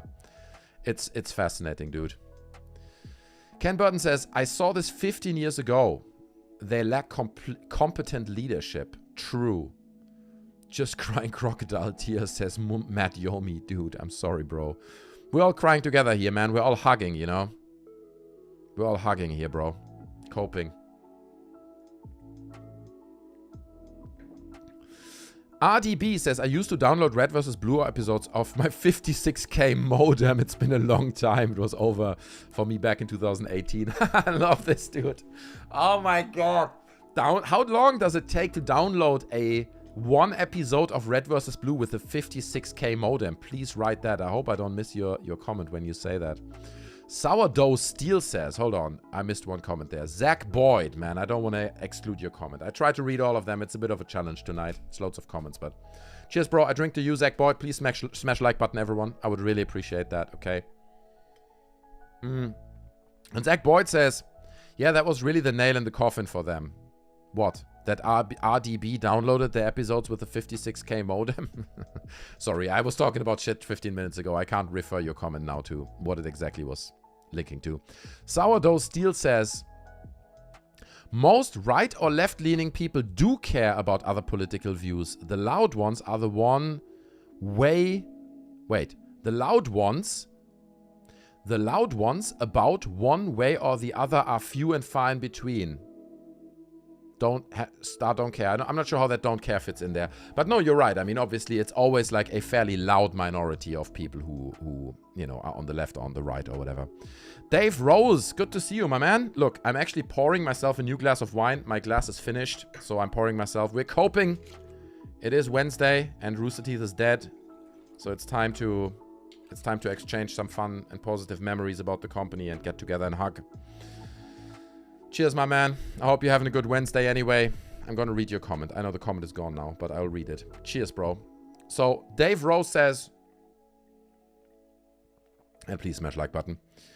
I wonder how long it will be for people to start selling Rooster Teeth merch at massive inflated prices to make a buck of this. That's actually such a good point, right? Like, if you own, like, an RTX 2016 shirt, dude, that shit's gonna be, like, worth its weight in gold in a few years, right? Like, rare Rooster Teeth merch. Because here's the thing. A lot of people grew up in their, like, teens and, like, early 20s with Rooster Teeth. Once all those people are gonna be, let's say, in their, you know, let's say, 40s, they're going to be, like, so nostalgic about Rooster Teeth. So they're going to go all flock to eBay or whatever the equivalent is at that time and be like, Rooster Teeth merch, you know. And then people are going to be, like, cashing in on Rooster Teeth hats, Rooster Teeth shirts, and all the merch that they bought at the time. So that's actually a really good point, man. You're right. You're absolutely right. Rascal OG, good to see you, my man. Thanks for dropping by. Says, they got so woked and act like their shit didn't stink. They used to make some on the fence comments and jokes and then suddenly pretended they were above it all. And then the laundry came out. Now, look, again, I'm more of a left-leaning liberal person. I think it is okay to make a political comment every now and then. But at some point, the problem I felt that I observed with Rooster Teeth was it felt like it was getting bitter. And someone mentioned this earlier in the comments as well. They were like, I was in a live stream and they expressed like political opinions and I pointed out the hypocrisy and they literally told me in the live stream, then get the hell out of here. Like, then we don't want you in this community. So they were not only expressing political opinions that some people may not align with, but they were literally alienating people and saying, then get the hell out of here. And I mean, dude, you just can't do this. You need to be more diplomatic than that. Even if you have a differing opinion, that's fine. But at least keep a certain base level of diplomacy in keeping these people on board, because your company depends on it. And again, I think Rooster Teeth wildly underestimated how many people are right-leaning conservatives in their community. I think they didn't see that coming. Christopher DeWett says, I'm not sad about this. They're getting what they deserve. They lost their heart and soul many years ago. Hiding the original Red vs. Blue behind a paywall was the last straw. And I mean, that happened like 2-3 days ago that they put that on YouTube. So, dude, that's already, like, the desperation was over the moon at this point. Jeremy Lewis says, I remember coming back to the Rooster Teeth in 2018 and absolutely loved all the content with the Rooster Teeth podcast and the game show on the spot, and of course watching as Achievement Hunter for decades. True, man. I'm glad you loved it. It's all over now. Gokhan Shuri's baby father says, them letting the workers know they fired through Twitter is a spit in the face. 100%, dude. I spoke about it. I already got upset about this earlier in the stream. I'm not going to repeat it now. But yeah, this is so... And not only that, like, them not giving us... Like, I earlier read, like, this segment down here where they talk about the final season of Red vs. Blue and just not saying what it is. It's like, you read this and it's just like ChatGPT generated marketing gibberish. It's like, dude, the fans deserve an answer. Your employees deserve to know that they lose their job in a month from now. Have some basic level of respect, but clearly that's not the priority, man. That's not the priority at Rooster Teeth, so you're right, bro. Ross says, welcome, man, by the way. Ross, drinking to you. Happy Wednesday, as happy as it can be with the circumstances. Ross says, it sucks to see what happened to Rooster Teeth, but the writing has been on the wall for years. Looking at their views drop over the years has been so sad. My Achievement Hunter slap bands are going to be worth so much, dude. Yeah, that's true, man. Your Achievement Hunter slap bands, dude, keep them like away from the light so they don't deteriorate in color, dude. You know, keep them in mint condition. That shit's gonna be worth gold in like 5 years from now, 100%. By the way, at this point, everyone, please smash the like button if you appreciate and enjoy the stream. I would really appreciate that. Also, if you want to continue the conversation, we do have a Discord server where we have a dedicated room just to talk about Rooster Teeth, which is always very active. Loads of Rooster Teeth fans in there. I even consulted you guys on our Discord about the videos that I'm making, getting some interesting input from you guys to feed into my videos. But it's not just Rooster Teeth, right? Joining the Discord is completely free. We talk about video games. We talk about anything you want. We share memes, you know, anything. We have a venting channel on there where you can talk about your personal problems and challenges in your life anonymously, obviously. So please consider joining our Discord through the link in the description. It's a lovely community. It's a great place to make friends. I'm hanging out there as well. We do after parties, after streams. So it'd be great to meet you there. So consider joining our Discord. Again, it's completely free, okay? It's just a good community. Make some friends with shared and common interests. It's a great place to be. So yeah, join the Discord. Link in the description. What else? Let me see some comments. And to be honest with you, I've been trying to read... To be honest, maybe I'll just do this now, okay? I've been trying to read this this memo that Jordan Levine has been sending to all the staff about the company's shutdown, and I've been like literally since 1.5 hours trying to read this for you guys, but we never get through it because I get hung up on all the comments. But I'm gonna do it now, okay? So forgive me if I'm ignoring comments for a minute. Let's read this memo that Jordan Levine, who was the head, what is his title? Let me not get the title wrong. Rooster Teeth's general manager, who obviously came from Warner Brothers Media. And this is the memo that he sent to the employees today. Okay, so he let his employees through this memo know today that they're all unemployed. Hey, good times. Jesus Christ. Let's read this. So, dear Rooster Teeth, since our founders created and uploaded their first video on the then called World Wide Web in 2003, Rooster Teeth has been a source of creativity, laughter, and lasting innovation in the wildly volatile media industry. We've read the headlines about the industry-wide layoffs and closures, and you've heard me giving my perspective and updates on the rapidly changing state of media and entertainment during each of our monthly all-hands meetings. Dude, I'm already pissed. I'm already pissed at this.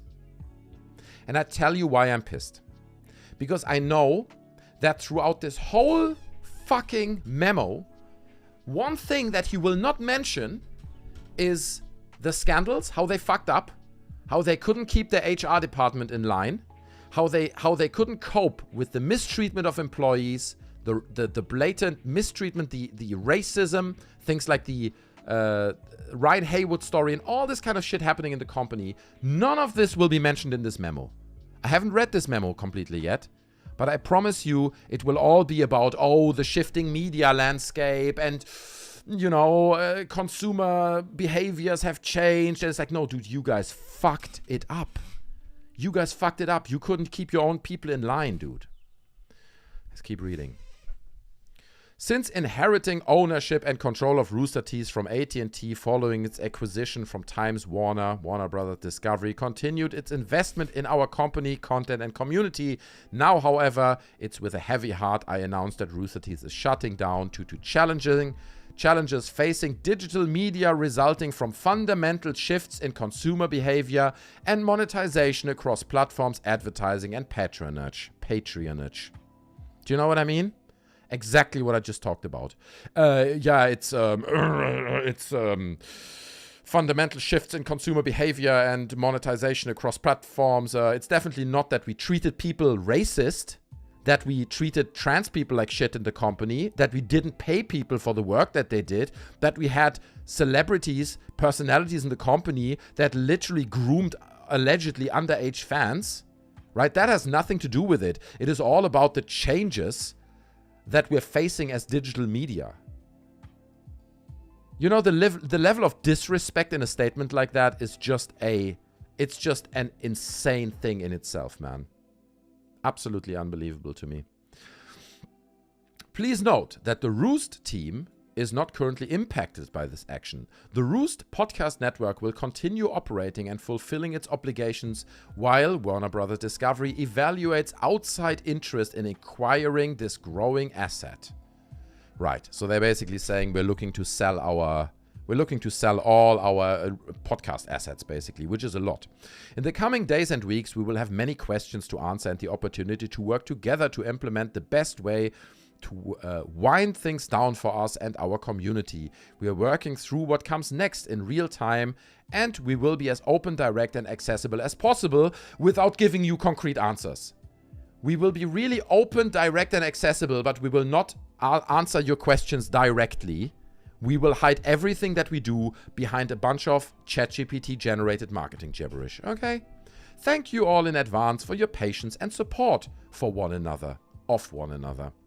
Let's take a moment to celebrate our 21 years contributions to the zeitgeist, advancing creativity and outlasting many of our peers from the early days of online and digital first content. I hate this guy so much. Let me look at his face. Jordan Levine. Let me see you, Jordan Levine. How the hell do you look? No, that's not Jordan Levine, is it? Jordan Levine, Rooster Teeth. There he is. Yes, of course that's how he looks. Yes. Yes, that's how I imagine Jordan Levine. This is exactly how Jordan Levine looks. Well done, brother. Well done, bro. Like, he's also ChatGPT generated. I think this is my suspicion, he's probably spawned from like a fucking artificially AI generated egg, right? He never had a childhood or a life. He was just born as a fucking numbers crunching Warner Brothers CEO who's now ran this company to the ground, and he has no soul. Like, that guy has absolutely no soul. Look at his eyes, bruv. Let me bring this up. I want to show you guys in depth what I'm talking about. Do you see this? Do you see this? There's nothing there, bro. There's nothing there. This is death. This is a blank slate. This is tumbleweed passing through a desert. There's nothing in those eyes that says life or would even remotely connect to what Rooster Teeth ever stood for. Those fucking corporate suit-wearing monkeys, bruv. I hate people like that so much from the bottom of my heart, writing up statements like that. I am so pissed. I'm so pissed, bro. And I swear to God, I bet people like Jeff Ramsey are pissed as well, because they didn't have a chance. They were like, their company was sold to Warner Media, right? And to Warner Discovery. And Warner Discovery at some point was like, well, the numbers you're crunching are not good enough. We're going to reinstate this guy now in your company. He's going to be the new general manager of Rooster Teeth. And they were like, okay, fine. Because they couldn't do anything about it. And now you're dealing with this suit-wearing, dead-ass zombie motherfucker who has no idea what your company is about and who makes the calls, you know? Jesus, Lord in heaven. But let's keep reading this statement. We're almost there. To a creative legacy. From a garage in Buda, Texas, to global screens large and small, our team of dreamers and doers have introduced and grown what made Rooster Teeth stand out. Animation, comedy, and gaming.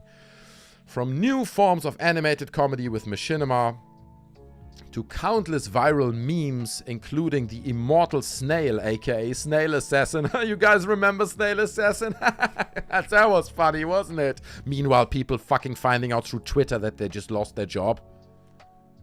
You know what I mean?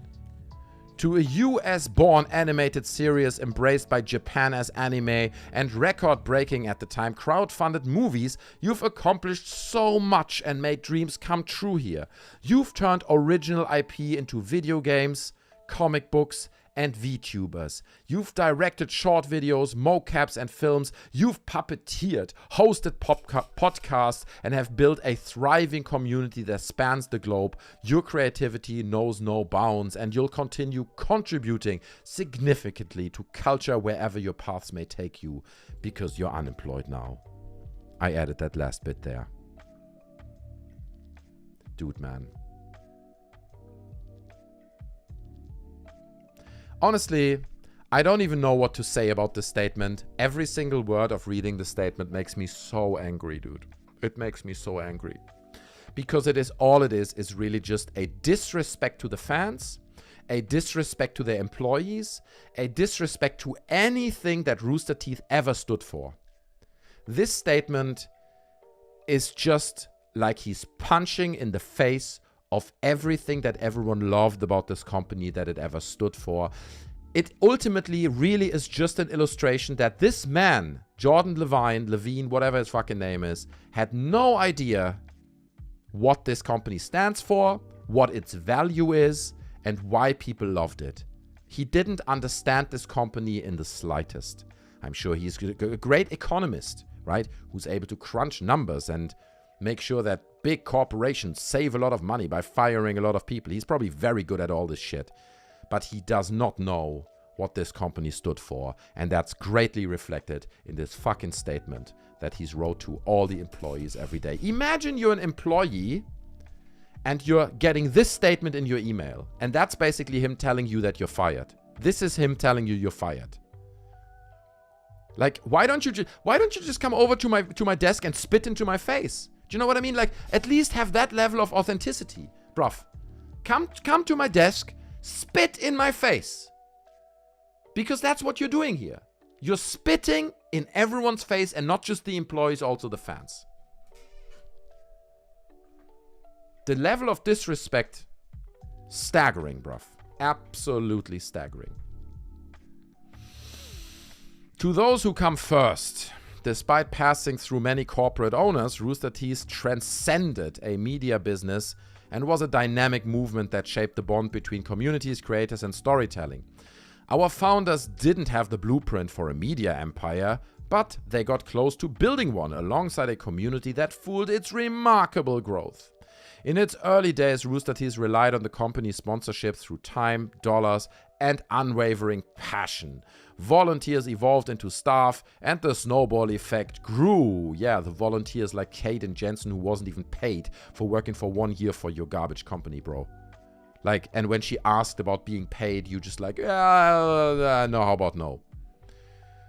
Resulting in new relationships, marriages, birth, and shared experiences that have changed lives. To trailblazing content creation, our approach to content creation on emerging platforms paved the way for new media models. We inspired generations of creators across streaming, machinima, animation, and let's plays, merch drops, touring, podcasting, and more. Companies like GameStop, YouTube, Facebook, Spotify, and TikTok asked us to collaborate with them in their earliest days because we set a standard for what digital-first brand could be. We boldly took our content beyond screens and into community-driven experiences. I need to vomit, bruv. I need to vomit. I need to fucking vomit.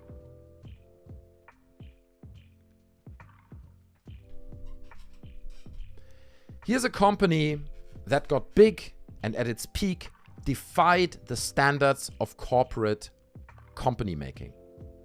This is a company that stood for values that went way beyond corporate bullshit that he's talking about here. You know what I mean? There was soul and emotion in this company. And to get a statement like that, which is literally a ChatGPT generated corporate statement at the end of the company. This statement that I'm reading right now is the final full stop of this company, right? It is so disgusting to the bone, bro. I cannot even tell you how disgusted I am by this statement. It's a level of delusion and not understanding what this company that this guy was managing is about.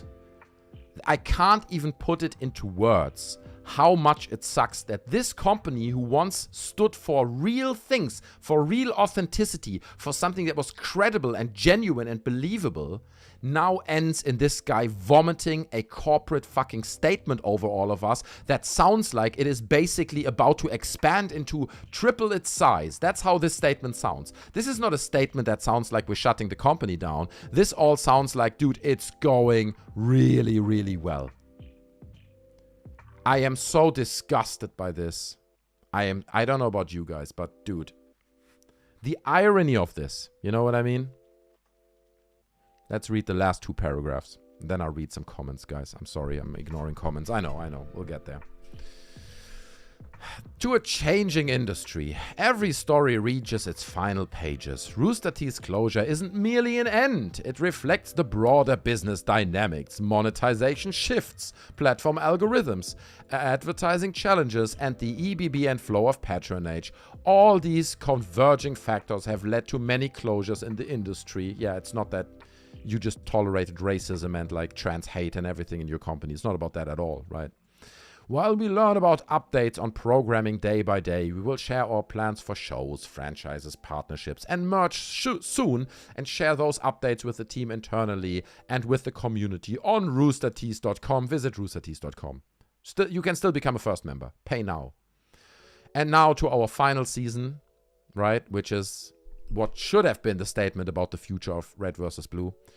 Though not intentionally, it is only appropriate that our last season of Red vs. Blue coincides with us navigating disclosure together. Our legacy is not just collecting the content, but a history of pixels burned into our screens, minds, and hearts. Rooster Teeth has made an indelible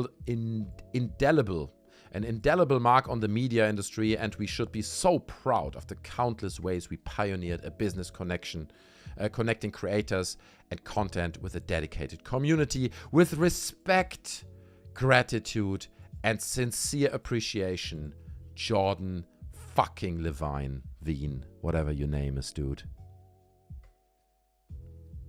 Holy moly, dude. I swear to God, man. I did not read the statement in full before. Now I read it in full. I think in the context of this company, in the context of the employees, the fans, what the company stood for, this is probably the most disrespectful thing I've ever read in my life. I'm not joking. I don't think I've ever read anything that's more inappropriate, more disrespectful, more misaligned with the values of what all of this stands for. Not just the company, the fandom, the history, everything.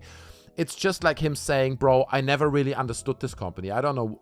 What was this all about? I mean, I ran the company for a bunch of years now, but I never really understood it. Well, now we ran it into the ground, so we're all moving on, don't we? Jesus Christ, dude, man. This leaves me speechless. I swear to God, man. I'm sitting in front of this statement. And I mean, I'm not even a Rooster Teeth employee, okay? Imagine this is the message that you get as a Rooster Teeth employee. You know, as a person who has seen the challenges, the problems, the issues in the company, stuff happening on a day-to-day basis, the desperation that's been going on. And this is the statement you get. This is the statement that basically says, dude, yeah, we're shutting down. And he doesn't even, I mean, he barely mentioned that they're shutting down. He mentioned it in a side note. He's like, yeah, and at this point we're shutting it down. And then he went on a 15-minute tangent, you know, highlighting how great everything is and how many milestones we achieved and how awesome this company is and how many trends and memes it spawned and how awesome. It's like, shut the fuck up, dude. You mismanaged the whole thing. You fucking failed. It pisses me off. Shane with the $2 super chat. I appreciate it, Shane, man. Levin can eat my sweaty gym socks. No overtime, dude. 100%. This is your first super chat. I'm drinking to you, Shane, man. Thanks so much, dude. I'm glad I'm not the only one. This is the worst statement I've ever read. The most corporate piece of garbage and gibberish that I've ever read in my life, dude. Holy shit. What a piece of shit, dude. Cheers, dude.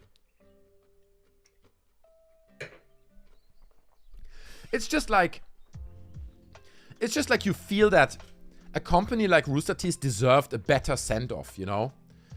Why didn't Jeff Ramsey write this statement? Why didn't Gus Sorolla write this statement? Why didn't you get the people who are actually responsible, who know the company in and out, who probably now sit at home crying, and I'm not even joking, who probably now sit somewhere drinking and crying, being upset about them losing their baby, asking themselves what went wrong, where did it go wrong, what could I have done? People like Jeff Ramsey, I'm convinced this will haunt them for the rest of their life. For the rest of their life, they're going to be like, what could I have done differently?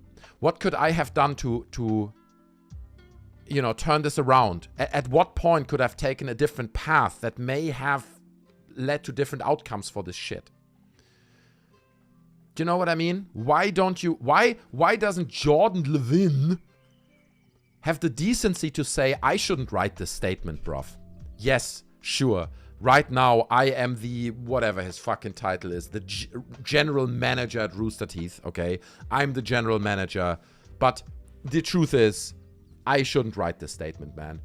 Someone who really knows the company, who was there from the beginning, someone who poured their heart and soul into the company. Those are the people. It should have probably been like a collective letter from people like Geoff, Matt Hollum, you know, Gus Sarola. These people should have sat down and it should have been signed by all three of them. And it should have been a letter of saying, thank you guys. We're just thankful for everything you've done for us. It didn't pan out the way we did. We tried what we can. A lot of things went sideways. But we are thankful for everything you've done for us. And, you know, thanks, signed by Geoff, Gus, and Matt. Or something like this. At least to have that little bit of dignity. Have a little bit of dignity towards the end now. Now that we're burying this. But no. No. We're not getting that dignity. Jordan Levine has to take it from us. The general manager who has been sent over from fucking Warner Brothers. Ex-CEO of Warner Brothers. Now has to vomit all over us with his corporate speak, dude. I'm so...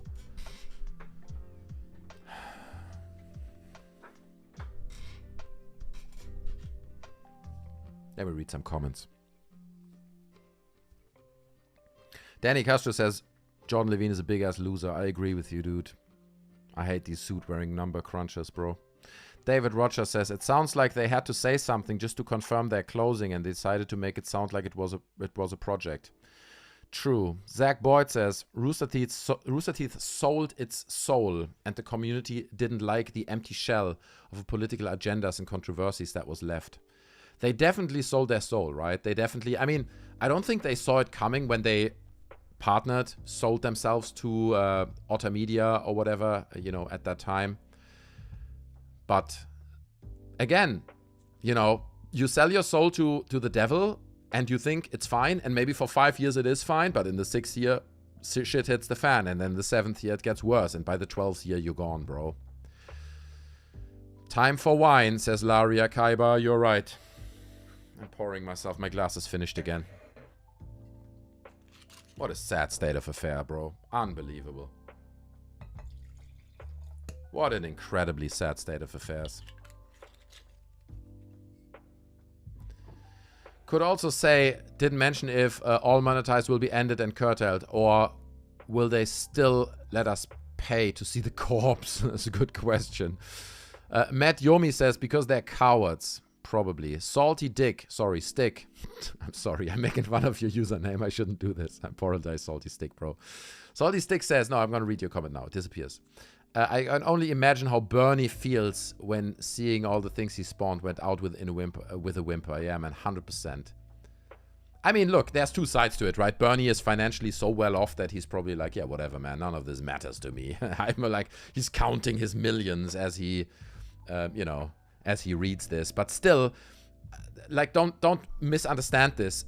This company, like, whether it's people like Jeff Ramsey or Bernie Burns, it means a lot to them. Beyond money. It goes beyond money, okay? And even if you made, like Bernie Burns, you made your millions with it, it still hurts you, bro. Like, don't underestimate this. It is literally, I think the fairest comparison is really like you're losing a child. This is like a child for these people. It is something they spawned that is very close and dear to their heart. And to read a corporate statement by a fucking suit-wearing clown like this, which marks the end point of your company, this is the final point of going out, this corporate vomit, it hurts you, bro. It hurts you. Bernie Burns is not sleeping well tonight, you know. I don't know that, but I wouldn't if I'd be him. Amy Kuhn says, Ross, that would been way better than that garbage. Right. Goldman Kane, good to see you again. Goldman Kane is back. Corporate speak is their shield. Yeah, it has become their shield. I agree. Mr. Shu, drinking to you, Mr. Shu. I think you're new. Everyone smash the like button, please. I would really appreciate your support. Just, you know, show a bit of appreciation. I'm keeping these streams ad-free. There are no ads. We're hanging out. We're celebrating positivity around Rooster Teeth tonight. So maybe smash the like button, you know? Just show a little bit of love. Cheers, bro. And Mr. Shu says, Bernie would constantly talk about how important it was to be independent, and they still sold out. That was the tipping of things, in my opinion. Yeah, I agree. I agree. Yeah. I think, you know, here's the thing, and it's a, you know, whether it's like Star Wars and Disney, or there are a million other examples, once big corporation comes around with a snake leather fucking suitcase of money inside, and they're like, yeah, this could all be yours. Yes, all these millions could be yours. It's hard to say no. You know what I mean? It's hard to say no. And it was hard to say no for Bernie. It was hard to say no for Ramsey and Matt Hollum and all these people. And they said yes. And I'm sure they regret that now. I'm sure they do. Ross says, I think they saw a lot of money and chances to up promotion and didn't think there would be a downside when the views dropped. Yeah, exactly. You know, and at the moment, at the time when they sold out, right, when they sold to Otter Media and then consecutively to Warner Brothers Discovery, it was a time of Rooster Teeth when they really felt like they were too big to fail. It really felt like anything they would touch would become gold. You know, that's how it felt like at the time. So I can't even judge them for that. If you're in a position where you're like, dude, we could literally shit on a fucking piece of paper and people applaud and pay us $20 for it each, why don't we sell out? We are too big to fail. You know what I mean? I'm not saying I wouldn't have done the same thing at the time, but ultimately now we can see this is a prime example. And like you said, Bernie Burns, like really reiterating how important it is to be independent. Now you can see how in the long run that shit just fucks you over, dude. It just fucks you over. Laria Kaiba with the $2 super chat. Smash that like button. That's right. Please smash the like button for the stream. I would really appreciate it. And in the light and shadow of Laira Kaiba super chat, I just want to say I'm keeping these streams free of advertising. I could smash the button of advertising, and I would probably have made a bit of money tonight. By advertising on this stream, but I keep it ad-free for you guys to have an uninterrupted experience. So I would appreciate people taking a few dollars, like Laira Kaiba at this point, and throwing them my way, okay? I would really appreciate a bunch of super chats, just to say, you know, thank you for doing all the coverage of the Rooster Teeth story. Not just the stream tonight, but I mean, I've been doing so many videos about this, so some love, bro. Show some love. But also join our Discord, which is free, okay? Link is in the description. Braveheart, I think that's how you say the name, says, what do you think might happen to RWBY? I want to rescue RWBY. You personally, I want to rescue RWBY from being forgotten out of respect for Monty Ohm and them. But not sure how much it costs to buy it. Terribly sorry for asking question. No, why are you sorry? I'm glad you're asking questions, dude. And I'm even saying, like, up here, share your Rooster Teeth memories and other things. You know, that counts as that. Now, we spoke about this before in the stream. There's a possibility that some people who worked on shows like RWBY get together, maybe do a crowdfunding project and buy a franchise like that. Because I'm not going to lie, I think it's not going to be very expensive. Platforms like Funhaus or RWBY have a very dedicated fan base. They have a lot of people who are they love the content. They love that show in the case of RWBY. But it's not a huge fan base. It's not millions of people, but instead it's a small fan base that is very dedicated and loving those franchises. So that means, in reverse, for Warner Brothers Discovery, that the value of that franchise is not enormously high. It's not that they can put a $20, $30, $50 million price tag on a franchise like RWBY because they can't sell it at that price. Even you would sell it to a company like Netflix or Crunchyroll or whatever you do, it's not that you will get that much money of it. So it will have a fairly high price tag, you know, for someone like you and me. We're not going to be able to pay several millions for a franchise like RWBY, but I think there is a possibility, because the fan base is there and because there's also a lot of respect from the people who used to work on RWBY for the franchise, that it might be sold to those people and then continued. Again, I'm just speculating at this point. I don't know.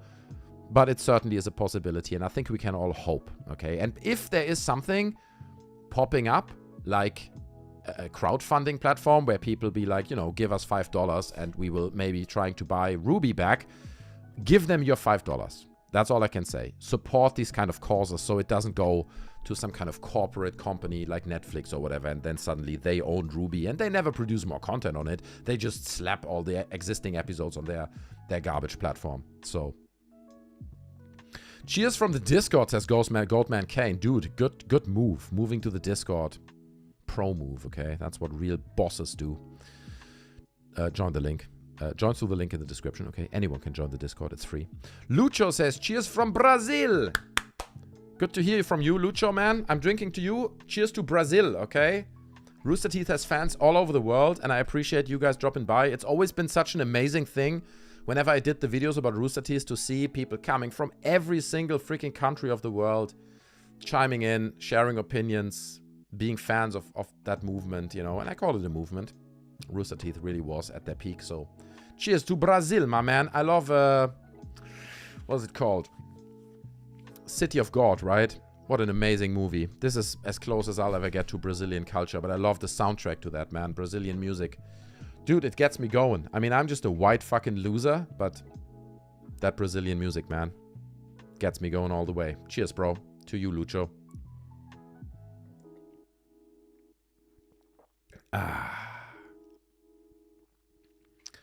Ross says, it is weird to see this happen again, especially after Machinima and SourceFed. True. Then Rooster Teeth did the same thing to Sugar Pine 7, a great channel that got bought out when the views dropped and got dumped by Rooster Teeth. Yeah, it's always like that, isn't it? And Decepticon says, James Harrington, when they went woke and brought politics into their platform. We spoke about this a lot tonight, so I'm not going to repeat that again. Lucho says, I first started watching Funhaus, tried the other channels from Rooster Teeth, but Funhaus was my favorite. And again, I can only repeat this, but like I think all the Funhaus personalities will live on their own Twitch channels, and I can imagine there like a new content creation bubble forming, them joining with Bruce Greene, Lawrence Sonntag, you know, imagine, I said this before, but imagine James Willems, and Lawrence Sonntag and Bruce Greene on a stream again, right? Bring in Elyse Willems as well. Dude, that shit is gonna crack Twitch numbers. People are gonna love that, okay? So these personalities have a lot of viral power that they can use to promote themselves and other content creators, so don't worry too much about Funhaus. The name Funhaus might go away, but I'm pretty sure some of this will remain. Samantha Byrne says, I hope Jack still runs an extra live stream on its own. Possibly. Lord Macewick says, I hope the current writers... sorry, what was that? Just try to find the comment. I hope the current writers stay as far away from RWBY and Red vs. Blue as possible. Mr. Crumbles gifted 10 memberships! Oh! Mr. Crumbles! Smacking it out of the park, bro. You're just hitting that ball right where it hits, bro. Damn. Thank you so much. Look at that. Imperator Somnium, Gregor, Rogue CG, Amber Dean, legend. Okay, Amber Dean spawned the Discord channel with me together. Alexander Tan, Bruce Lee, Zippo Fanatic 74 Outdoors, Arab. So many people just got gifted a membership. I love you guys. All welcome to the channel. Okay, you now have access to thousands of hours of live streams that I recorded that are members only. The second they go, or the second they finished being live. So welcome to the family. I love you guys. Thanks so much, Mr. Crumbles. This is great. I really love you, dude. This is fantastic, okay? And you guys, please join our Discord as well, because you get certain privileges over there. Speak to our mods. They will tell you. Link in the description. Ross says, hopefully the Funhaus people sorry, this is the wine now. Hopefully the Funhaus people go to Inside Games, which Bruce and Lawrence own and run as basically a second Inside Games channel. Inside Gaming channel. So here's the thing, right? If you look at Inside Games, I love that show, by the way. Don't get me wrong, okay? And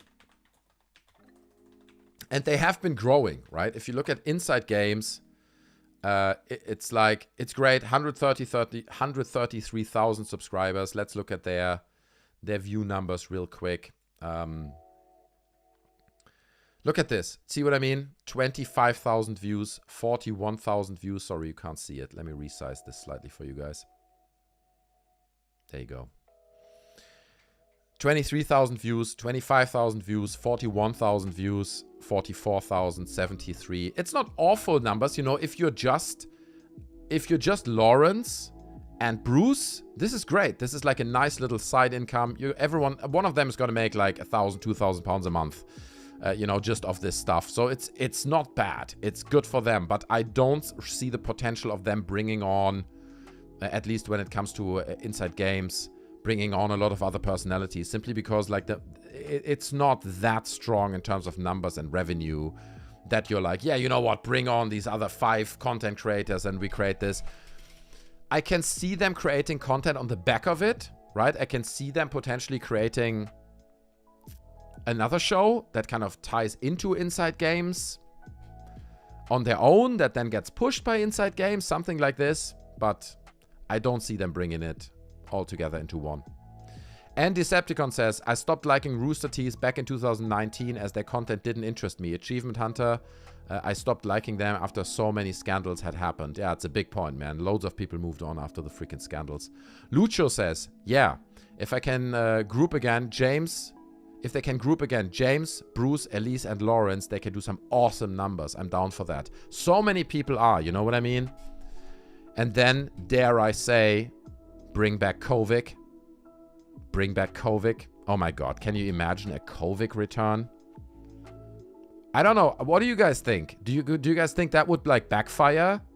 Like them bringing back Kovic? Do you think a lot of people would be like, no, I'm not watching this, like screw that guy after what happened? Because he really disappeared from the public radar. I loved Kovic though. I thought he was like really funny. He was a great guy. Sure, the scandals, you can go back and forth on that. It really sucks. Let's not lie about that. But still, I think there's potential there, dude. And Decepticon says, I do hope the staff find something new and land back on their feet. As for Rooster Teeth, they brought this upon themselves. Yeah, I mean, I guess you're not wrong. Oh god, I'm trying to read this name. Mevilacqua. Is that how you say it? Not watched for years. Still sad though. True, dude, but you're not alone. Okay, we're all here getting drunk. Getting, you know, trying to cope with the death of Rooster Teeth. That's really what it is. This is basically a therapy session. Okay? It's a therapy session where you guys can share your experiences, share your favorite Rooster Teeth memories, share the things that, you know, you remember, that you liked, that you didn't like. This is what we're doing here, okay? We're all getting together, hugging, and marinating in memories, okay? Cheers, bro. Hype. Welcome 10 new members. Blakey's hyped. I appreciate that, Blakey. Good point. Lucho says Kovic can't return, unfortunately. Oh, no. Lucho's making the rules. He created a new channel. No, he doesn't. No, he doesn't. So, Adam Kovic. Let me see. Oh, God. This is like me Googling Adam Kovic. And it's like all the videos I did. Like on the top. Damn it, dude. You just search Adam Kovic. I own that search result. Damn it, bro. But I don't think. Let me. If we go to filters and search for Chanel, because I think he disappeared. At some point he had a channel that was 250 subscribers. He had a channel that was all about his book project, right? Because if you go to Amazon UK and you search for Adam Kovic, you can find the book that he wrote. Well, actually, you can't here in the UK. I don't know why. Oh, god damn it. Adam Kovic book. What was it called? The Rook. That's it, okay? So it takes a second to find it. So there's The Rook. A paperback book co-written by Adam Kovic. There he is, you know? And I remember that Aaron Marquis and Adam Kovic had a YouTube channel that was kind of accompanying this book and their writing process, and they were talking about how they wrote it and blah, blah, blah, and it's kind of a science fiction movie, book. Movie, why I say movie? It's a kind of science fiction book. And they just talked about their process and how it was created. But then after the second allegations came out with like Misty Dawn, and where she was like, and also like Bruce Greene's girlfriend, I forgot her name, whatever. But anyway, they all had these allegations against Adam Kovic as well, where they were like, dude, you know, the dude did creepy things with us as well. Like, he approached us a few times creepily and stuff. I did a video about this, you know, just Google Adam Kovic allegations and stuff. You'll find my video. But after that YouTube channel disappeared as well. And now I think Adam Kovic has been removed from the public eye altogether. Besides this particular book, that's still available on Amazon. And I mean, if you want to support Adam Kovic, by all means, you know, buy the book. I'm sure, you know, I didn't read it, but I'm sure it's like not a bad book. So this was 2021. But since then, he's basically gone. He's gone from the public eye. So I don't think he has a public YouTube channel. I doubt he would want to come back, though. Like, just speaking about... God damn it! Ex-con, Raid Felix Cyprus. I tried to read your name, dude. Gifted 50 new memberships. 50? Dude, you're off the charts, man. This is wild. Holy smokes, dude. I appreciate that so much. That is like the biggest... That's the biggest membership gift I've ever received, dude. 50? What? Dude, that's wild, man. Thank you so much, dude. Holy smokes, man. Holy smokes. Look at the memberships going through. Everyone gets a membership. Basically, almost everyone who's watching right now gets a membership. Thanks to, and I want to read your name properly, Ex-Conrad Felix Cyprianus. Cyprianus, is that what it is? Ex-Conrad Felix Cyprianus? Dude, what the hell, dude? Thank you so much. This is the biggest donation gift membership thing I've ever received. I don't know what to say. I mean, I'm gonna not only drink a sip of wine to you, but I'm also gonna eat a cashew nut. I mean, we've reached the cashew nut level. Look at the memberships going through. All of you guys are members now. Everyone's a member. You get a membership. And you get a membership. And you get a membership. Hold on. Wait a second. I have something. How about I bring in some crazy... Oh, yeah, that's right. Okay, now we're rocking. Holy shit, dude. I don't even know what to say. Thank you, brother. This is like Christmas for me, dude. Thank you so much, dude. Cheers. And I'm eating a salted cashew as well. Just to you, ex-Conrad Felix Cyprianus. And I don't think I even read any of your comments tonight, man. Now I feel guilty. I should go back and read all of your comments, man. I'm so thankful, dude. Yay. Thanks for your support, dude. This is absolutely amazing. It's on fire, man. Shit's on fire over here. Let me warm my hands over this fire. Ah, it's really nice and warm. Oh, yeah. The memberships really warmed it up, dude. That's so awesome, man. 50 new members. Each one of you are very welcome. Now, let me break this down to you guys real quick. What you just gained. So being a member on this channel, you have now access to a huge library of old live streams that I've done that are basically like this. They're not necessarily Rooster Teeth themed, but often I talk about, you know, things that happen. Sometimes politics, often video games, stuff like that. And the moment these live streams finish, they become member videos. Okay? So if you go to my channel, you now have access to literally 50, 60 different live streams that you can watch. And it's all there at your disposal. If you're a member on the channel, watch all of it, okay? Because now you can. This is only for members. Ex-Conrad Felix Cyprianus says, I'm not done just yet. No, it's fine, dude. This is fine. You've done enough, okay? I love you, bro. I love you. This is amazing, okay? This is honestly, this is the best thing that ever happened on this channel, I think. 50 memberships? That's off the charts, dude. This is off the freaking charts, man. Thank you, brother. I don't know how to thank you enough. I wish I could hug you for this, bro. David Rogers says, salted cashews from the mighty Sainsbury's. That is true. It's the good ones. Don't get me wrong, you know, if you're in the UK, try the salted cashews, bro, from Sainsbury's. They're not cheap. It's like $3.50 for a bag like this. But dude, they're good. They're good cashews, okay? Really nice cashews. Every time I can't walk past them, I gotta buy those salted cashews, bro. Ghost Alpha 10 says, yummy. Roll Ray's content has been really good and recommended it. He's been playing a lot with it. Braveheart says, I was only thinking of starting a Kickstarter to buy RWBY, but do you think I should? Or should I just hope the original creators seek it out? Thanks for all your help. I mean, you can try. Look, there's nothing you can lose, right? Is Kickstarter the right platform, though? I don't know if maybe Kickstarter is the right platform, but the problem is you don't know how much you need to buy RWBY, right? So for Kickstarter, you would need to say, I need $1 million or whatever, and then people can donate towards that thing. But even if you would say $1 million, maybe then Warner Media sells RWBY for $2 million, and then you're screwed. So I'm not sure that's how it works.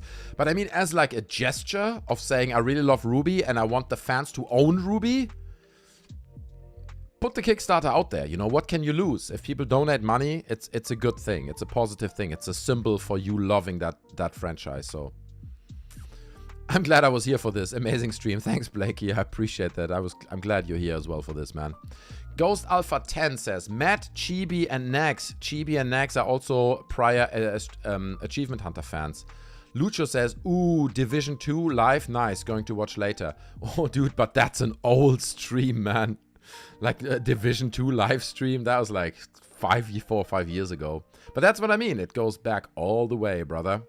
Jake says, lol, nice. Justin Shank says, 100%. I drink to all of you guys, man. It's been a good night. I think we really managed to cope. You know, we got together and we shared loads of our memories around Rooster Teeth tonight. I'm very thankful for all of you guys hanging out here and sharing this moment with me and sharing really the end of Rooster Teeth in this almost positive moment together, okay? Because sure, it's a sad moment, don't get me wrong. It is a sad day for Rooster Teeth to finally see it fall and all that. But at the same time, us being here together and just spending that moment in unity and sharing stories and memories and all that has a positive to it. You know what I mean? And it's a little bit like, I would almost compare it to all of us knowing a person. We all knew this person that we would describe as Rooster Teeth, and that person has died today. And it's never happy when a person dies. It's never happy when a person that you liked, even it was a long time ago or yesterday, a person that you ever at any point in your life liked dies. It's never nice, but coming together and celebrating this person's life together with everyone, that's a positive thing. Do you know what I mean? That's a positive thing, bro. Dono shot, says Sneezing Monkey, says Beanie. Okay, fine. Okay, Beanie puts it out there. I'll quickly grab a bottle of high percentage liquor and I'm gonna take a dono shot, okay? I'm gonna do it. Mainly to ex-Conrad Felix Cyprianus, okay? Thank you, brother. Give me just 1 second and I'll be right back. And then I will take a dono shot, okay? Because this was the biggest donation we've ever gotten on this channel. So bear with me. I'll put the music up a little bit so you guys can enjoy it. I'll be back just in a second with a bottle of vodka. With a fucking bottle of vodka, okay? That's how far this has escalated tonight. I'll be right back.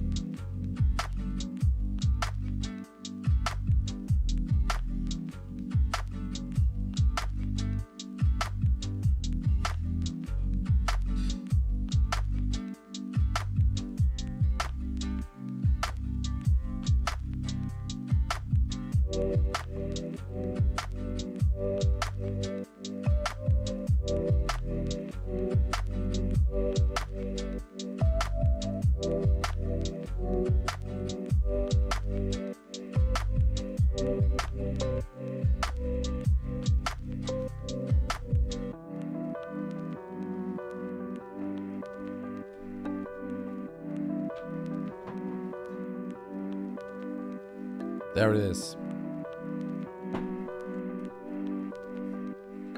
We're here, guys. We're back.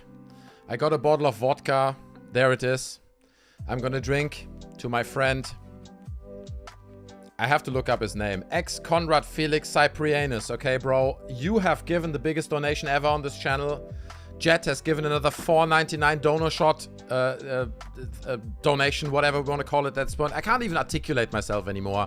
We've moved past this. We've moved past articulated sentences, okay? I've got another glass here. I don't have a shot glass, so I'm going to drink from this one. But please, guys, if you just tuned in, if you just joined, or you've been here for a while, consider drinking a shot to Rooster Teeth, okay? It's over. Just call me Conrad. Okay, I'll do that, man. Conrad, my man, I'm drinking to you.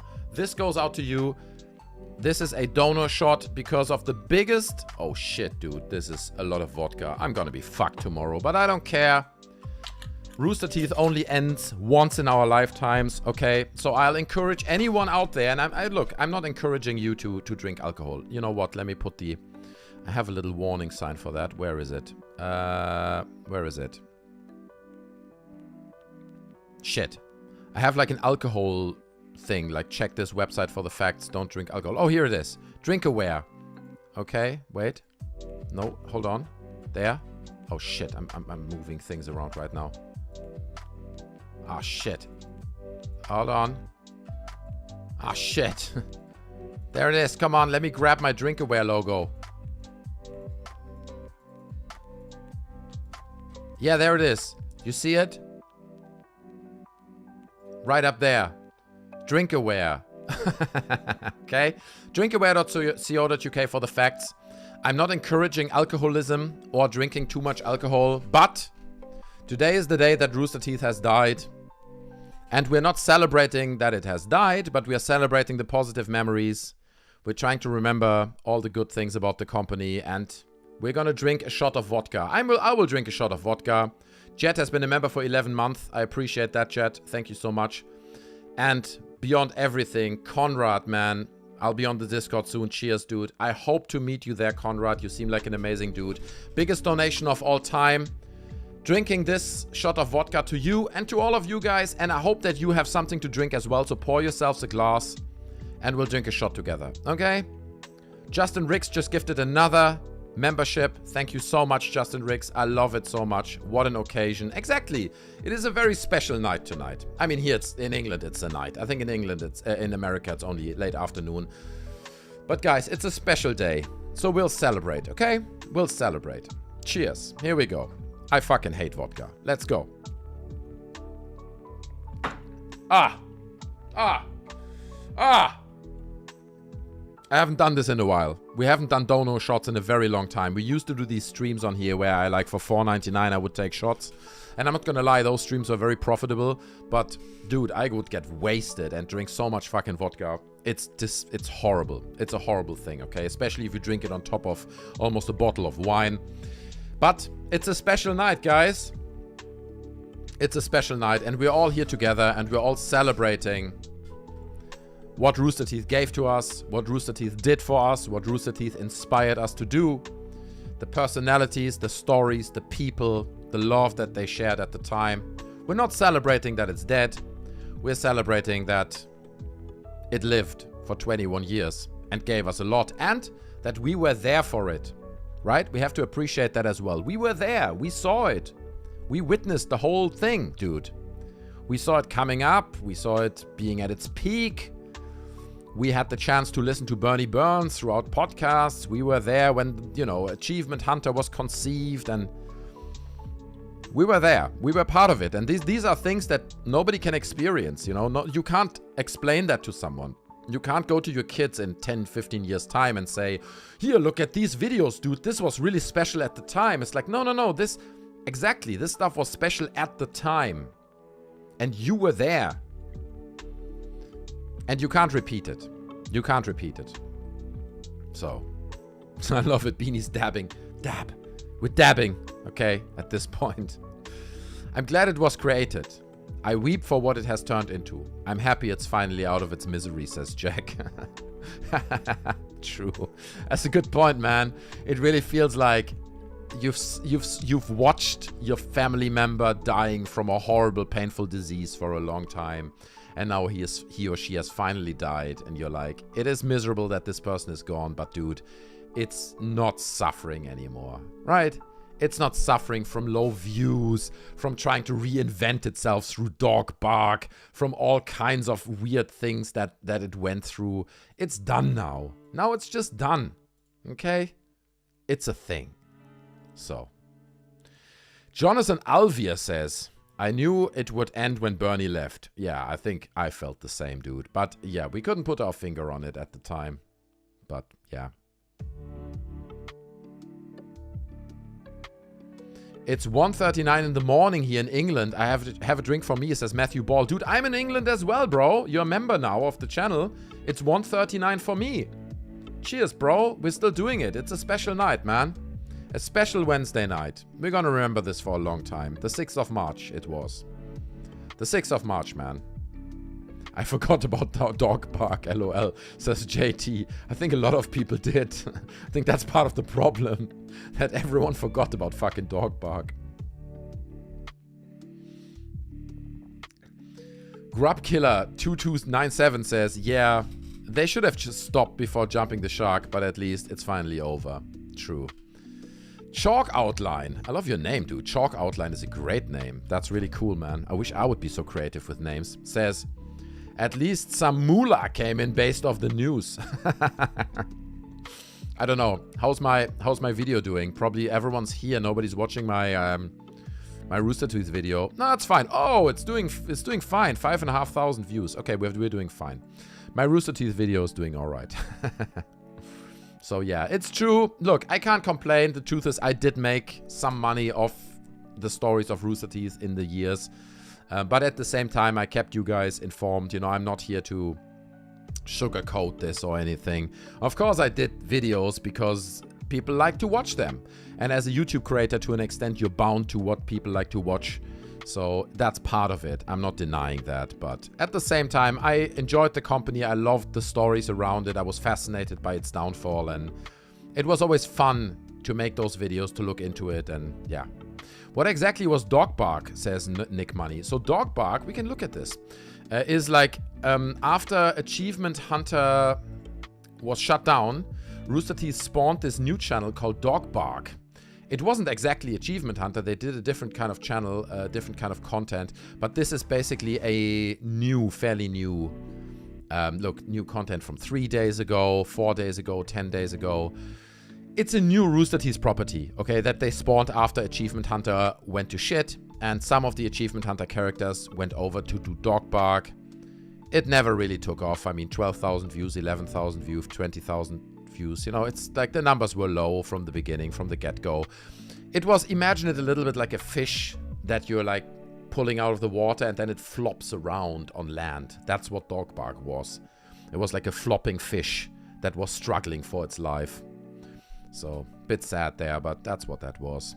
Could Bernie buy Rooster Teeth? Nah, man, says Thaddeus Ghostal. Cool name. Bernie wouldn't buy Rooster Teeth. I think if Bernie would do something, then Bernie would start a new thing. Bernie would get the favorite guys together, and you don't need to have the name Rooster Teeth. I mean, let's be honest, how dumb is the name Rooster Teeth anyway, right? Like, Cockbite, let's be honest, it's so stupid. So they would just come up with a new name, get the guys together, and, you know, do a new thing. I don't think that will happen, but Moist Critical is still doing better. Yeah, dude, the Moist Critical, man.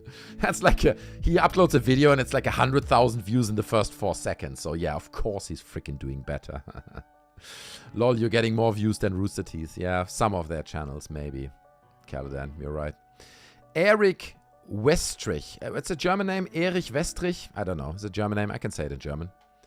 What they rebranded Achievement Hunter into, like gaming and green stuff. Green screen. Rooster Teeth, all the best in the future. Thanks for the memories, Rooster Teeth. Thank you, bro. That's a nice obituary. It's a nice thing to say. You're right. Thanks for the memories, man. Loads of good memories there, you know. That one panda, I guess, a panda. I'll be honest. I tried giving Dog Bark a chance, but it just didn't hit. I mean, look, okay, look, Dog Bark I think at the time when Dogbark was spawned, everything was already in dire straits. Everyone was already desperate. The people within Dogbark probably knew that shit was going down. They knew that they were struggling financially. They knew that shit is not going to last very long. So try to launch a genuine and funny platform like Dogbark on the back of an emotion like that. It's almost impossible. Do you know what I mean? You can't be funny and genuine and happy as Achievement Hunter was in its glory days when you come off something sad like that. Because it is just sad. And they tried their best, you know what I mean? They tried regular content and they worked really, really hard on creating all this content. And they did manage to farm 57,000 subscribers. Oops, I'm not even in camera. In a fairly short amount of time, but it's not enough, man. But I'm not even blaming those guys. Honestly, I'm not here sitting, oh, the Dogbark guys sucked and all that. It's not about that, dude. It's just... Look. When Achievement Hunter was created, they literally started that as a casual project in someone's bedroom. You know what I mean? Like... And I'm exaggerating a little bit here, but it was really like just a moment of people getting together, having a good time without any expectations. It's like, this might be good, this might fail. I don't give a shit. If it goes well, great. If it fails, we'll do something else. You know, and from that mindset, you can create great things. But on the back of a company that's already in dire straits, then trying to create this kind of lighthearted, fun and genuine content, it's almost impossible. So I'm not blaming the guys at Dogbark. I'm sure they worked hard on it, trying their best, but I understand why you couldn't get into it, dude. I understand. Cockbite, says Blakey. True. Chalk Outlet. Final thought. As long as Gav is safe. Yeah, I mean, dude, that Gavin's free story. Holy shit. So I don't know if you guys are familiar with this. Most of you probably will know, but let me summarize this real quick. So at some point, a lunatic fan found out where Gavin Free and what is her name, Meg Turney, like his girlfriend, were living, right? And he found their house and he went into their house. He broke into their house and they were upstairs in the bedroom and they heard, and this is just me remembering this story, they heard that someone was downstairs breaking into their house and they kind of knew that there was like this insane fan stalking them, basically. And so they were hiding, Meg Turney and Gavin Free were hiding in their cabinet, like a clothes cabinet. And this insane fan, and I think they called the police from the cabinet, right? And this insane fan, who allegedly, from what I've heard, was armed even, right? He was armed with a firearm or something, like roamed through the house, went into their bedroom, walked around in this bedroom, and they are like hiding in this clothes cabinet. And the dude luckily didn't open the clothes cabinet. He thought they just weren't home for whatever reason. And then the police arrived, and I think they arrested this guy in front of their house. And I mean, like, holy smokes, dude. No matter how much you hate a content creator or streamer or whatever, like, that's just a level of absurdity. That's like, dude, that's just mental illness, man. If you try to find out where your favorite content creator lives and then you break into their house and you try to hunt them down with a gun, I mean, no, dude, you should be in some kind of mental institution. I'm not joking. So absolutely insane. Absolutely insane. Nick Money says, look at Mondo. They were sold to Funko and a lot of the artists were fired then. They just created new poster company doing the same thing under a new name. True. Good point. Chalk Outline says new here, but anyone excited for the new Bloodline, the Masquerade? Geo Global says, well, with RWBY dying, it helps me with my local building project of Fusion. Anyway, moving on. Ross says, the video of Michael learning to backflip on Dog Park is pretty funny. Watch before it's taken down, lol. True, man. Everyone should download as much content from Rooster Teeth brands right now as possible, while it's still available. Right now, Dog Bark is still a thing. Someone should download all these Dog Bark videos. Not because you're a fan, but just to preserve it, you know, because it's absolutely possible that in the near future, it all will be gone. Groovy Meek says, I think everyone knew the writing was on the wall for years now. True. Erich Westrich says, yeah. It's a funky day. It feels like death. It feels like death, but at the same time, in my opinion, it feels like something new is born. Okay, because every time you end something like Rooster Teeth, or like anything that is big and popular, something new is born, man. Because think about it this way. All these personalities, they are unemployed now, and they're gonna have to create something new. They're all gonna have together. They have to start Twitch careers. They have to get together, create new content, get creative to gain relevancy again. So, out of everything that ends, out of every death, something new comes. Okay? So yes, you're right. It is a day of death. But it's also a day of birth. Okay? And there's Staffman with the $5 super chat. Fist bump, bro. Fist bump. Okay.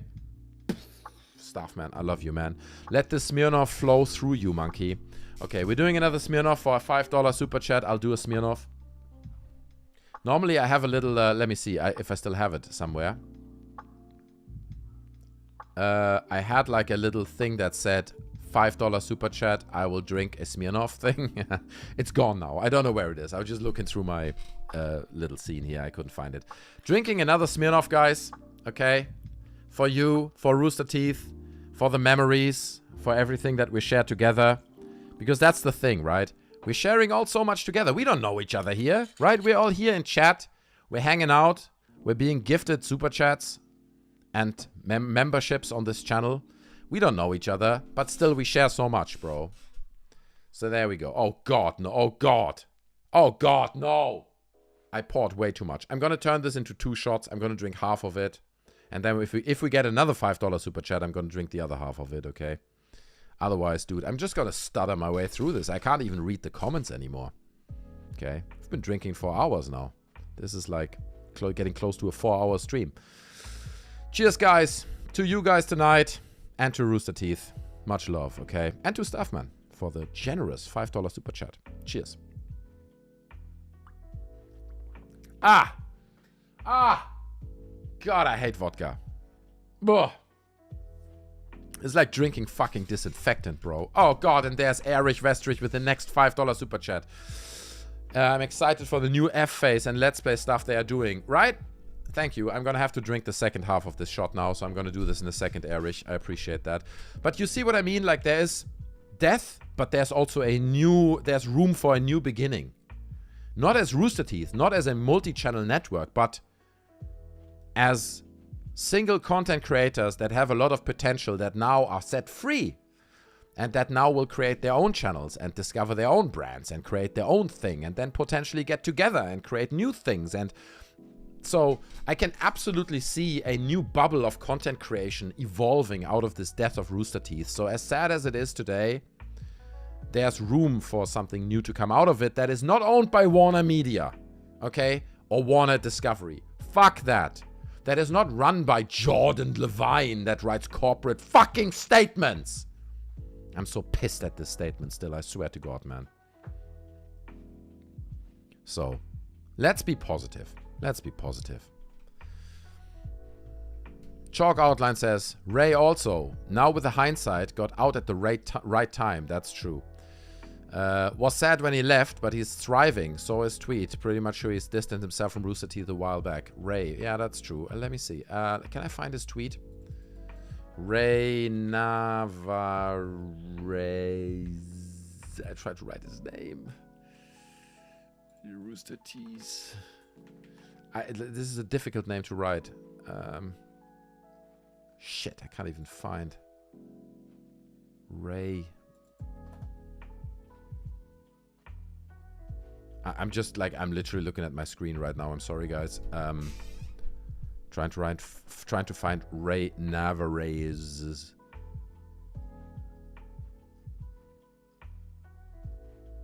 Can't find it. Can't find it. It's fine. I'll trust you that there's a tweet somewhere. Well, thanks, Erich, for the $5 super chat. I really appreciate it, dude.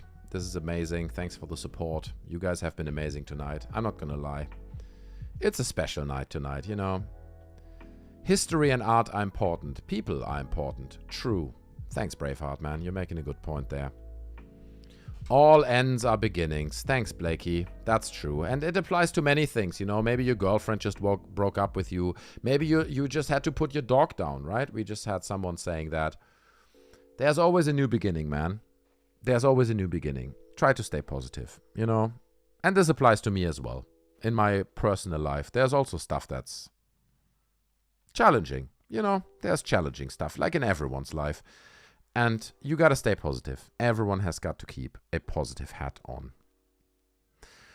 Ross says, I'm personally so hyped to see what Michael and Barbara do. I think they are both great personalities. Plus, James and Elyse will always make hilarious stuff. True. Navarez. Okay, thanks for pointing that, writing that. Actually, let me. You write it. You write it the right way. Ray Navarez. I think I just found him. There he is. Ray LMAO. There he is. Okay. Sad to see this happen. Okay, yeah, we found it, guys. All right, there's his comment on the demise of Rooster Teeth.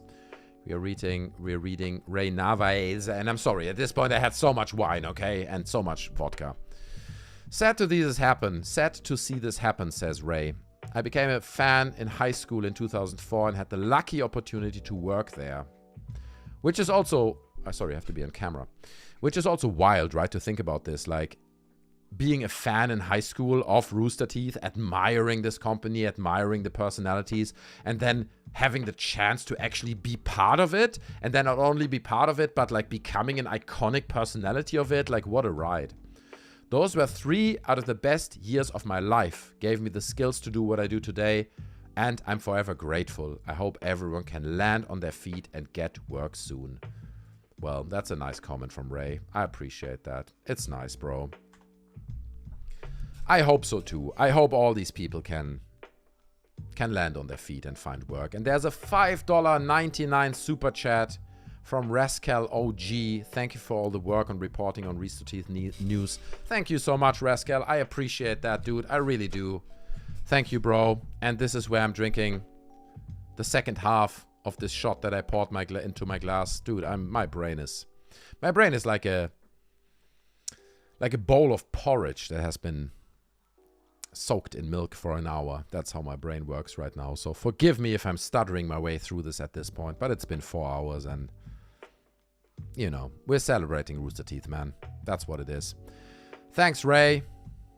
But also, thanks, Eric, for your generous donations. I appreciate it, guys. Happy Wednesday. Happy death day of Rooster Teeth. I wonder if in 1 year from now we're gonna be like, this is like Rooster Teeth's death day. Are we gonna... Maybe we'll do another stream in exactly 1 year from now, where we are celebrating Rooster Teeth again. Maybe this is becoming an annual thing. The 6th of March, which, by the way, fun fact, is also the birthday of my brother.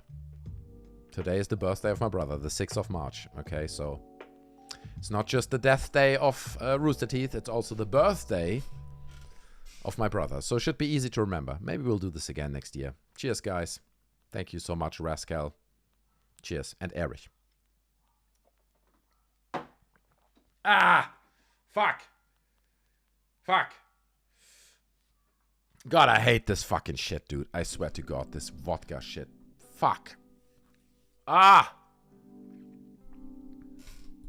Well, it's been a wild ride.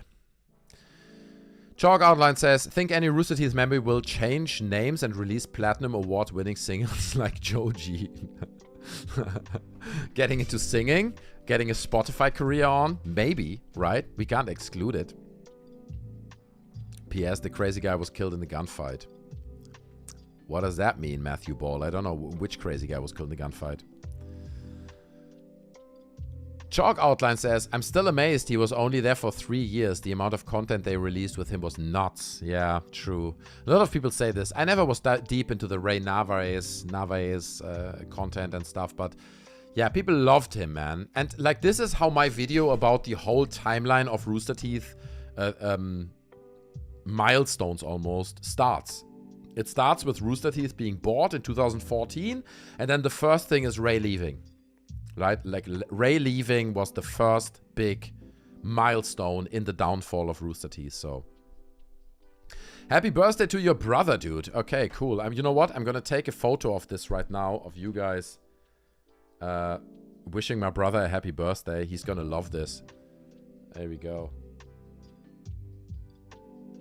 Okay, I'll send this to him tomorrow. He's gonna be happy, man, that people on stream are actually wishing him a happy birthday. He's gonna love it. I talked to him today, and it was kind of funny. I was like, so, brother, like, what is it? Like, what are you doing for your birthday? He's like, I want to do nothing. I hate everyone. I want to be alone at home. I want nothing to do with anyone. That's what he told me. I'm becoming more and more like you. Leave me alone. I'm sitting in a dark room eating cake. So yeah, he's becoming more and more like me, sadly. 188, some guy donates $5 Canadian. Dude, props to you. Even though I haven't watched anything Rooster Teeth in a few years, I was always kept up with it through your videos. Thanks for being there and doing what you do. Thank you so much, dude. You know, this kind of stuff is really nice to hear, because if you're a YouTube creator and even your videos get a few thousand views or whatever, you never see the faces or hear feedback of people. You do get the comments, and every now and then people comment and say like, well, I like this about Rooster Teeth, I like that about Rooster Teeth. But to hear comments like that of just people saying, man, over the years I kept watching your videos, and I've never seen a comment under my videos from a 188 some guy, okay? But like, to hear a comment like that of people saying, dude, I always watched your videos and I kept up to date through all the stuff through you, it has a special meaning in my heart, dude, okay? It really does. And I appreciated that, dude, honestly. So thank you, bro. Thank you. It means a lot, man. It means a lot. Beyond the $5 Canadian dollar super chat, it means a lot that, you know, like that you just came back to the channel and kept watching the videos and kept up to speed with all of it. It's great, man. Thank you, bro.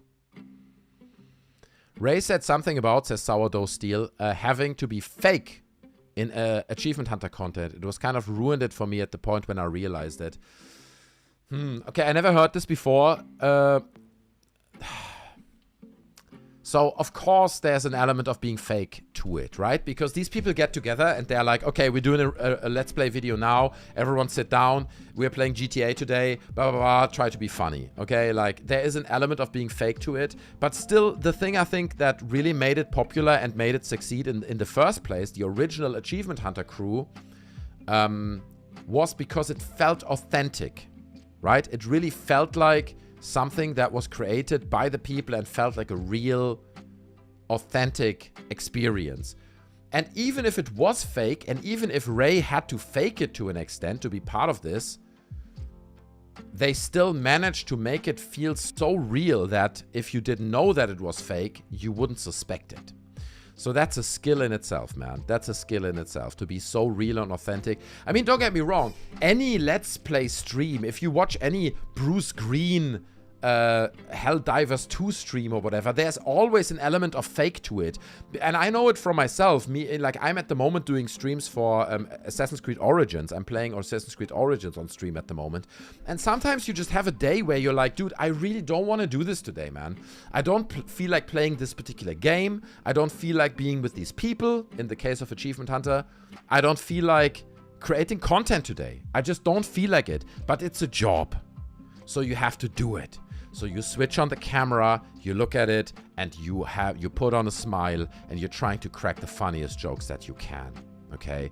So any element of content creation will always have an element of being fake to it. The question is really just like how you can package it. Can you make it feel authentic? And that's a skill in itself.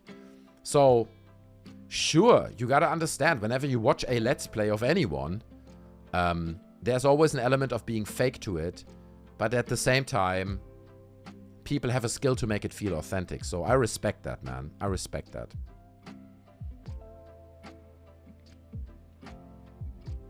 Ross says, what a legend. Sounds like the best birthday.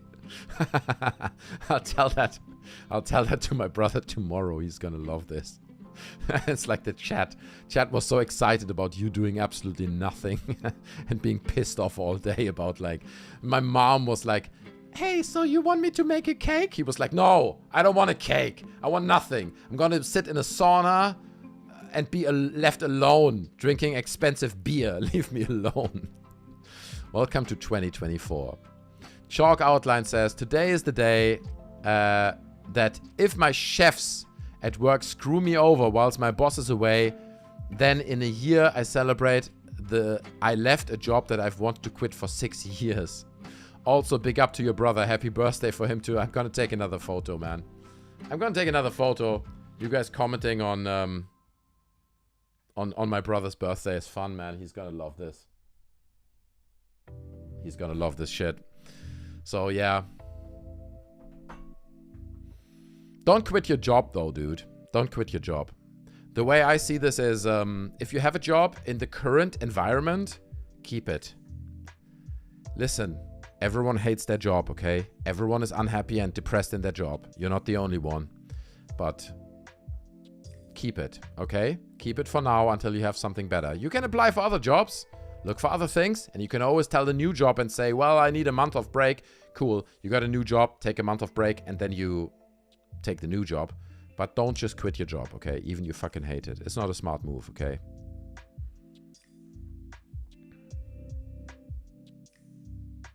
The phone message with the Qui-Gon Jinn saying, I don't know who you are, what you want, but I will find you and I will kill you. Then cheerfully, I called XXS, please a left message after the beep, says Braveheart. That's not Qui-Gon Jinn, dude. That's like Liam Neeson, dude. That's a slightly different situation. Slightly different character there, but fair enough. Cheers.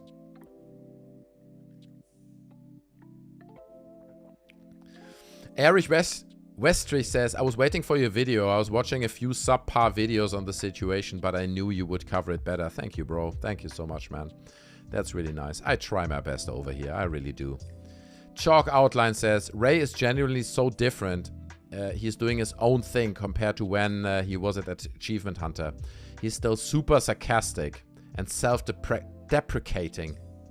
But he does what he clearly loves, and you can hear his passion. In a sense, he seems more comfortable, doesn't come across as forced with the jokes. And that is such a crazy skill, dude. This is a crazy skill. And if I go back to my videos, like if you go to my channel, you can find videos that I recorded 10 years ago. Literally, I've been running this channel for a long time. On and off, you know, every now and then I literally didn't do any content for 6 months. So it's not that I've tried to push this channel for 14 years or whatever. But the channel existed for a long time. And if you go back to like 12 years, dude, I was so insecure about making content. I was so insecure about talking into a microphone to you guys. And it's something that really grows on you, at least for me. It's something I really had to learn, how you speak into a microphone, how you address topics. And if you then see someone like Ray, and there are other examples at Rooster Teeth, that they are just so confident and natural and genuine when speaking into a microphone while a camera is running. It's remarkable to me, man. It is such an incredible skill to have. I remember when I first started YouTube, I was very inspired by Driftor. I don't know if you guys know him. He was a Machinima personality at the time. He did a lot of like... he did the Noob vs. Pro show on Machinima, where he brought in his little dog, like a Japanese kind of dog, and he had like a microphone and he was pretending like he was talking to his dog, and it was fun. But I remember really enjoying Driftor's commentary, and it was so natural. And also Hutch, right? You guys know Hutch. Like Hutch and Sark and Nanners, and I mean those guys were really the core at Machinima. And I always felt like Hutch had such a talent of speaking naturally into a microphone, and I admired that so much, dude. I looked at it, I listened to it, and I was like, dude, this is so good. Like the lack of the alleged, like it looked like he had such a lack of fear of failing, the fear of saying something stupid into a microphone, is absolutely remarkable to me. And it took me, I mean, look, I'm not saying I'm there now. You know, I'm still streaming, and I wouldn't consider myself a particularly talented content creator, but I can see that a lot of you guys are appreciating what I do. But like the skill of talking into a microphone without the fear of what you're gonna say, without the fear of coming across fake, without the fear of coming across non-genuine, it's such a skill that I had to develop over literally 10 years, 15 years of doing this challenge, of talking into 5 different types of microphones at this point. And then to see someone like Ray And I don't know, maybe he learned it from somewhere else. But like to see content creators like that, and they just step up to the microphone and they just talk and they just crack jokes or whatever towards gameplay, and it just feels so genuine and natural. Dude, man, I'm in awe of that. You know, and it's an incredible asset to have. It's an incredible asset to have. And it's an asset that Rooster Teeth used to own with people like Ryan Haywood, with people like Gavin Free, with people like Ray Narvaez, right? Like Junior. Like these people had such a talent of genuinely talking into a microphone and coming across as just a real person. You just come across as a real person. Whatever comes out on the other end, it might be funny or not, but it's genuine. It was such an asset. It was like an ace up their sleeve that they had. And they fucked it, man. They fucked the whole thing. So, it's really sad. Beanie says, is the present to your bro crashing on your sofa with its mates? I know what you're doing, Beanie. Because the joke, it's an inside joke on our Discord. By the way, join the Discord, okay? Link is in the description. But like, there's a meme that like my brother has kind of invited himself to my place. He's like, I'm coming over in April. See ya. It's like, wait, I didn't agree to this. And he will come over in April. So he will crush on my sofa. Not only him, he will bring at least one of his fucking friends. And I'm going to be here like having to cope with their shit while I have to work. It's going to be disastrous. But anyway. Did you ever hear a crazy or interesting birthday story, says Kdin? It's hard to think. It's hard, man. Well, let me tell you one story, okay? Here we go. One story. I don't know if it was his birthday, but we did a party where I grew up in this village. And I had this friend of mine, very good friend at the time. We were maybe 19, 20, 21. We were very young, just in the age of allowed to drinking alcohol. And we had this party, and this dude, his girlfriend just broke up with him. So he was heartbroken. He was fucked. He was in a bad place that night. And I didn't drink much at the time. I was more into smoking the doobies, okay? That was my thing. So I was smoking various doobies, drinking 1 or 2 beers. And I remember seeing my friend outside, and he was like like chugging a fucking vodka bottle. And I was like, dude, you might want to take it a bit slow, right? Like just like, he's like chugging the fucking vodka bottle. And I was like, okay, fine. So I go inside, have a few beers. I was stoned as hell at that time. And then an hour later, I come outside and I see my friend crawling on the pavement. He's like, and I swear to God, it's a sight I'll never forget. It's like ingrained into my brain. He's crawling on the pavement, vomiting as he's crawling. He's like, and it's like his stomach emptying as he's crawling down the pavement in his own vomit. And I was like, dude, this is not good. So we called like an ambulance and they picked him up, and it was alcohol poisoning. And he drank so much alcohol that night that he just overdid it brutally. And they took him to the hospital, which was not far from the party venue, actually, ironically. And they pumped his stomach. Like, they literally put a fucking tube down his throat. And we visited him in the hospital. I was drunk and stoned myself. So we went to the hospital and was like, hey, dude, how you doing? And he was like, not too good. And they just, like, rammed the fucking tube down his throat. And the nurses, because I think this was, like, New Year's Eve. So the nurses had to work on New Year's Eve, and they were pissed. They were pissed that they had to pump people's stomachs on New Year's Eve, okay? They were really angry. So they didn't put any sensitive treatment on this dude. And they were like, open your mouth, like with a huge tube, ramming it down his throat. He's like, you know? And they pumped his stomach. And oh God, it was fucking awful, dude. And we were just on the side, like holding his hand. And I remember him gripping my hand like his life depends on it. Don't drink too much, guys. Don't drink too much. Fucking awful, okay? Sorry to break this story to you guys. It's the alcohol speaking through me at this point. Insane117 Limited says, I've been watching Rooster Teeth from the beginning. My favorite series is Red vs. Blue. I knew Rooster Teeth was falling downhill when season 15 of Red vs. Blue released, and when Bernie left and when Joel Heyman was fired. Rest in peace, Rooster Teeth, bro. True. Rest in peace, Rooster Teeth. That's what this night is about. We're celebrating what Rooster Teeth gave to us.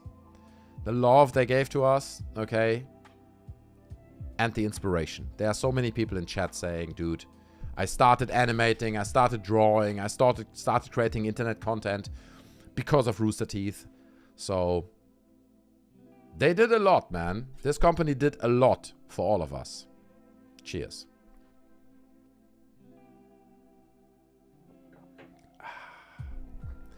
Comstar Night 36 says, Fire Hydrant Convo from Let's Fail GTA 4.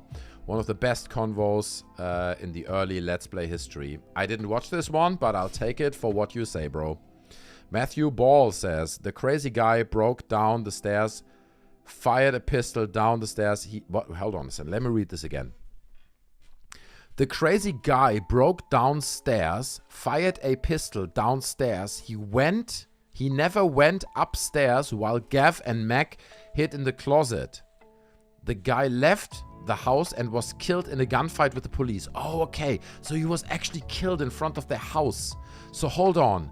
So broke downstairs, fired a pistol downstairs. He never went upstairs. Okay. So I'm sorry if I said he went into the closet or in the bedroom of Mac and Gav at the time. I thought he did. That's the story I heard. I thought he went into the bedroom and left again, thinking nobody is home while they were hiding in the closet. But thanks for correcting that, Matthew. And then he was killed in a gunfight with the police. Dude, this is insane, you know. Like the trauma that does to your brain. Do you know what I mean? Like having a hardcore fan come to your house, breaking into your house with a firearm and like roaming your house while you're hiding in a closet. While then he like gets killed in a gunfight with the police in front of your home. Dude, I think that shit never leaves your brain, honestly. Like that will stick with you for the rest of your life, man. That's traumatizing shit. Braveheart says, the actor, sorry, ran out of typing space and didn't know his name, but real did happen on some TV show talking to celebrities. Anyway, your brother's reaction made me think of it. Happy birthday is good. I'll wish him a happy birthday from all of you guys tomorrow. Chalk Outline says, my guy, I've hit that sub button. Thank you, bro. You seem so chill and confident over live stream. At first, I was very confused what this stream was about, but you're funny, easy to listen to. Big love. Thank you, bro. I appreciate that. Chalk Outline also says, yo, you got a big following now. Rome was built in a day. Keep up the grind. I'll keep it up, bro. I'll keep it up, you know. I'll do what I can. I still have to have a day job. Can you imagine that? Me having a day job. I know it's ridiculous. But I'm trying to keep up the grind. I'll do what I can. Loads of UFO videos these days, I'm not gonna lie. I can't talk about Rooster Teeth all day. Ray. Ghost Alpha 10 says, Ghost Alpha 10 says, Ray was a lot more quiet back then. You can tell watching his videos that he submitted achievement guides for the Achievement Hunter community channel. True. The Hero 113 says, for a time they had a great run. Now it was when they were going to be done. True. It was time for them to fall, bro. I agree. The time has come. I said it early in the stream. You could have... It's like a zombie, you know? You could have let it walk for another year. But they were just burning money, and at this point, it just didn't feel like a real thing anymore, so... Yeah, it's time. It was time for them to go. They had their moment in time. We were there for it, and it was special for a lot of us. So appreciate it, respect the memories, and move the hell on. Okay, don't be too nostalgic about it. Chalk Outline says, also... no, you used to do it, but any chance you'd like, live stream playing video games and talking about stuff in general, like tonight's stream. I get annoyed serving people drinks in New York. On New Year's Eve. I'd be angry if I was a nurse. No, I do live streams on the channel all the time, dude. I do lots of IRL streams like this one that are not specifically about Rooster Teeth. It's just a special occasion tonight. So usually I put together, like, you know, a list of topics that I want to talk about. Some video game related, pop culture related, politics related. And then I get drunk, like tonight, on stream, and I talk about them. So I'd appreciate to see you in more streams, Chalk Outline. Lucho says, I'm back for 10 minutes or less. Guys, okay, listen. Here's the deal. I'm gonna go take a piss now. Okay? I'm gonna take a piss. Because I haven't been pissing for like 4 hours and 20 minutes. And I really need to piss. Then we're gonna do a little bit of browsing on Twitter regarding the Rooster Teeth situation. We're gonna look at a few comments. Because now we had like 5-6 hours for this situation to develop. So I'm curious to see what people say. Maybe there's some news that comes out of it. So we're gonna do that in a second. But then we're gonna do an after party. Okay, which is gonna happen on our Discord. Okay, so check this out. We have a Discord channel. It looks a little bit like this. Hey, you can join it for free through the link in the description. And what we do on here, and you can see there are loads of different channels. This is the general channel, so people, you know, this is where I announce live streams and stuff. But we have PCs and setup. If you want to build a PC, you can get great advice here on hardware and how to build a PC.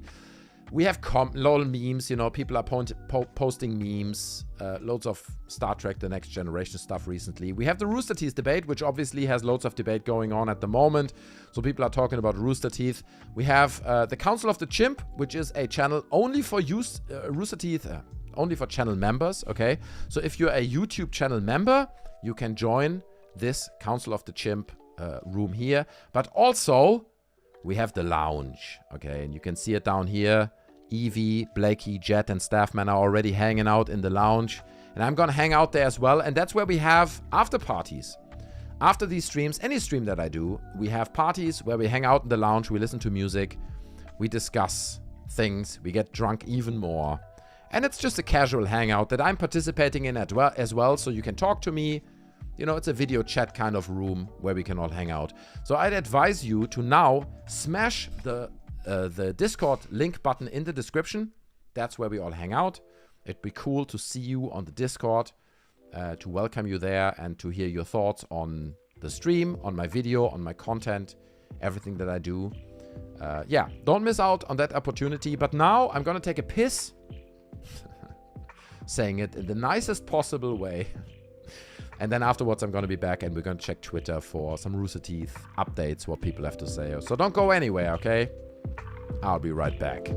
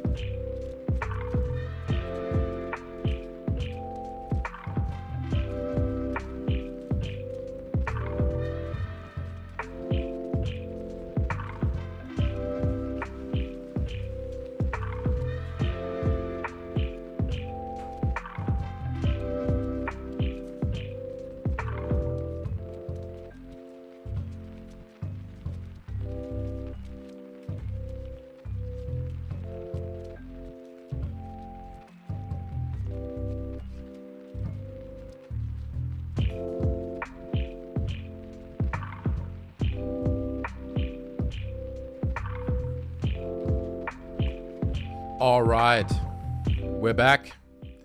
And I did wash my hands, okay? Don't think I didn't wash my hands. They're clean and they smell good. Oh, just like soap, bro.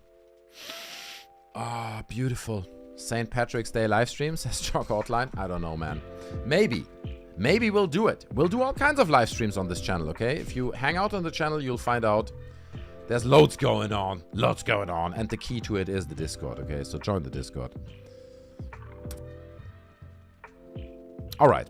Let's take a quick look at Twitter before we join the after party. Okay, I'm going to search for Rooster Teeth.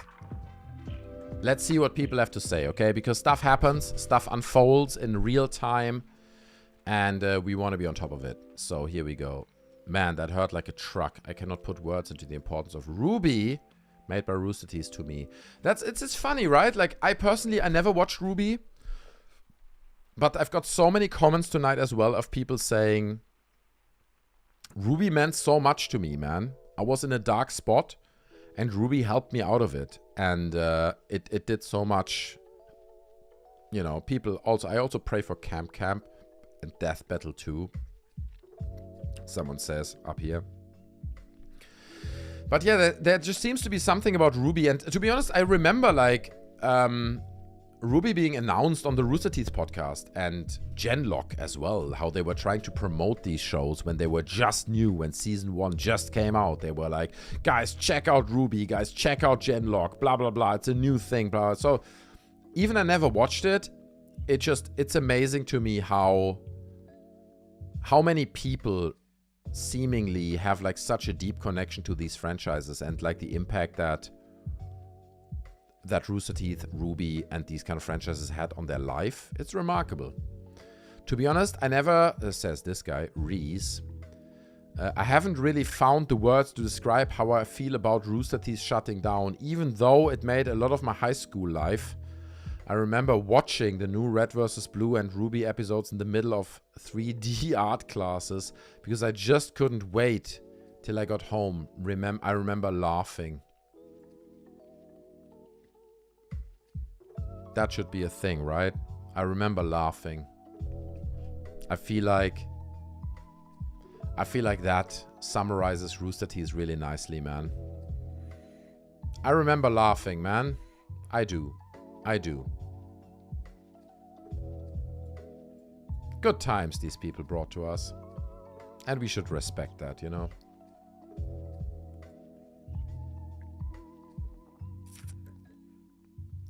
You guys would pick up the current people behind RWBY as well as anyone from the RWBY willing to join. People are trying to... It's interesting, right? A lot of people are trying to save RWBY. Even people in the chat were like, should I put like a Kickstarter? Trying to pull money together to save RWBY, to get more content out of it. Seeing this after learning that Rooster Teeth is shutting down is just the boost of serotonin I needed before bed. Great. It's really interesting to see Rooster Teeth getting axed. It's obviously not what it was, but I don't think it was bad enough to shut down. I think this has more to do with Warner Brothers making cuts and reshaping their company than Rooster Teeth's profitability. Why not just allow them to go free? Well, why not allow them to go free is because Rooster Teeth, because Warner Brothers owns them, and Warner Brothers made a significant investment into this company, and now they want a return on their investment. So they can't be like, you know, this person approaches this with like a eye-level human approach where they're like, well, it's just a great company. I'm so emotionally attached to it. Why don't they just let them go free? It's like, no, that's not how the corporate world works, man. They want a return on the investment, and they're gonna do what they can to turn every single franchise into as much money as they can, which doesn't mean that you don't sell the franchises, you know, and turn them into something bigger. Afterwards, give them an afterlife, but at the moment, they're not gonna give them away for free. Gonna be funny, looking for whatever people of Rooster Teeth are going to be doing next. A load of them have jumped ship from this god-awful platform a while back already. True. No, I agree. Like, it's gonna be interesting to see what all these personalities and content creators and animators, what all of them are gonna do next, man. It is interesting. Oh, we get a Japanese comment. Let me translate that. Who will buy the rights to RWBY if Rooster Teeth goes away? It seems that Japanese companies are also interested, but I wonder if it will be completed. So, wow, imagine that. Imagine RWBY being bought by a Japanese company, and they actually get Japanese artists to continue RWBY. That'd be great. So where will RWBY go? Where are we going from here? Where do we go? People are editing little fan compilations almost, right? Wow, man. It's happening. It's all happening, dude. The news of Rooster Teeth hurt, but it didn't affect me as much as I thought.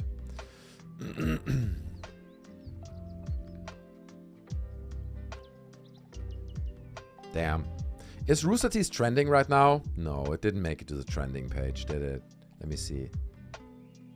No. Rooster Teeth did not make it to the trending page. They, you know, it wasn't that big. Unfortunately. It feels for all of us like it was that big, but it wasn't. Machinima and Rooster Teeth were my childhood. Crying. Yeah. Relatable, bro. For me, it was more Machinima. I'm not gonna lie. I mean, it wasn't my childhood. I was always already in my 30s.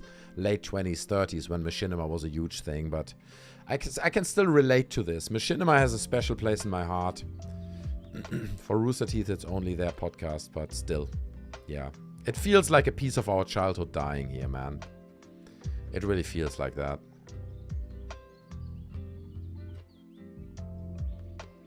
The Rooster Teeth and Death Battle situation. People are trying to create YouTube comments, like YouTube videos about it. It's got 1 view. Shit, bro. Damn, bro, I'm so sorry. Oh, God. 1 view? What is this? Unboxing Kanye West Yeezy Pods. Got 2.7 views. 85 views. 1 view on your Rooster Teeth video? 1? Oh, no. He must have messed up those tags, bro. That's not good. It was a day with someone's sad news about Rooster Teeth and the dubious future of RWBY. However, we will continue to support the series and its beautiful characters. Look, we're getting kind of weirdly sexual RWBY anime sketches here. Nice. Okay, you see it. You all love it. I know you love it. We need to kickstart this. I'm in. I feel like you guys could do it justice. Possibly. Better title. Rooster Teeth forgot their audience and decided to be woke losers. They're so woke, bro. It's all just fucking woke. That doesn't pay the bills. So they went bankrupt and closed shortly before that. Man, that hurt like a truck. I cannot put into words the importance of RWBY that it had to me. Yeah, like a red thread, man. It's like a red thread through all of this. Again, I never watched RWBY, but like the importance that it had to so many people in their lives seems significant. To be honest, I haven't really found the words to describe how I feel about Rooster Teeth shutting down, even though it made up a lot of my high school life. I remember watching the new Red vs. Blue and RWBY episodes in the middle of the 3D class. He said this before. I'm reading the same comment. I just couldn't wait until I get home. I remember laughing. I read this already, but I think I remember laughing is still like a powerful line, bro. I'll give it a like, bro. I'll give it a like. If you guys would pick up the current people behind RWBY, as well as anyone from RWBY, blah, blah, blah. We read this already. Gonna be fun looking for whatever people of Rooster Teeth are going to be doing next. I feel like we're scrolling the same thing. First, Disney shuts down Blue Sky Studios, and now Warner Brothers is shutting down Rooster Teeth. Can't believe that these companies who bought Mickey Mouse and Looney Tunes, brought Mickey Mouse and Looney Tunes to the world, are being doing to these animation studios. Yeah, let's see. Let's see how it goes, man. Forgot about Funhaus, Cow Chop, Sugar Pine 7, The Creatures. Damn, such a shame. Hope everyone who was still at Rooster Teeth lands on their feet. Go woke, go broke. The obligatory go woke, go broke comment, bro. Fucking hell, dude.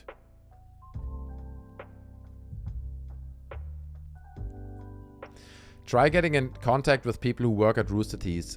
Maybe through the actors first, or maybe perhaps anyone you know may still be working there. Explain that you're interested in buying RWBY and set up a meeting. Who's this? Dylan? Given the latest developments, I'm seriously interested in inquiring RWBY. Who's Dylan Goo? 30,000 followers. I make animations on YouTube. Former RWBY fight animator. Okay.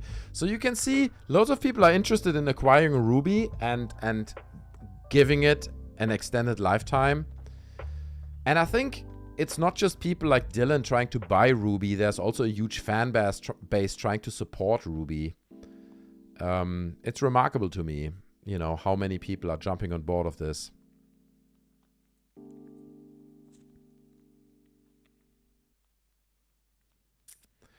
My only real memory of Machinima was Sanity Not Included. No, dude, I have so many memories of Machinima, dude. Unbelievable. Like, I swear to God, like, Machinima really was why I started doing this YouTube channel. Drifter and even Rings of Redemption and some of these Hutch commentaries. I was like, dude, what? You can just, like, create commentaries over gameplay? You just record gameplay and talk over it? That's cool, man. Like, I loved that idea. So I started doing my own, and I'm not gonna lie. Please don't go back in my timeline of my channel to the very beginning. It's very, very cringy. It's a lot of like, hey guys, so in today's video, I'm gonna talk about like a lot of that kind of thing. And it's like, oh God, oh God. But it's still online, you know, I stand to it. Everyone's gotta learn. It's a timeline of improvement and learning. And, I was inspired by Machinima to do a lot of content at the time. Even though it was cringy. But that stuff was inspiring to me. So it's not just Sanity Included. Broke Harris Yummy says, oh wait, Broke Harris Yummy Roll. I'm drinking to you, my man. Wait, this is the camera I'm using. Cheers, bro. Happy Wednesday, as happy as it can be in the circumstances. Drinking. A sip to you, and you can smash the like button in return. And Brock Harris Yummy Roll says, don't hate on him. I'm not hating on anyone. Not hating anyone here, bro. Everything is cool. This is about peace, love, and positive Rooster Teeth memories. That's what this is about. Funhaus is gone also, says Greystone. Yeah, I think it will be gone. If you look at the view numbers of Funhaus, they're not big enough, in my opinion, that they would justify staying on, being a channel on their own, with, you know, being sold as a separate entity. They're just not returning enough money, Funhaus. I said this about 10 times in this stream already, but basically the idea, I think what's going to happen to Funhaus is all these personalities that Funhaus currently has will disperse into Twitch channels, and then they will partner up and they will create new collaborations. And it's going to be actually, I'm quite looking forward to it actually. It's going to be a quite vibrant new creator network of people who all have their own Twitch channels, who collaborate, who then have guest appearances on Lawrence Sonntag's stream, on Bruce Green's stream, on Insider Gaming. What do they call it? Inside Games. So they're going to have guest appearances there. I mean, just imagine a stream with Bruce Green, Lawrence Sonntag, what's his name? Elyse Willems and... Fuck. It's been too many drinks at this point. Anyway, just imagine like a lot of the original crew of Funhaus getting back together and like doing new streams. James Willems. Sorry. That's the name I was looking for. So, Bruce Green, Lawrence Sonntag, James Willems. These people kind of getting back together, bringing in some of the original Funhaus crew, doing streams on Twitch. That stuff would explode. So I'm quite excited about it. You know, at some point, I think there's a point to be made about this being an end of Rooster Teeth, but also a beginning for a new bubble of content creators that are now all independent and they can get back together and create new content. So it's not all negative, bro. It's not all negative. Big Time says, uh-oh, boys. Look like the Dylan is serious about acquiring RWBY. Let's see if Dylan can acquire RWBY. It all depends on the price tag that Warner Discovery puts on it. Tim van Claveren. Everyone, smash like button, by the way, while you're still here. We're in the last breaths of this live stream. But smash the like button while you're still here. Once I wanted to work for Rooster Teeth so badly, I gave Gus my business card at PAX. Oh God, please continue that sentence, dude. Did you ever work for Rooster Teeth? Probably not, right? If you say it like that. I know Dylan Goo, not direct. Right, so he's a famous content creator, I guess. Leop Bean Courseman says, is there any news that pertains to Funhaus? We don't have news yet. The only news is that apparently they are streaming tomorrow at 4 p.m. US time, wherever they are. I think they're on the west side, right? The LA. So there will be a stream from Funhaus where they will probably address a lot of this stuff. And they're gonna maybe talk about the future of the content creators, of the members of Funhaus. So I would recommend you keep an eye on the Funhaus channel and just see whether they stream some content tomorrow. Roman Game says, damn, crying, bro. I know, dude. We're all in it together, man. Keep your head up high. That's all I can say. Change the Star says, do you think all of their Rooster Teeth personalities will survive switching to Twitch or whatever? Good question, man. That's a good question. Will all of them survive, right? That's the question. Some of them will. Like, for example, James Willems and Elyse Willems, I see no problem at all. Like, they are such beloved characters. People will throw money their way. They will probably make more money going on their own on Twitch than they are currently making at Funhaus, okay? But some of the smaller creators that we know from Funhaus, I don't know. Because it's hard to maintain a Twitch audience, it really takes a lot of dedication, hard work. Even if you have that kind of jump pad, you know, coming from Rooster Teeth and growing from a platform like that into your own Twitch career, it still needs a lot of dedication. So, to be honest with you, I think some of them will probably fall off. It's gonna be a competition. Some will survive, some will fall off, and then ultimately some of them will have to go back and just take jobs in marketing agencies or whatever, right? As sad as that is. Chalk Hotline says, now you mention it, I'm pretty sure Ray has done multiple streams with Jeremy over the last year, Mario Party especially. Yeah, they will all collaborate, man. They will all collaborate, but that doesn't mean that some of them will fall off. I don't think Twitch will sustain all of these personalities. Everyone from Rooster Teeth, everyone from Funhaus, all of these people starting their own Twitch careers. Some people, because the thing is, they will still make £1,200 or dollars a month, right? By being kind of semi-popular. But the truth is, you can't live off that shit. You can't. So at that point, you will have to look at a new career, and you're gonna have to be like, okay, my main income is agency XYZ, working as a social media consultant, and my side income of $1,000 a month is, you know, Twitch. So I think this is the unfortunate reality of a lot of these personalities. It's not going to be easy for all of these to find new jobs. But then beyond that, like, this most sad story are not even these personalities. All the people that you know from Funhaus, they'll be fine, you know. They'll make a job somewhere at an agency, marketing agencies. They'll find some job. Plus they can do their Twitch streaming and make a little bit of side income there. They'll be okay. But the people who are hiding behind the camera, the animators, you know, the people who are like creative directors and art directors and stuff like that, that you've never seen their faces of. They don't have the benefit of putting their face out there and cashing in on that, of being known from these platforms. They will struggle, dude. Because they will just have to find a new job, right?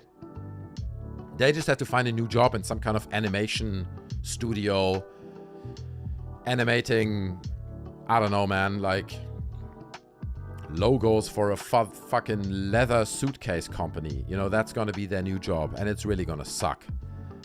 So I feel most sad for all these people being laid off now and suffering from the layoffs. Yeah, that's gonna be a struggle, dude. It's not gonna be good. It's not gonna be good for those guys. It's a tough life out there right now, you know, especially with AI on the rise. Shit's gonna change. The whole field of animation and digital creation will change significantly in the next 2-3 years. So a lot of these people will struggle, man.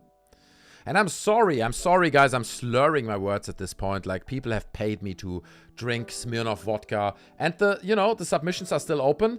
A $4.99 or $5 super chat. I'll have another Smirnoff vodka. We're celebrating the things that Rooster Teeth gave to us over the past years. We were celebrating Rooster Teeth still. But yeah, at this point I had a bottle of wine. I literally, look at this. Look at it. It's finished. I drank the whole bottle of wine.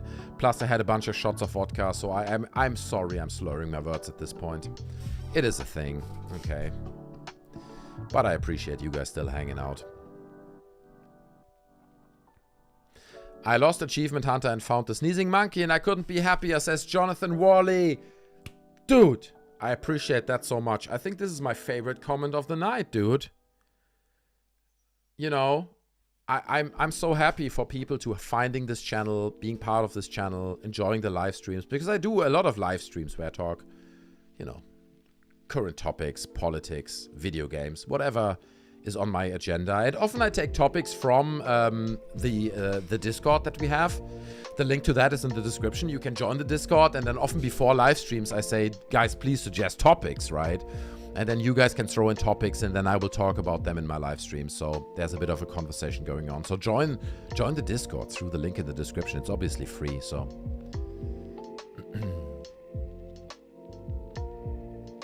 How can I like your comment, Jonathan Worley? It's my favorite comment tonight, dude. Can I like that? No, I can't. Can't do it.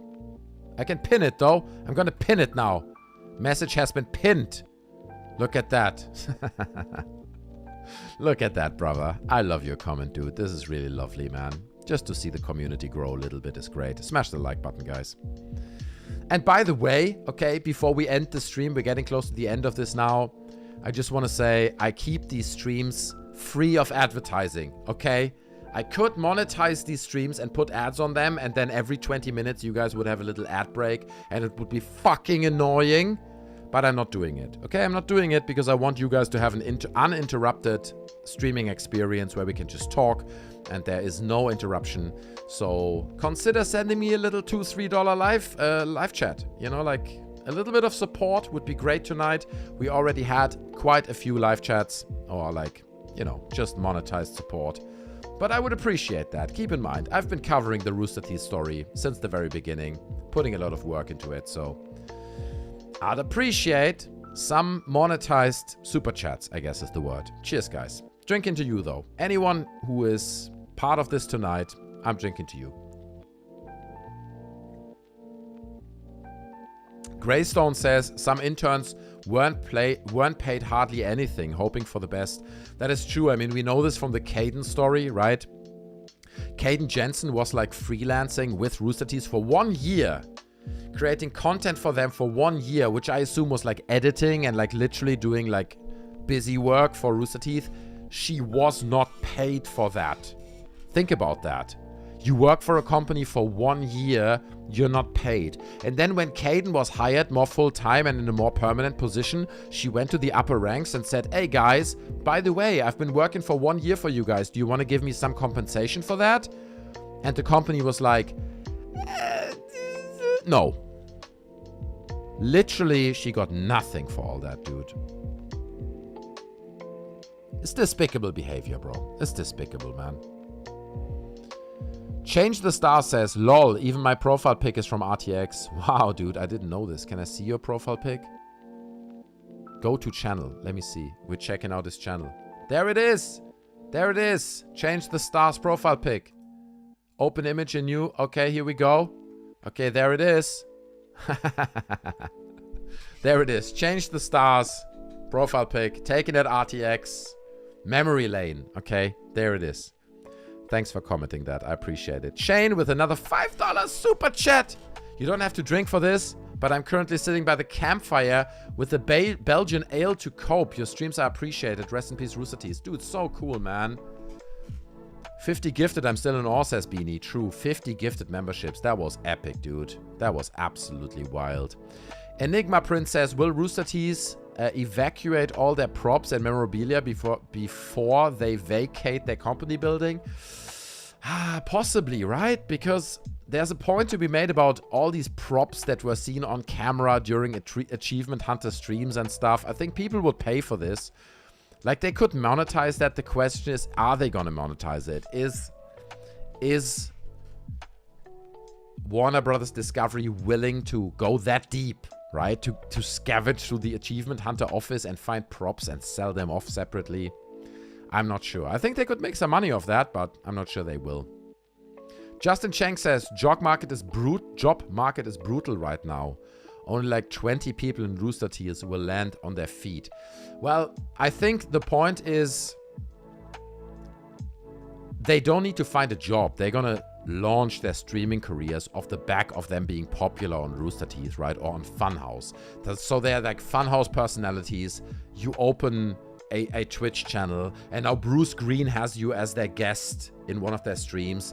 So that kind of kickstarts your streaming career, and you make at least a little bit of money. And maybe you do need to work in retail for the first year, and then you can rely on your Twitch career. Who knows? I think that's the hope, at least for many people.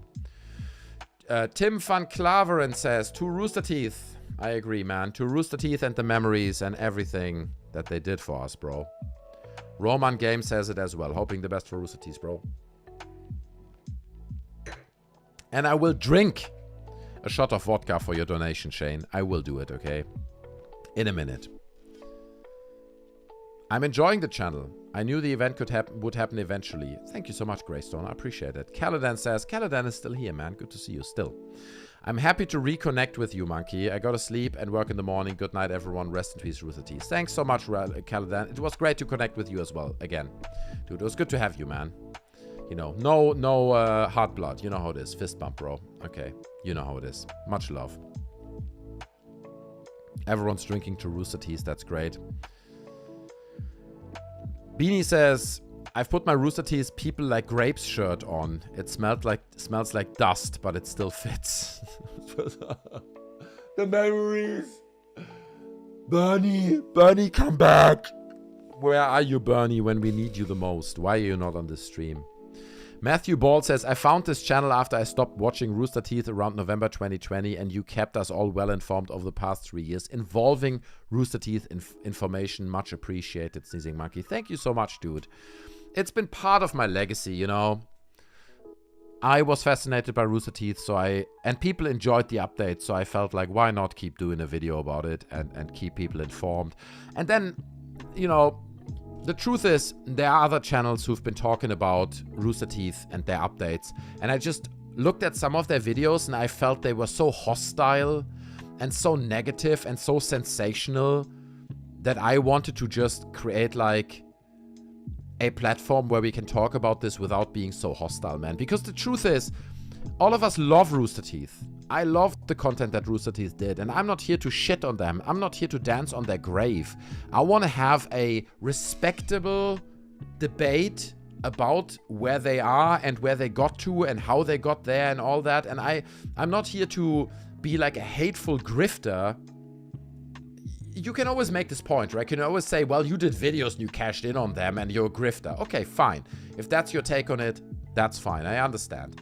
But I never wanted to be a grifter on this stuff. I wanted to give it the platform it deserves and give it like the 4D debate that it deserves. You know what I mean? Like it's like what's the word? I'm trying to fight for the word in my brain right now to find it. It's almost like a gonzo kind of thing. It's like a gonzo journalism platform to talk about Rooster Teeth, where we don't talk about the personalities, we don't talk about necessarily the company itself, but we talk about everything that happens around it, right? And do that in a respectable way, without being too sensational and too much like, oh, Rooster Teeth fucking sucks, bro. Oh, the Rooster Teeth, it's horrible, bro. Like, respectable. Be respectable about it, you know? Respect the legacy. That's what I've always tried to do, and I hope I succeeded at this. I would buy the Rooster Teeth gold play button. I've got $5. You might get it for that, bro. And there's Jonathan Worley with the $4.99 super chat, dude.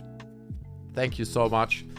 And at this point, I'm getting out my shot glass again. And guys, this is the last shot of the night I'm gonna take. I'm gonna pour myself another vodka shot right here into my shot glass. It's not a shot glass. And then I'm gonna drink it. Oh shit, I almost spilled the vodka over my keyboard at this point. It's been a long night. Jonathan Worley says, I knew something was up when Ray left way back. Crazy to think it would get to this point. I'm gonna take a shot of whiskey with you, brother. Thank you so much, dude. Here's the shot of vodka. I'm drinking it with Jonathan Worley. I'm drinking it with Shane. I'm drinking it with all of you guys. And maybe even some of the Rooster Teeth members, okay? Thank you guys for hanging out tonight. It was real fun. And I think we did Rooster Teeth justice, okay? We did it justice. I'm not gonna lie, I'm proud of Rooster Teeth. I'm proud what they achieved. I'm proud what they did to me. Even they've fallen off, I think we have to see it for what it was at its peak. It was a great company. It was a great experience. They produced incredible content. It inspired so many people. And I think the legacy of this company is going to be way beyond the negativity that we're seeing today on this particular day. It's going to be a positive one. And I want to celebrate the positivity of this company, okay? That's really what it is.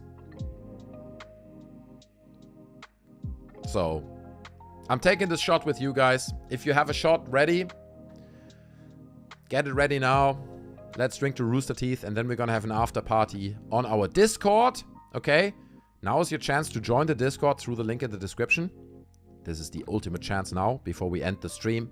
And then we're gonna have a video voice chat over there that I'm gonna hang out in. I'm gonna be very drunk, but you get the idea. We're all gonna hang out, listen to some music, chat, talk about Rooster Teeth, and many other things. So, drinking to you guys. Thanks for tonight. It was real fun. Thanks for all the super chats that you guys shared with me and the moments and the memories. It was glorious. Thanks, guys. Here we go. Oh, fuck.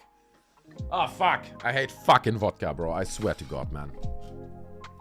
Ah! Ugh. I'm not good at this. I'm not good at this fucking drinking liquor, dude. It fucks me up and it makes me do dumb things. I'm not gonna lie. Fuck. At this point, I have to end the stream, guys, because I'm barely able to speak. Okay? Like, we've come to the point of me losing all ability to articulate myself due to alcohol. But we still have new people joining, like Comstar Night 36. Well, Comstar Night 36 has been here before. Do you think Jack and Michael are taking it okay? We might see the original crew streaming together again. Justin Chang says, this stream lasted longer than Rooster Teeth, but all jokes aside, the end of an era. Yeah, thanks, bro. You're right. Dylan Eastwood says, I love Rooster Teeth and its people, RWBY, Red versus Blue, and the other things that influenced me and friends a lot growing up. Yeah, I agree, dude. JG Wentworth said, don't talk shit about vodka. No, I'm not talking shit about vodka. I'm just struggling. Dude, you have no idea, man. I finished a whole bottle of wine. A whole bottle. I finished this whole bottle throughout this stream, and I drank several shots of wine because people have... several shots of vodka. Because people have been donating, so... It's been a rough night for me. Epic stream people, says Blakey. I appreciate it, dude. It's been fun. I think we did Rooster Teeth justice. And in regard to Jack and Michael taking it okay, to be honest with you, I think right now, somewhere in this world, people like Jack, people like Michael, people like Jeff Ramsey, people like Matt Hollum, people like Gus Sorolla, they're not happy, dude. They're sitting somewhere in this planet right now, and maybe they're drinking a glass of whiskey or wine or vodka as well, and they're like, dude, this is the end of an era, you know? This is the end of a huge, huge thing that we achieved. It's a huge thing we fought for. It's a thing that went through ups and downs and lefts and rights, and we did what we can, but we came to this point today. And I think none of them are happy right now. That's the thing. None of them are happy. None of them are enjoying where this company went to and what it has become. Okay? So, with that, I think I'm gonna end this stream tonight. It was fun. I appreciate having all of you guys join me in this moment. It was really, really fun to have all of you guys hanging out, being part of this, sharing your stories, sharing your moments. I appreciate it. And to be honest with you, I hope to see you in another stream, because the truth is I'm not just doing Rooster Teeth content. A lot of people reduce me to like, oh, that's the guy who does the Rooster Teeth videos. And I'm gonna keep covering Rooster Teeth. If we get updates on like where Funhaus is going, if we get updates on where, you know, some of their RWBY franchises or whatever it is going and sold, I'm gonna cover this on this channel, so definitely stay tuned. But I would appreciate some of you guys hanging out because I do more live streams. Subscribe to the channel. Smash that little bell. There's a bell down there, right? No, down there. Smash the bell. And then whenever I go live, you'll see it. And we can talk about many other things, not just Rooster Teeth, okay? Because there's more out there. But I'll keep you guys updated on the Rooster Teeth story and on Funhaus and everything that's happening going forward. So, thank you guys for hanging out. It was fun. I enjoyed it. I hope you did too. I hope to see you in another video in the future. And thanks for hanging out. It was special tonight, guys. It really was special. But before I leave and I switch off the stream, I want to share with you guys what we're going to do next. And that is an after party, okay? The after party is happening on our Discord. You just need to download Discord. It's an entirely free software. And if you click the link in the description, okay, right now, you will be forwarded to the server. You will end up in our welcome room and you can see a bunch of new people. Look at that. Loads of new people have joined tonight. We got loads of new people on the server and we're gonna do a little bit of an after party. So if you land in our welcome room where all the new members are parked when they first join the Discord, you can scroll down on the left hand side through all the rooms. There's a general room, a memes room, politics, video games, Rooster Teeth, right? The Rooster Teeth debate obviously happening. And if you scroll down, you'll find the lounge, okay, down here. And you can see a bunch of our guys already there. Evie is there. Well, I'm gonna join Evie in just a minute. And we're gonna hang out in the lounge and do a little bit of an after party and reminisce a bit more about Rooster Teeth. So I would appreciate to meet you there. We can talk. It's a video chat kind of platform. So join the after party on our Discord. Thank you guys so much for joining me tonight. Jonathan Worley says this guy isn't going anywhere. That's true. I'm not going anywhere in general, but I'm gonna finish the stream tonight. This is it. Just like Jack and Geoff said about RWBY, I think they're very proud of everything. True, and they should be, man. As much as it sucks where it went to and where they got to in the end, everyone should be proud of it, man. It's a proud thing. You know, be proud of Rooster Teeth, especially for Geoff and Matt Hollum and Bernie Burns. They should be proud of what they achieved. So I see you guys in a minute on the Discord server. Smash the link in the description to join our after party. And I see you there. It was fun. Thanks for hanging out. I see you in the